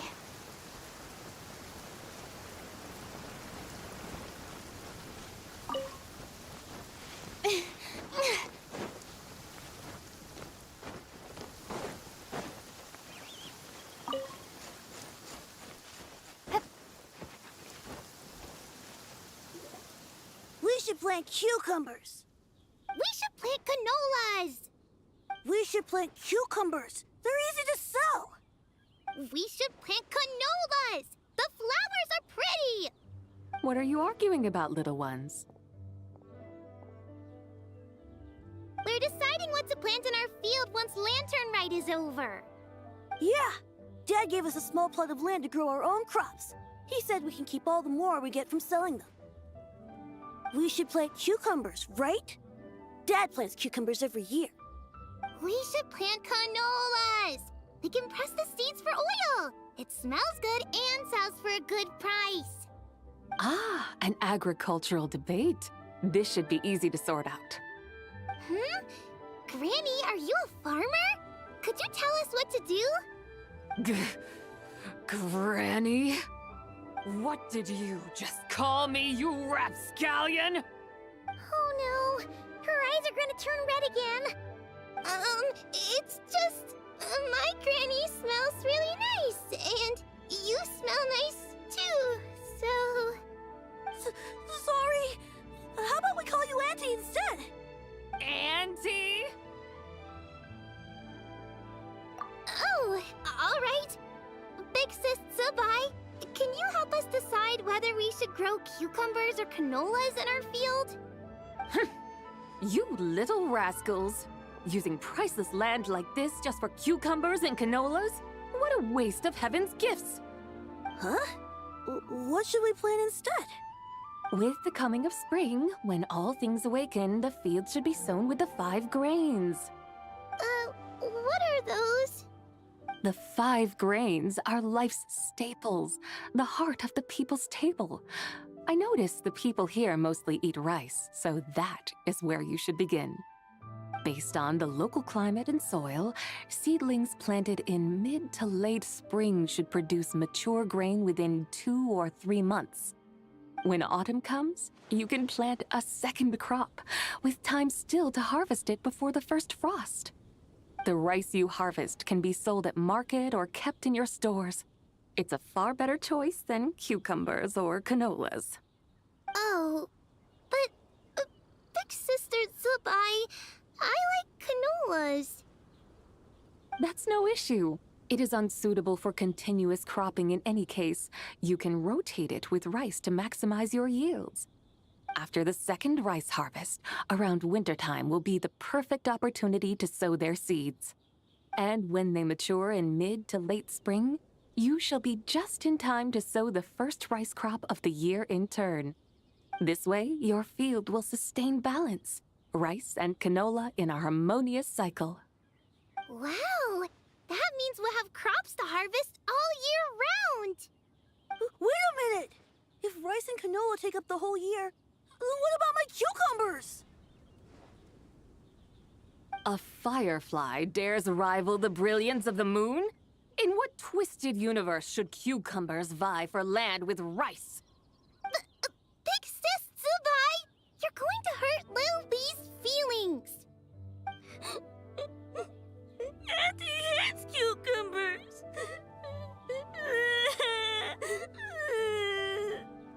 Stop crying this instant! I meant that cucumbers are simple enough to grow. There's no need to devote a whole field to them. Just find an empty corner of your yard, scatter some cucumber seeds in the earth, and before you know it, you'll have a thriving patch of vines. Cucumbers delight in sunlight and moisture, but they suffer in cold weather. If you wish to plant them this early in the year, you should make sure they're protected from frost. Wow. Is it really that simple? Let's hurry home and get started right away! Are you really in that much of a rush? Well, thanks, Big Sis Zubai, who's fierce but really good at farming. We gotta go! Thanks, Big Sis Zubai! See you around! Paimon never imagined you'd know so much about farming. What's so strange about that? The people of Longon called me the god of soil and grain. Are the fields not made of soil? Is rice not one of the 5 grains? Huh, that's true.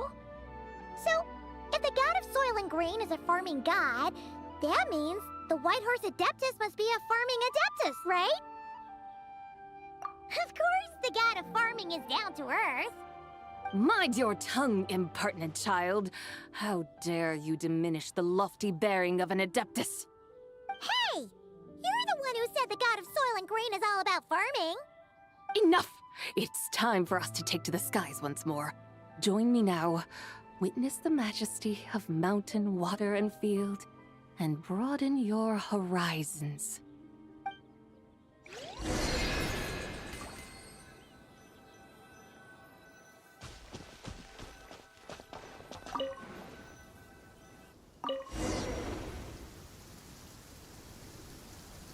Wow! The terraces look so pretty from up here. The mountains tower like pagodas, the hills coiling at their feet like shells. Layers built upon layers, rising and falling in harmony. A truly unique and mesmerizing sight. Thinking about it, you have a special connection to this place, you know. A special connection? Yeah! There's a local legend about a white horse leaping from a pure spring to follow Rex Lapis into battle. Don't you remember? You must have been living in seclusion around here. That does sound somewhat familiar. Oh, and if we keep going up this way, we'll reach a super-duper spooky spot. You might have a connection to that place, too. There's an ancient array that seals away the remains of a fallen god. A god's remains? Yeah! The people Liyue turned that story into an opera called The Sanctification of Tao Do. Does that ring any bells? Tao Do. Huh. The 7 and 8 gates array. That's right! You do remember! Buna, the god of the underworld, who could pacify the forces of life and death. Huh? So, Tao Do had another name? Let's go take a look.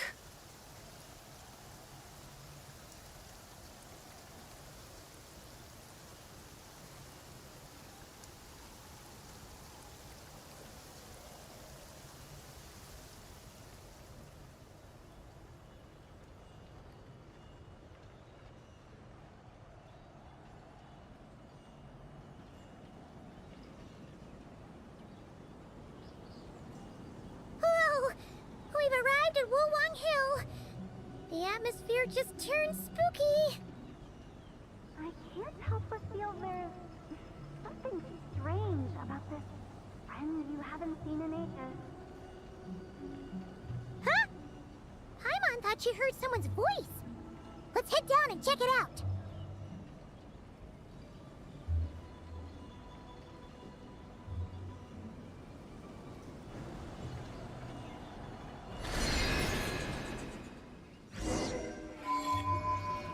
I can't help but feel there's something strange about this friend you haven't seen in ages.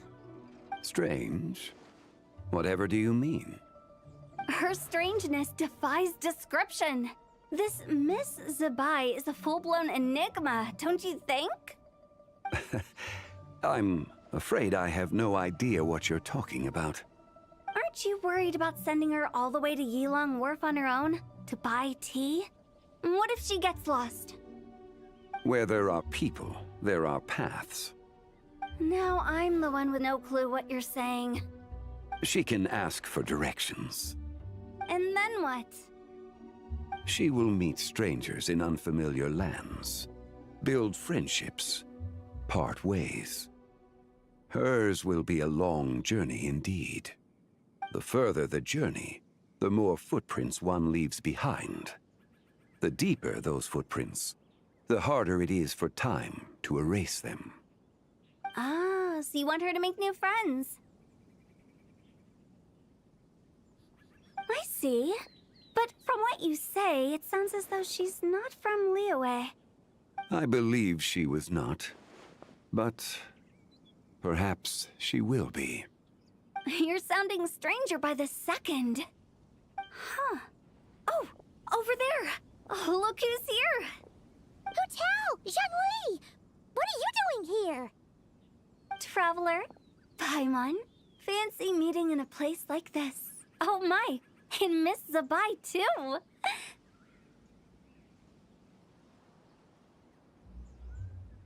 Sounds like fate to me.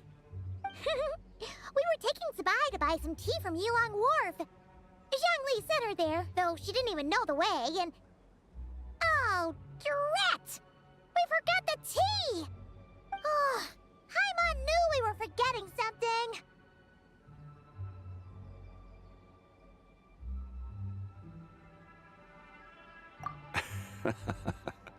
What's done is done. There's no need to dwell on it. Fresh tea grows with each passing year. Let fate deliver it as it wills. Exactly. You can get tea wherever you go. You're hardly running low now, are you? Paimon feels a lot better now that you've said that. Still, I'm a little confused. If you were buying tea, how did you end up all the way out here? We're taking Spy on a sightseeing tour. We started at Liyue Harbor, stopped in at Yilong Wharf, went sightseeing around Xiaoying Village, made our way to Qingce Village, and now we're here! Wow, that is quite the itinerary. Yeah, actually, Paimon thinks it's about time we headed back.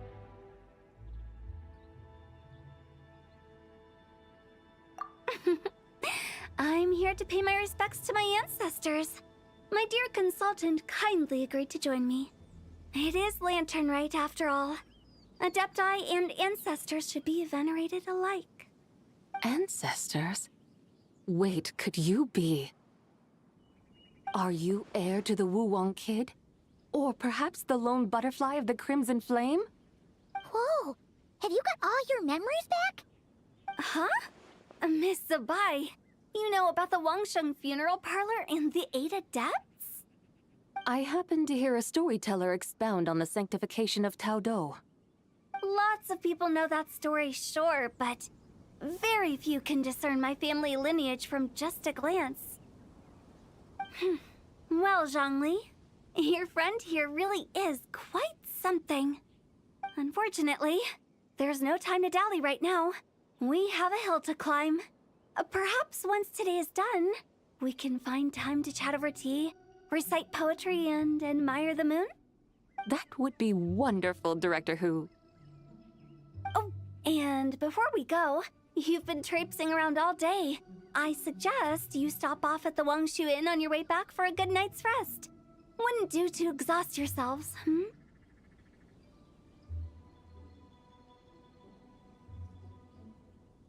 Don't mention it. All right, we'll take our leave now. See you later. Hotel's so thoughtful. Why don't we follow her advice and stay at the Wangshu Inn tonight? Zabai, you can see the whole of Dihua Marsh from up there. The view's amazing. Plus, you can sample Smiley Yin-Xiao's cooking. Wangshu. An intriguing name. It couldn't hurt to check it out. Awesome! Let's go!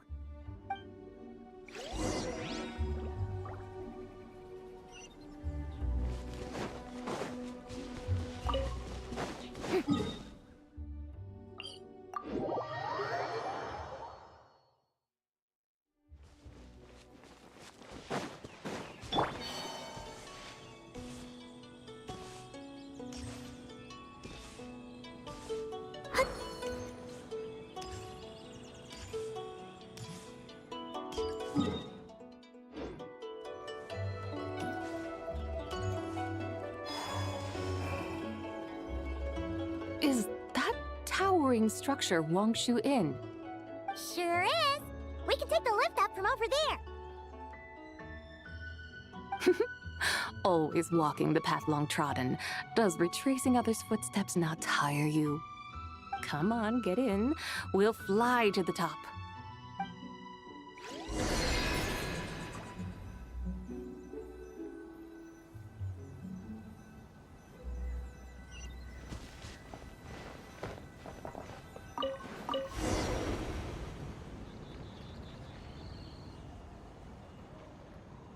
Are we really going to fly up to Wangshu Inn? Isn't that a bit showy? All the guests are going to see us. Is that a bad thing? To be able to witness an Adeptus.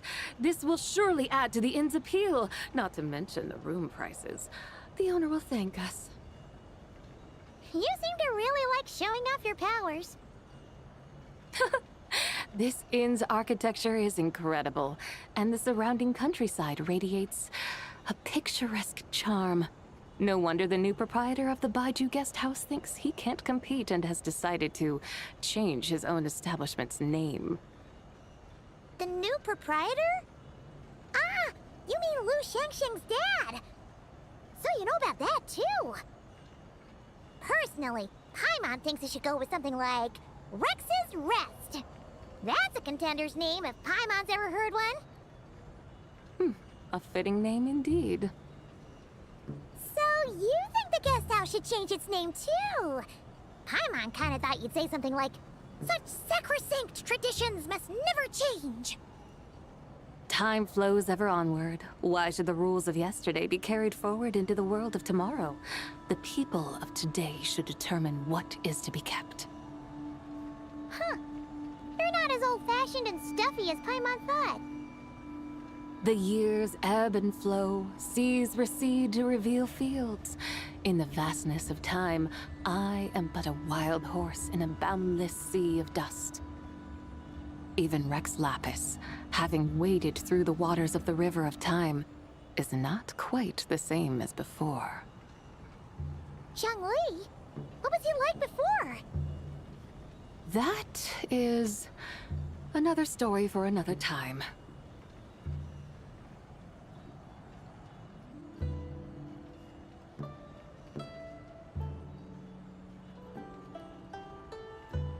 We have arrived.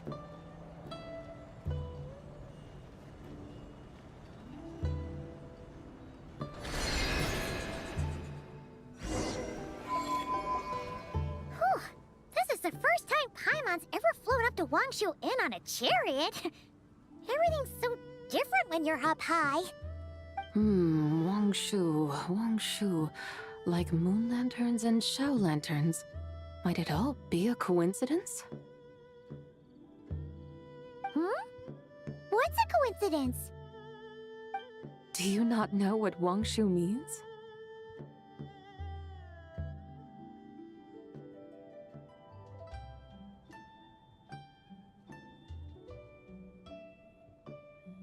Wangshu can refer to the moon, but its original meaning is actually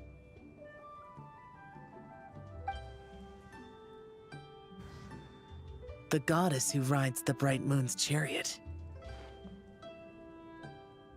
And you must be the conqueror of demons. Xiao!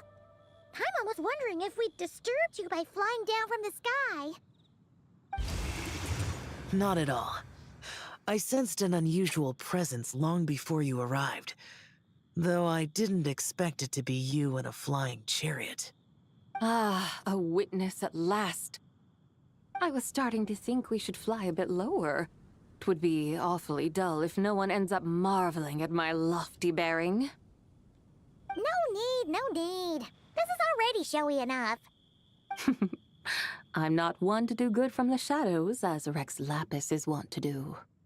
Then you must be... Oh, nay, I'm only cosplaying as the White Horse Adeptus, in truth. Cosplaying? What's that? Ugh, ignore her nonsense. She's a genuine article. The one and only, completely authentic White Horse Adeptus. It's just... Xiao, did Zhongli say anything about her being a teensy bit... not quite right? Mental instability, perhaps? Did Zhongli tell you that? No, this is my own speculation. Well, you pretty much hit the nail on the head. It's like her brain's filled with a bunch of slimes right now. All gloopy and messy. There's a hot-tempered pyro slime, a math-obsessed hydro slime, and a mischievous little animo slime. But don't tell her Paimon said that, or she'll come and tell us all off. You white-haired rascal! Do you think I can't hear you? Uh-oh! We're in for it now! White Horse Adeptus. You must be weary from your journey. Why not take a rest? Oh, yes! You must be hungry, right, Sabai? How about we get some food? The chef here is incredible!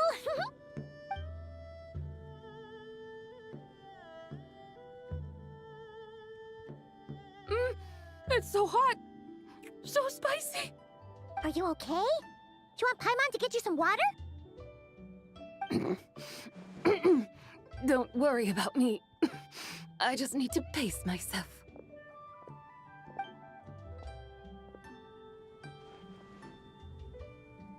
So, regarding your friend and her condition, does even the Lord of Geo have no solution?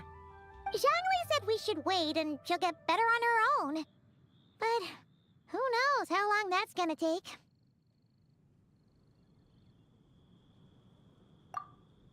Is that why her personalities change so easily? Paimon thinks that has something to do with her 3 deadly selves. Zhongli told us that the deadly selves are impure, affecting living things that get too close. The White Horse Adeptus's remnant spirit was attached to the deadly selves for a long time. It makes sense that her temperament and memories would have been influenced by them. But Paimon still doesn't really understand what the 3 deadly selves actually are. Paimon, as you do not practice self-cultivation, I cannot help you fully understand. But you can think of them simply as emotions and desires. The act of severing the 3 deadly selves is a means of exercising wicked desires and cultivating one's true self. I believe other nations have similar practices. In Sumeru, it is known as shattering Atmagraha. Oh, so it's about emotions, desires, and attachments, that sort of thing. It includes those. I wonder, does she still remember what happened in the past? Some of it, but right now, it's like she was suddenly awakened. Like she's still half dreaming. The half that's still dreaming might remember things, but the half that's awake doesn't quite get it. Conqueror of demons, are you looking to learn about Rex Lapis's past from me? You are an old friend of his, so please, call me by my name. But Conqueror of Demons sounds so much more imposing.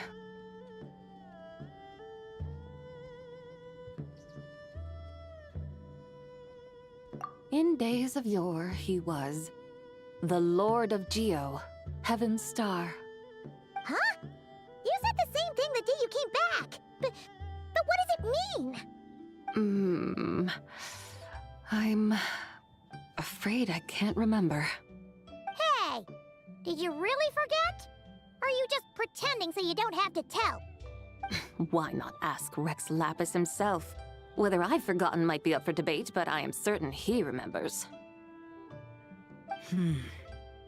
He must have his reasons for not raising the past, and you likely have similar concerns. I shouldn't have asked. An answer that suits your style, General Elatis. Now that we're on the subject, though, I suddenly remembered something. Which is? In the distant past, there was a feast, which I attended. I faintly recall the Lord of Geo also being present that day. Oh, and then? What happened? Among the dishes served, there was one that could be found in every household throughout Langan at the start of spring, a dish called Flavor of Spring. I suddenly remembered the recipe for this dish. Is that it? Yes! Since it's Latern Rite here in Liyue, why don't I make some for you to try? That sounds good.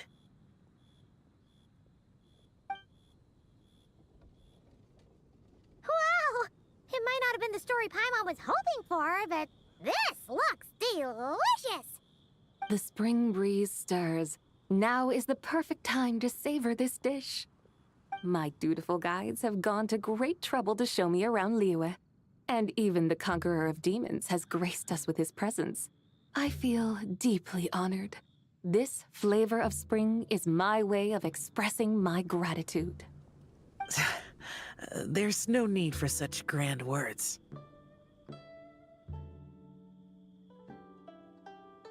What's this? Hey! It's that broken jade token from the Antiques exhibition!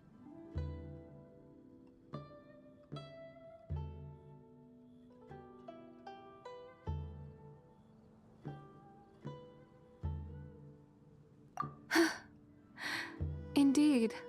This was once an Adeptal treasure of mine. I'm amazed it ended up in your hands. Alas, it serves little purpose now in its fractured state. Please, keep it as a memento.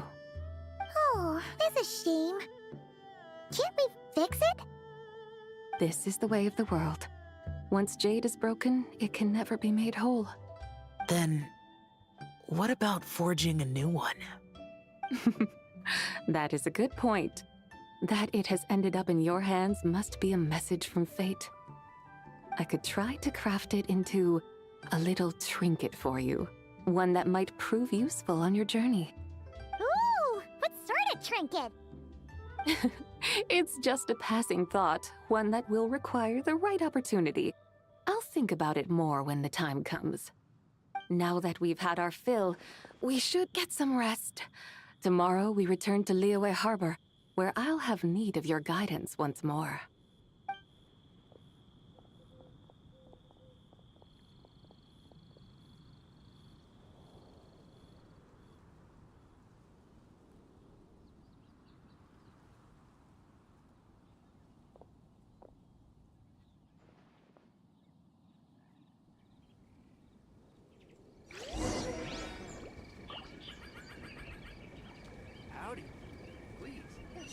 on in.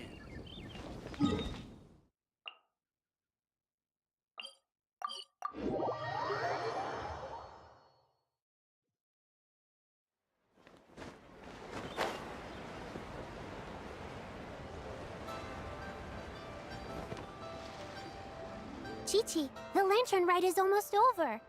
Do you remember how to make a Shao lantern? Morning, split bamboo, traveler.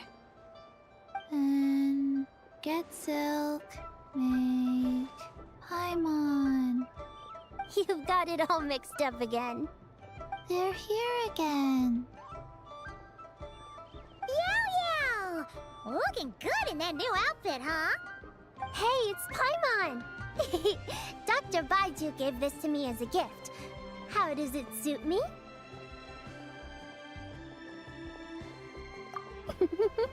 Thank you. Wow! What happened for Baiju to suddenly give you a brand new outfit, Yao Yao? Dr. Baiju is thanking Yao Yao for teaching me to make Shao lanterns. Chi-Chi and I were just playing together. Dr. Baiju's too kind. Oh, yeah, take a look at this. Dr. Baiju gave me these clothes, but it was Chi-Chi who wove this little basket. Wow, that's beautiful. When did you become so good with your hands, Chi-Chi? I learned to make Shao lanterns, thanks to Yao Yao. I also made a wish. What do I always say? The White Horse Adeptus answers prayers.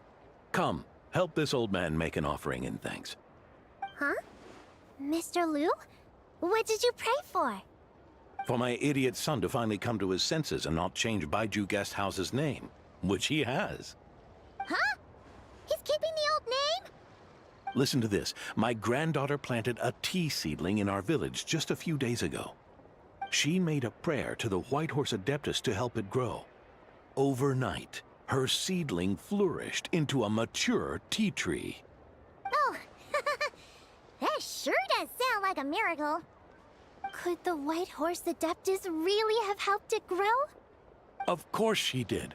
Oh, White Horse Adeptus, how blessed is our family over whom you keep watch. Truly, this is an extraordinary miracle. You must record it in your family history without delay. Of course. Huh? Is that you, Miss Zabai? Indeed.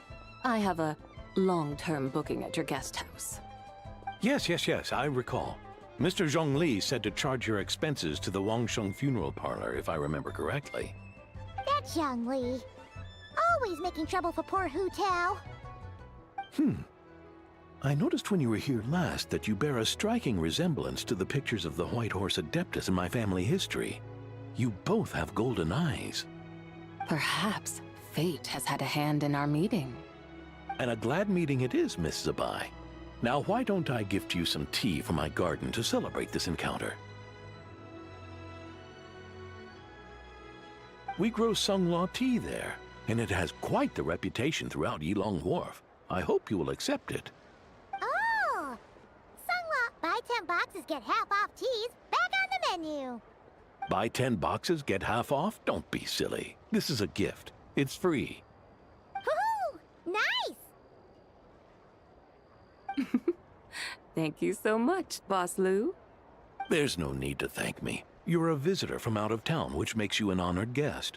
Make yourself at home.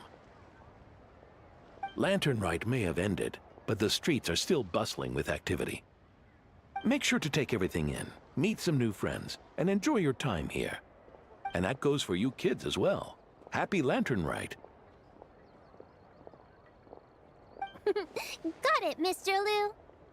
Happy... Latern Rite. Yeah! Happy Latern Rite, everyone! Happy Latern Rite indeed.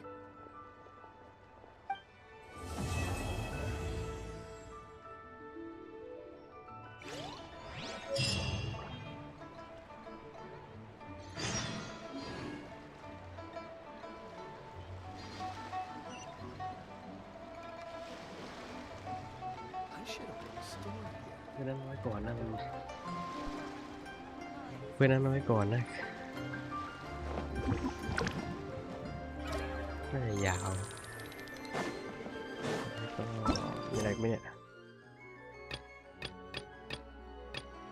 กิจกรรมไปทำอะไรกันอะ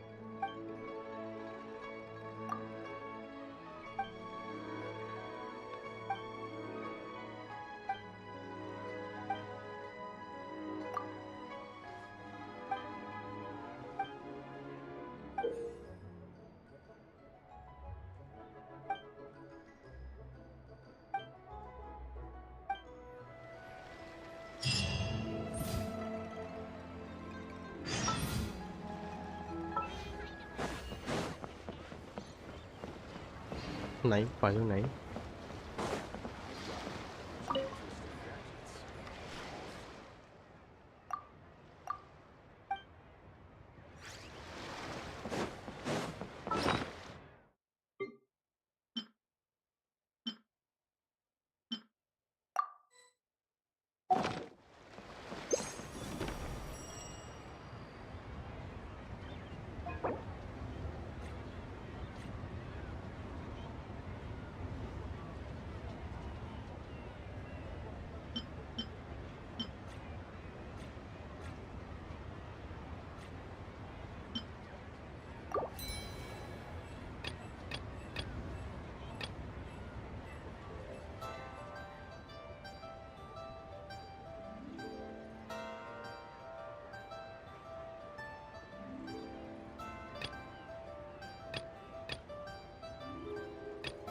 ว่าไม่มีคนส่งให้เลยอันหนึ่งแล้วกัน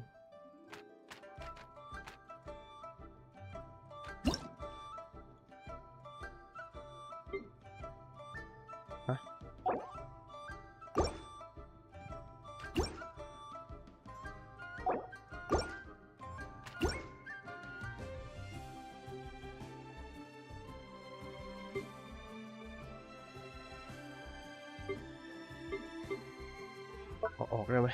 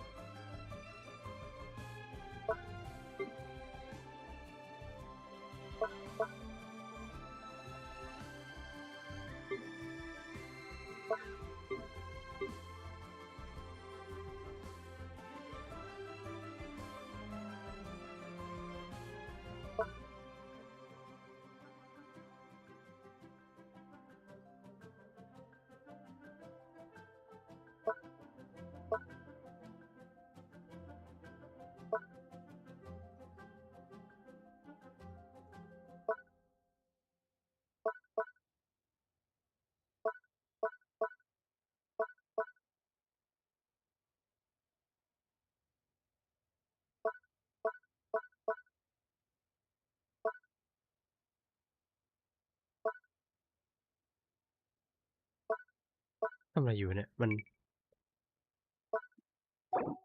ไม่ส่งกันอะมันดูส่งยากเกินไม่เป็นไรโอ้โหมันให้ปล่อยเซียวปล่อยพิเศษเอาในบ้าน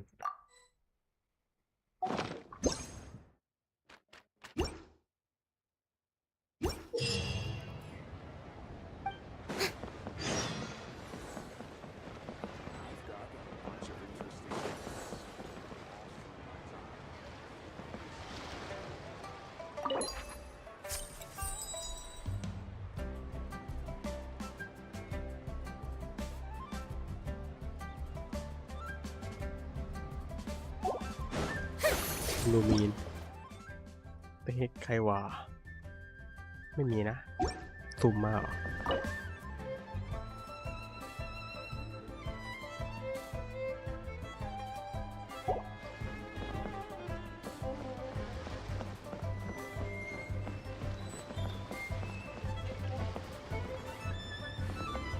เนี่ย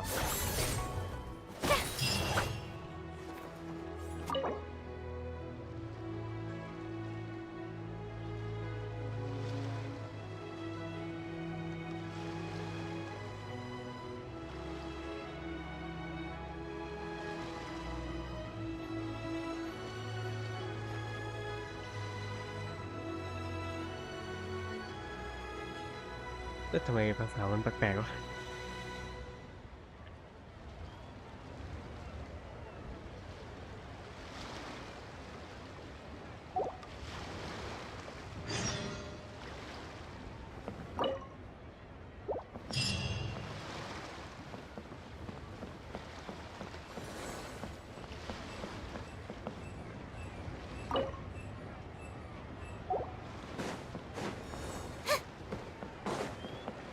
อยู่ต่อเลย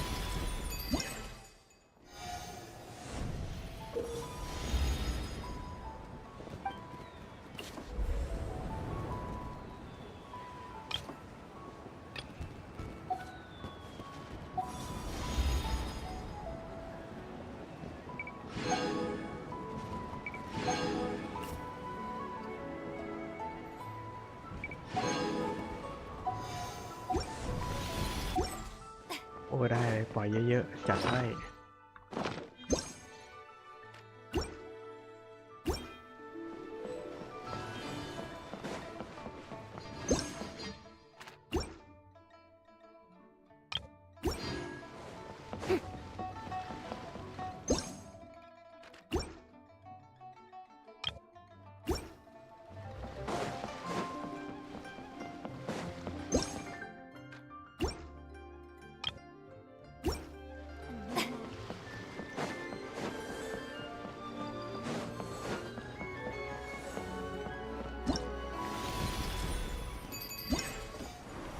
ครบอย่างเอามาเก็บไหนวะอ๋อนี่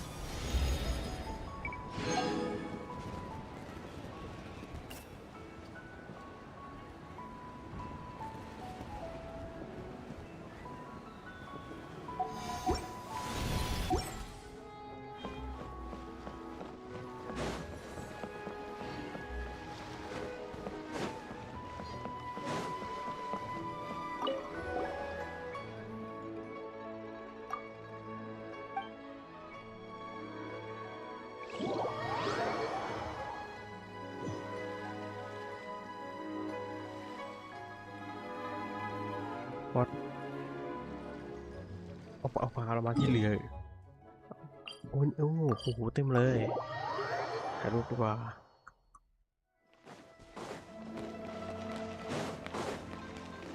ไม่ใช่หูคนปล่อยเอ็นรับโคม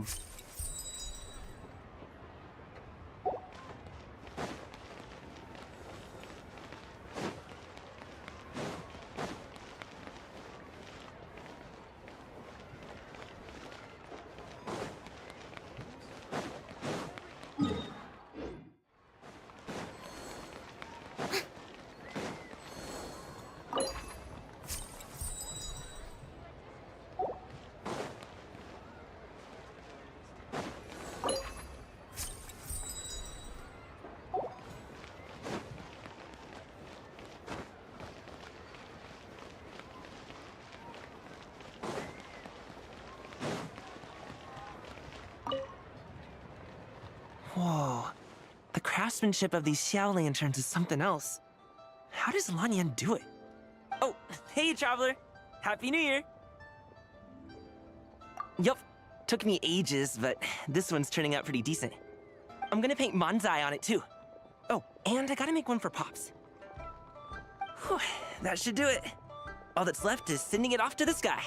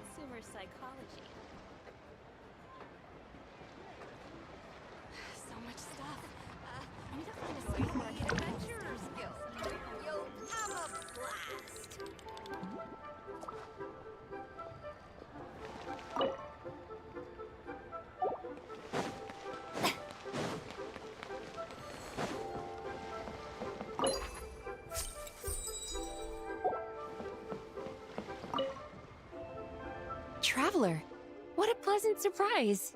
Happy Lantern Rite. Ah, I did ask Miss Pingshi to help arrange a commemorative photo shoot. You must be the photographer she had in mind then. Wonderful. Looks like I'll be bringing back some lovely photos from this year's Lantern Rite. All right then, Master Photographer. What kind of pose do you think would be the most photogenic?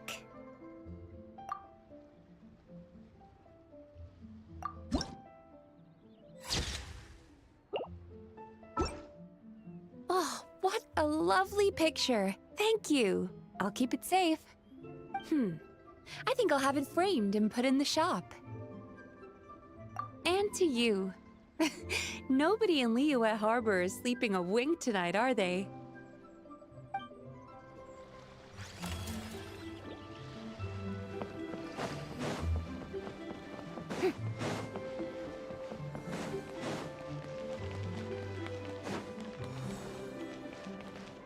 So much stuff. Wow, it's really up there. Happy Lantern Rite to...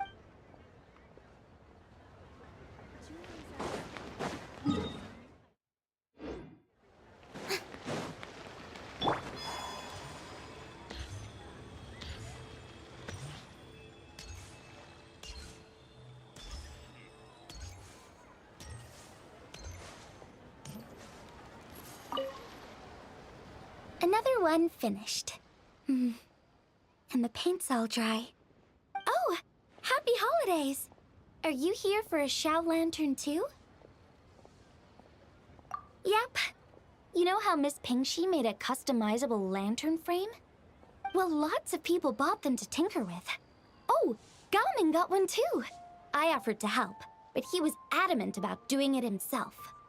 Some of my neighbors had an idea about what to make, but didn't know how to execute their vision, so they came to me for some hands-on help.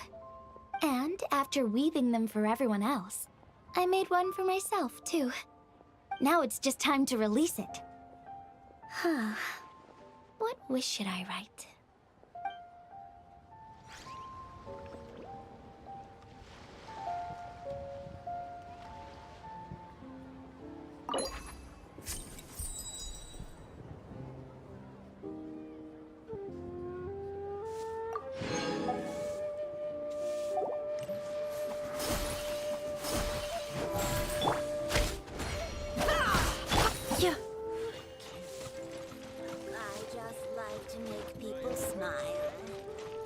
Accelerating.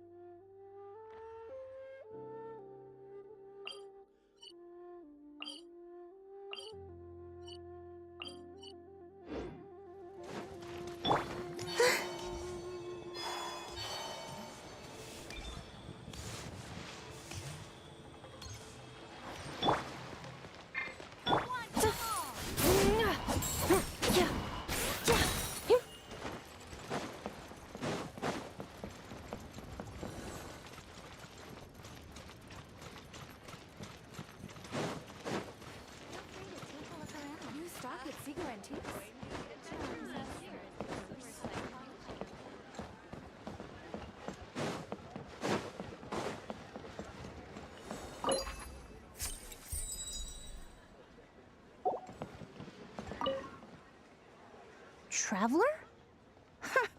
Happy holidays! It's been some time since we last spoke. Huh. You could say that. I had already planned to come to Liyue to research floral essences, so when I heard there was a merchant ship heading here, I decided to join them. I had no idea I'd arrive just in time for Lantern Rite. In deference to the season, I've decided to put all work aside and simply enjoy myself. I even asked a young lady to teach me to craft Xiao lanterns. In fact, I was just about to release it. Thank you. She told me it's tradition to write down a wish before releasing it. Still, I'm not quite sure what to write.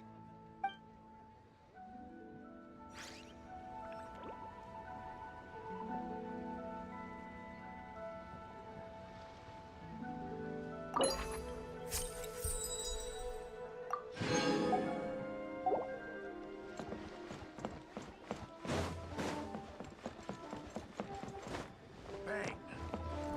And with that, the fate of the Wa Brotherhood was... If you make a lantern like this and release it, will the wish really come true? Oh, you're in Liyue too? Happy Latern Rite. Yeah, my advisor sent me. She said participating in folk festivals might help spark some inspiration for my research. But I work on star charts. I'm still not sure what that has to do with holidays like this. But she had already bought me a ticket and escorted me onto the boat before I even had a chance to ask. As soon as I got off the boat, a lady stopped and offered me a free shadow lantern frame. She said releasing one would bring good luck for the entire year. I'm not sure I need a whole year of luck, but a little bit when it's time to submit my thesis wouldn't hurt. So I followed her instructions and made one. Thanks. I should release the lantern now, right? Oh, I need to write my wish on it first.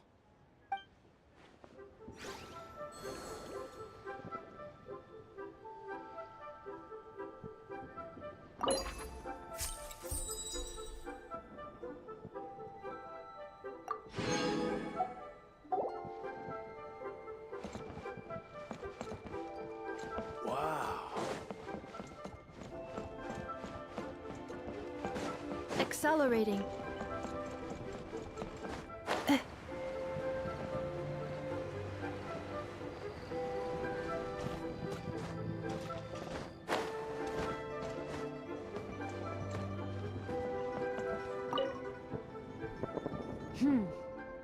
To encounter you here amidst Liyue's celebrations is unsurprising.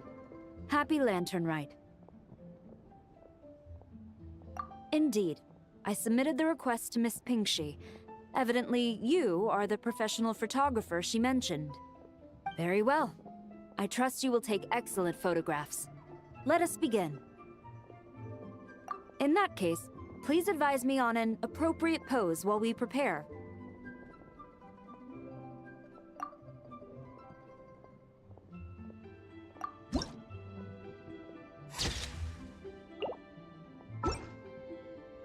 A commendable picture. A perfect memento for the occasion. My thanks. I will treat it as one of my personal effects and take care of it accordingly. Thank you. Happy Latern Rite to you as well. But if I may ask, does the Millilith always maintain such strict vigilance during Latern Rite? To maintain such strict discipline even amidst the festivities, I'm impressed.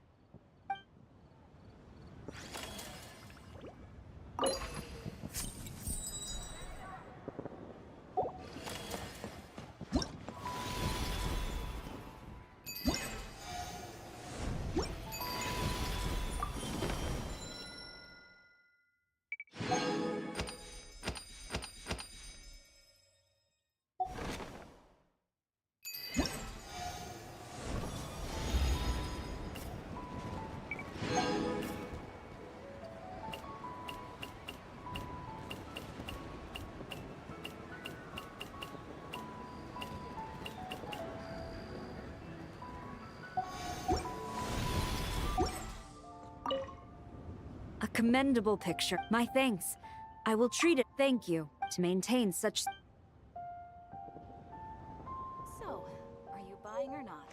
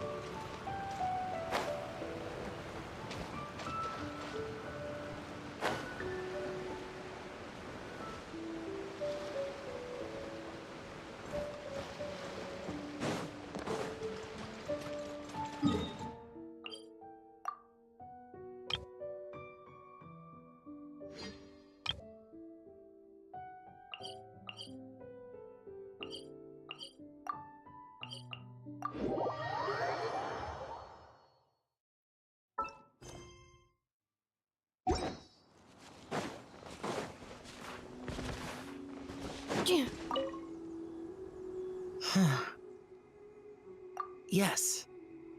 I saved someone from monsters earlier. She was carrying a frame and tools for making shell lanterns, and gave them to me as thanks. She also said this type of shell lantern can be modified however you like. So... yes, well, I tried my best. I suppose the next step is releasing the shell lantern.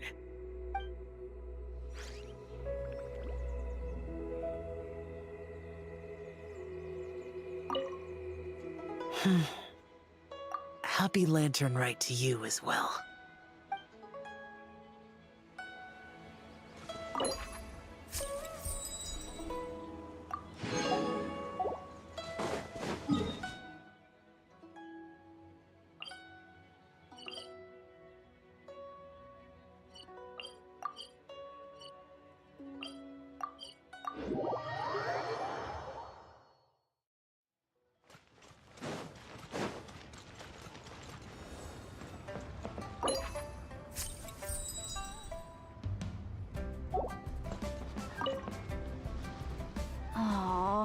This is what I get for being impulsive.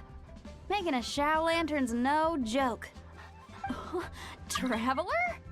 Oh, ain't that something? It is you! Happy Latern Rite. Yeah, Miss Pinkshi gave me the frame, but I designed all the details and made all the ornaments myself. Pretty rad, huh? I even gave Hu Tao a few. Oh, shoot. I totally forgot I promised Hu Tao I'd help her make some shell lanterns, too. I gotta release this one pronto.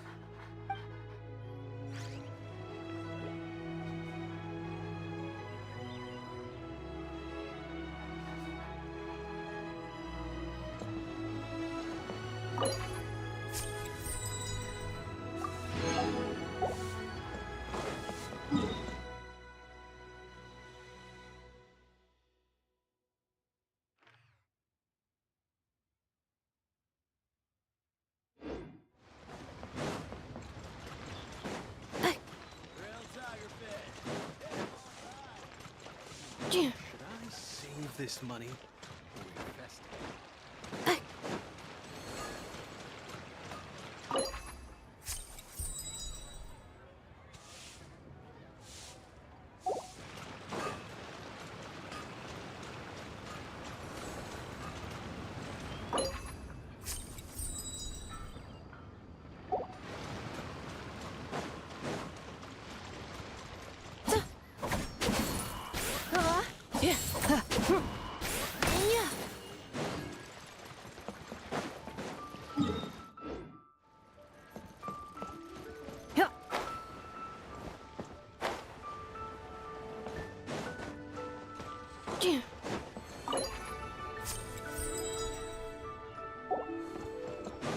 Accelerating.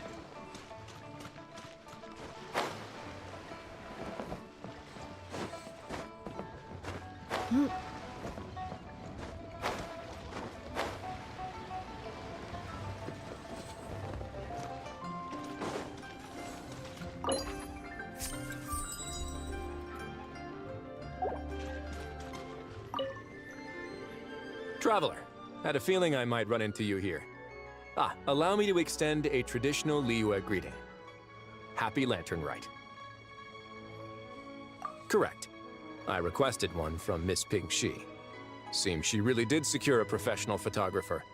Shall we, then? Take a good shot. I plan to stick it up on my office wall when I get back to Fontaine. Sure. Do I need to strike a pose? Or... Suggestions are welcome, traveler.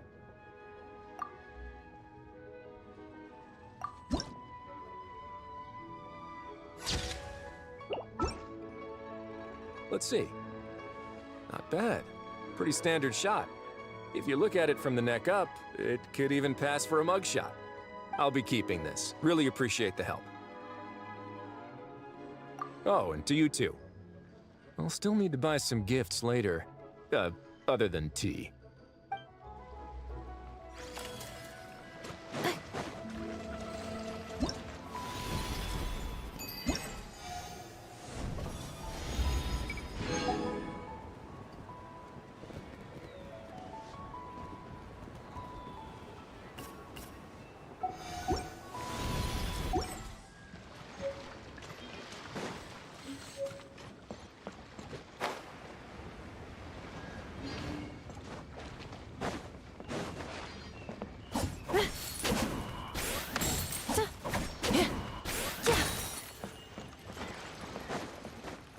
Accelerating.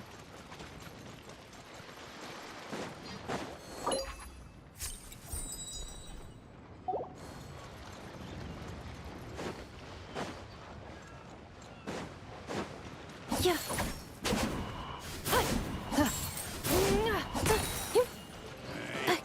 Who's that skulking around? Poetry is a way to set my dreams on the way.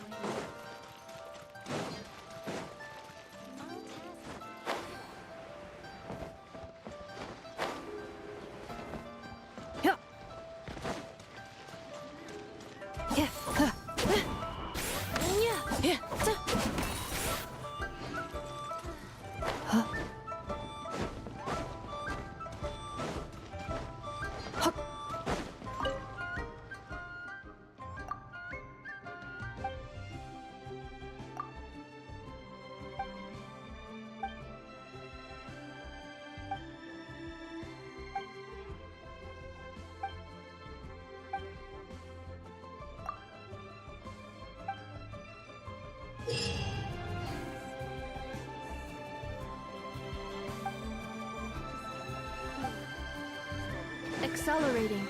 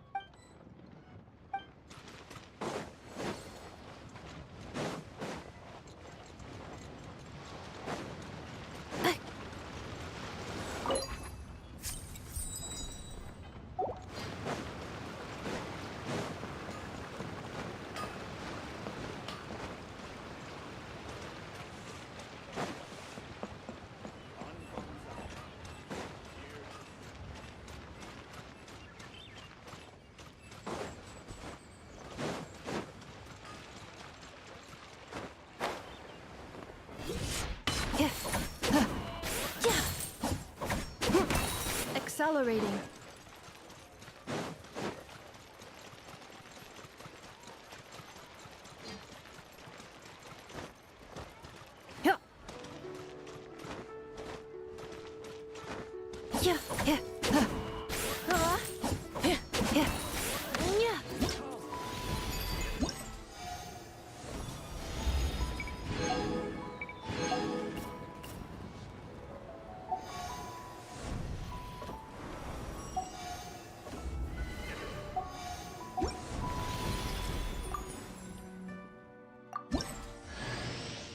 Cut some bamboo today to make a special jade robe.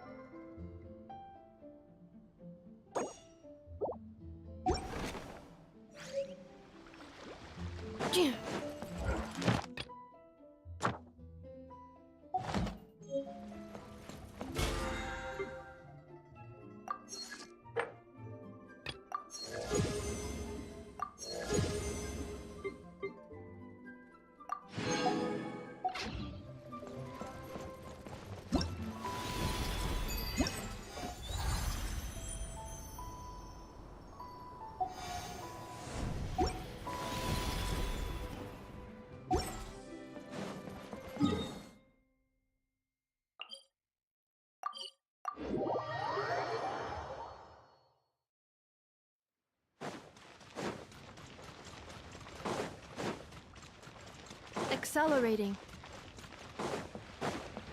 Add ast. Thank you for.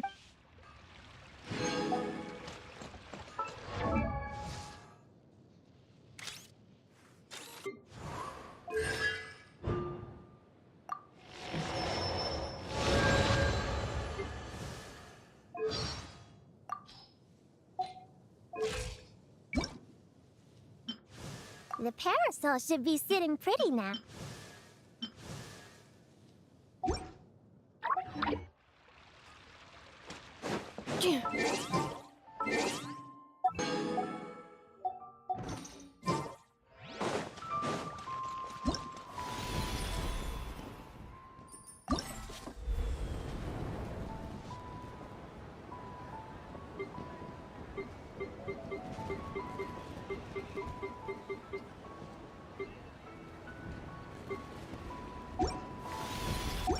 Accelerating. Listen, let me tell you วันนี้พอแค่นี้แหละง่วงนอนละความของอาจจะปิดไลฟ์ละใครจะนอนก็ฝันดีเพราะว่าก็ได้เวลานอนพอดีเลยนะอันนี้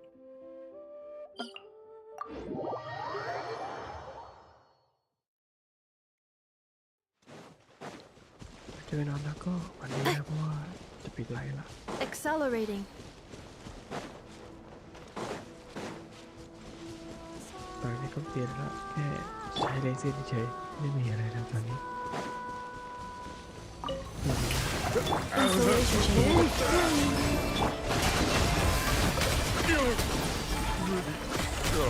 A few tomatoes.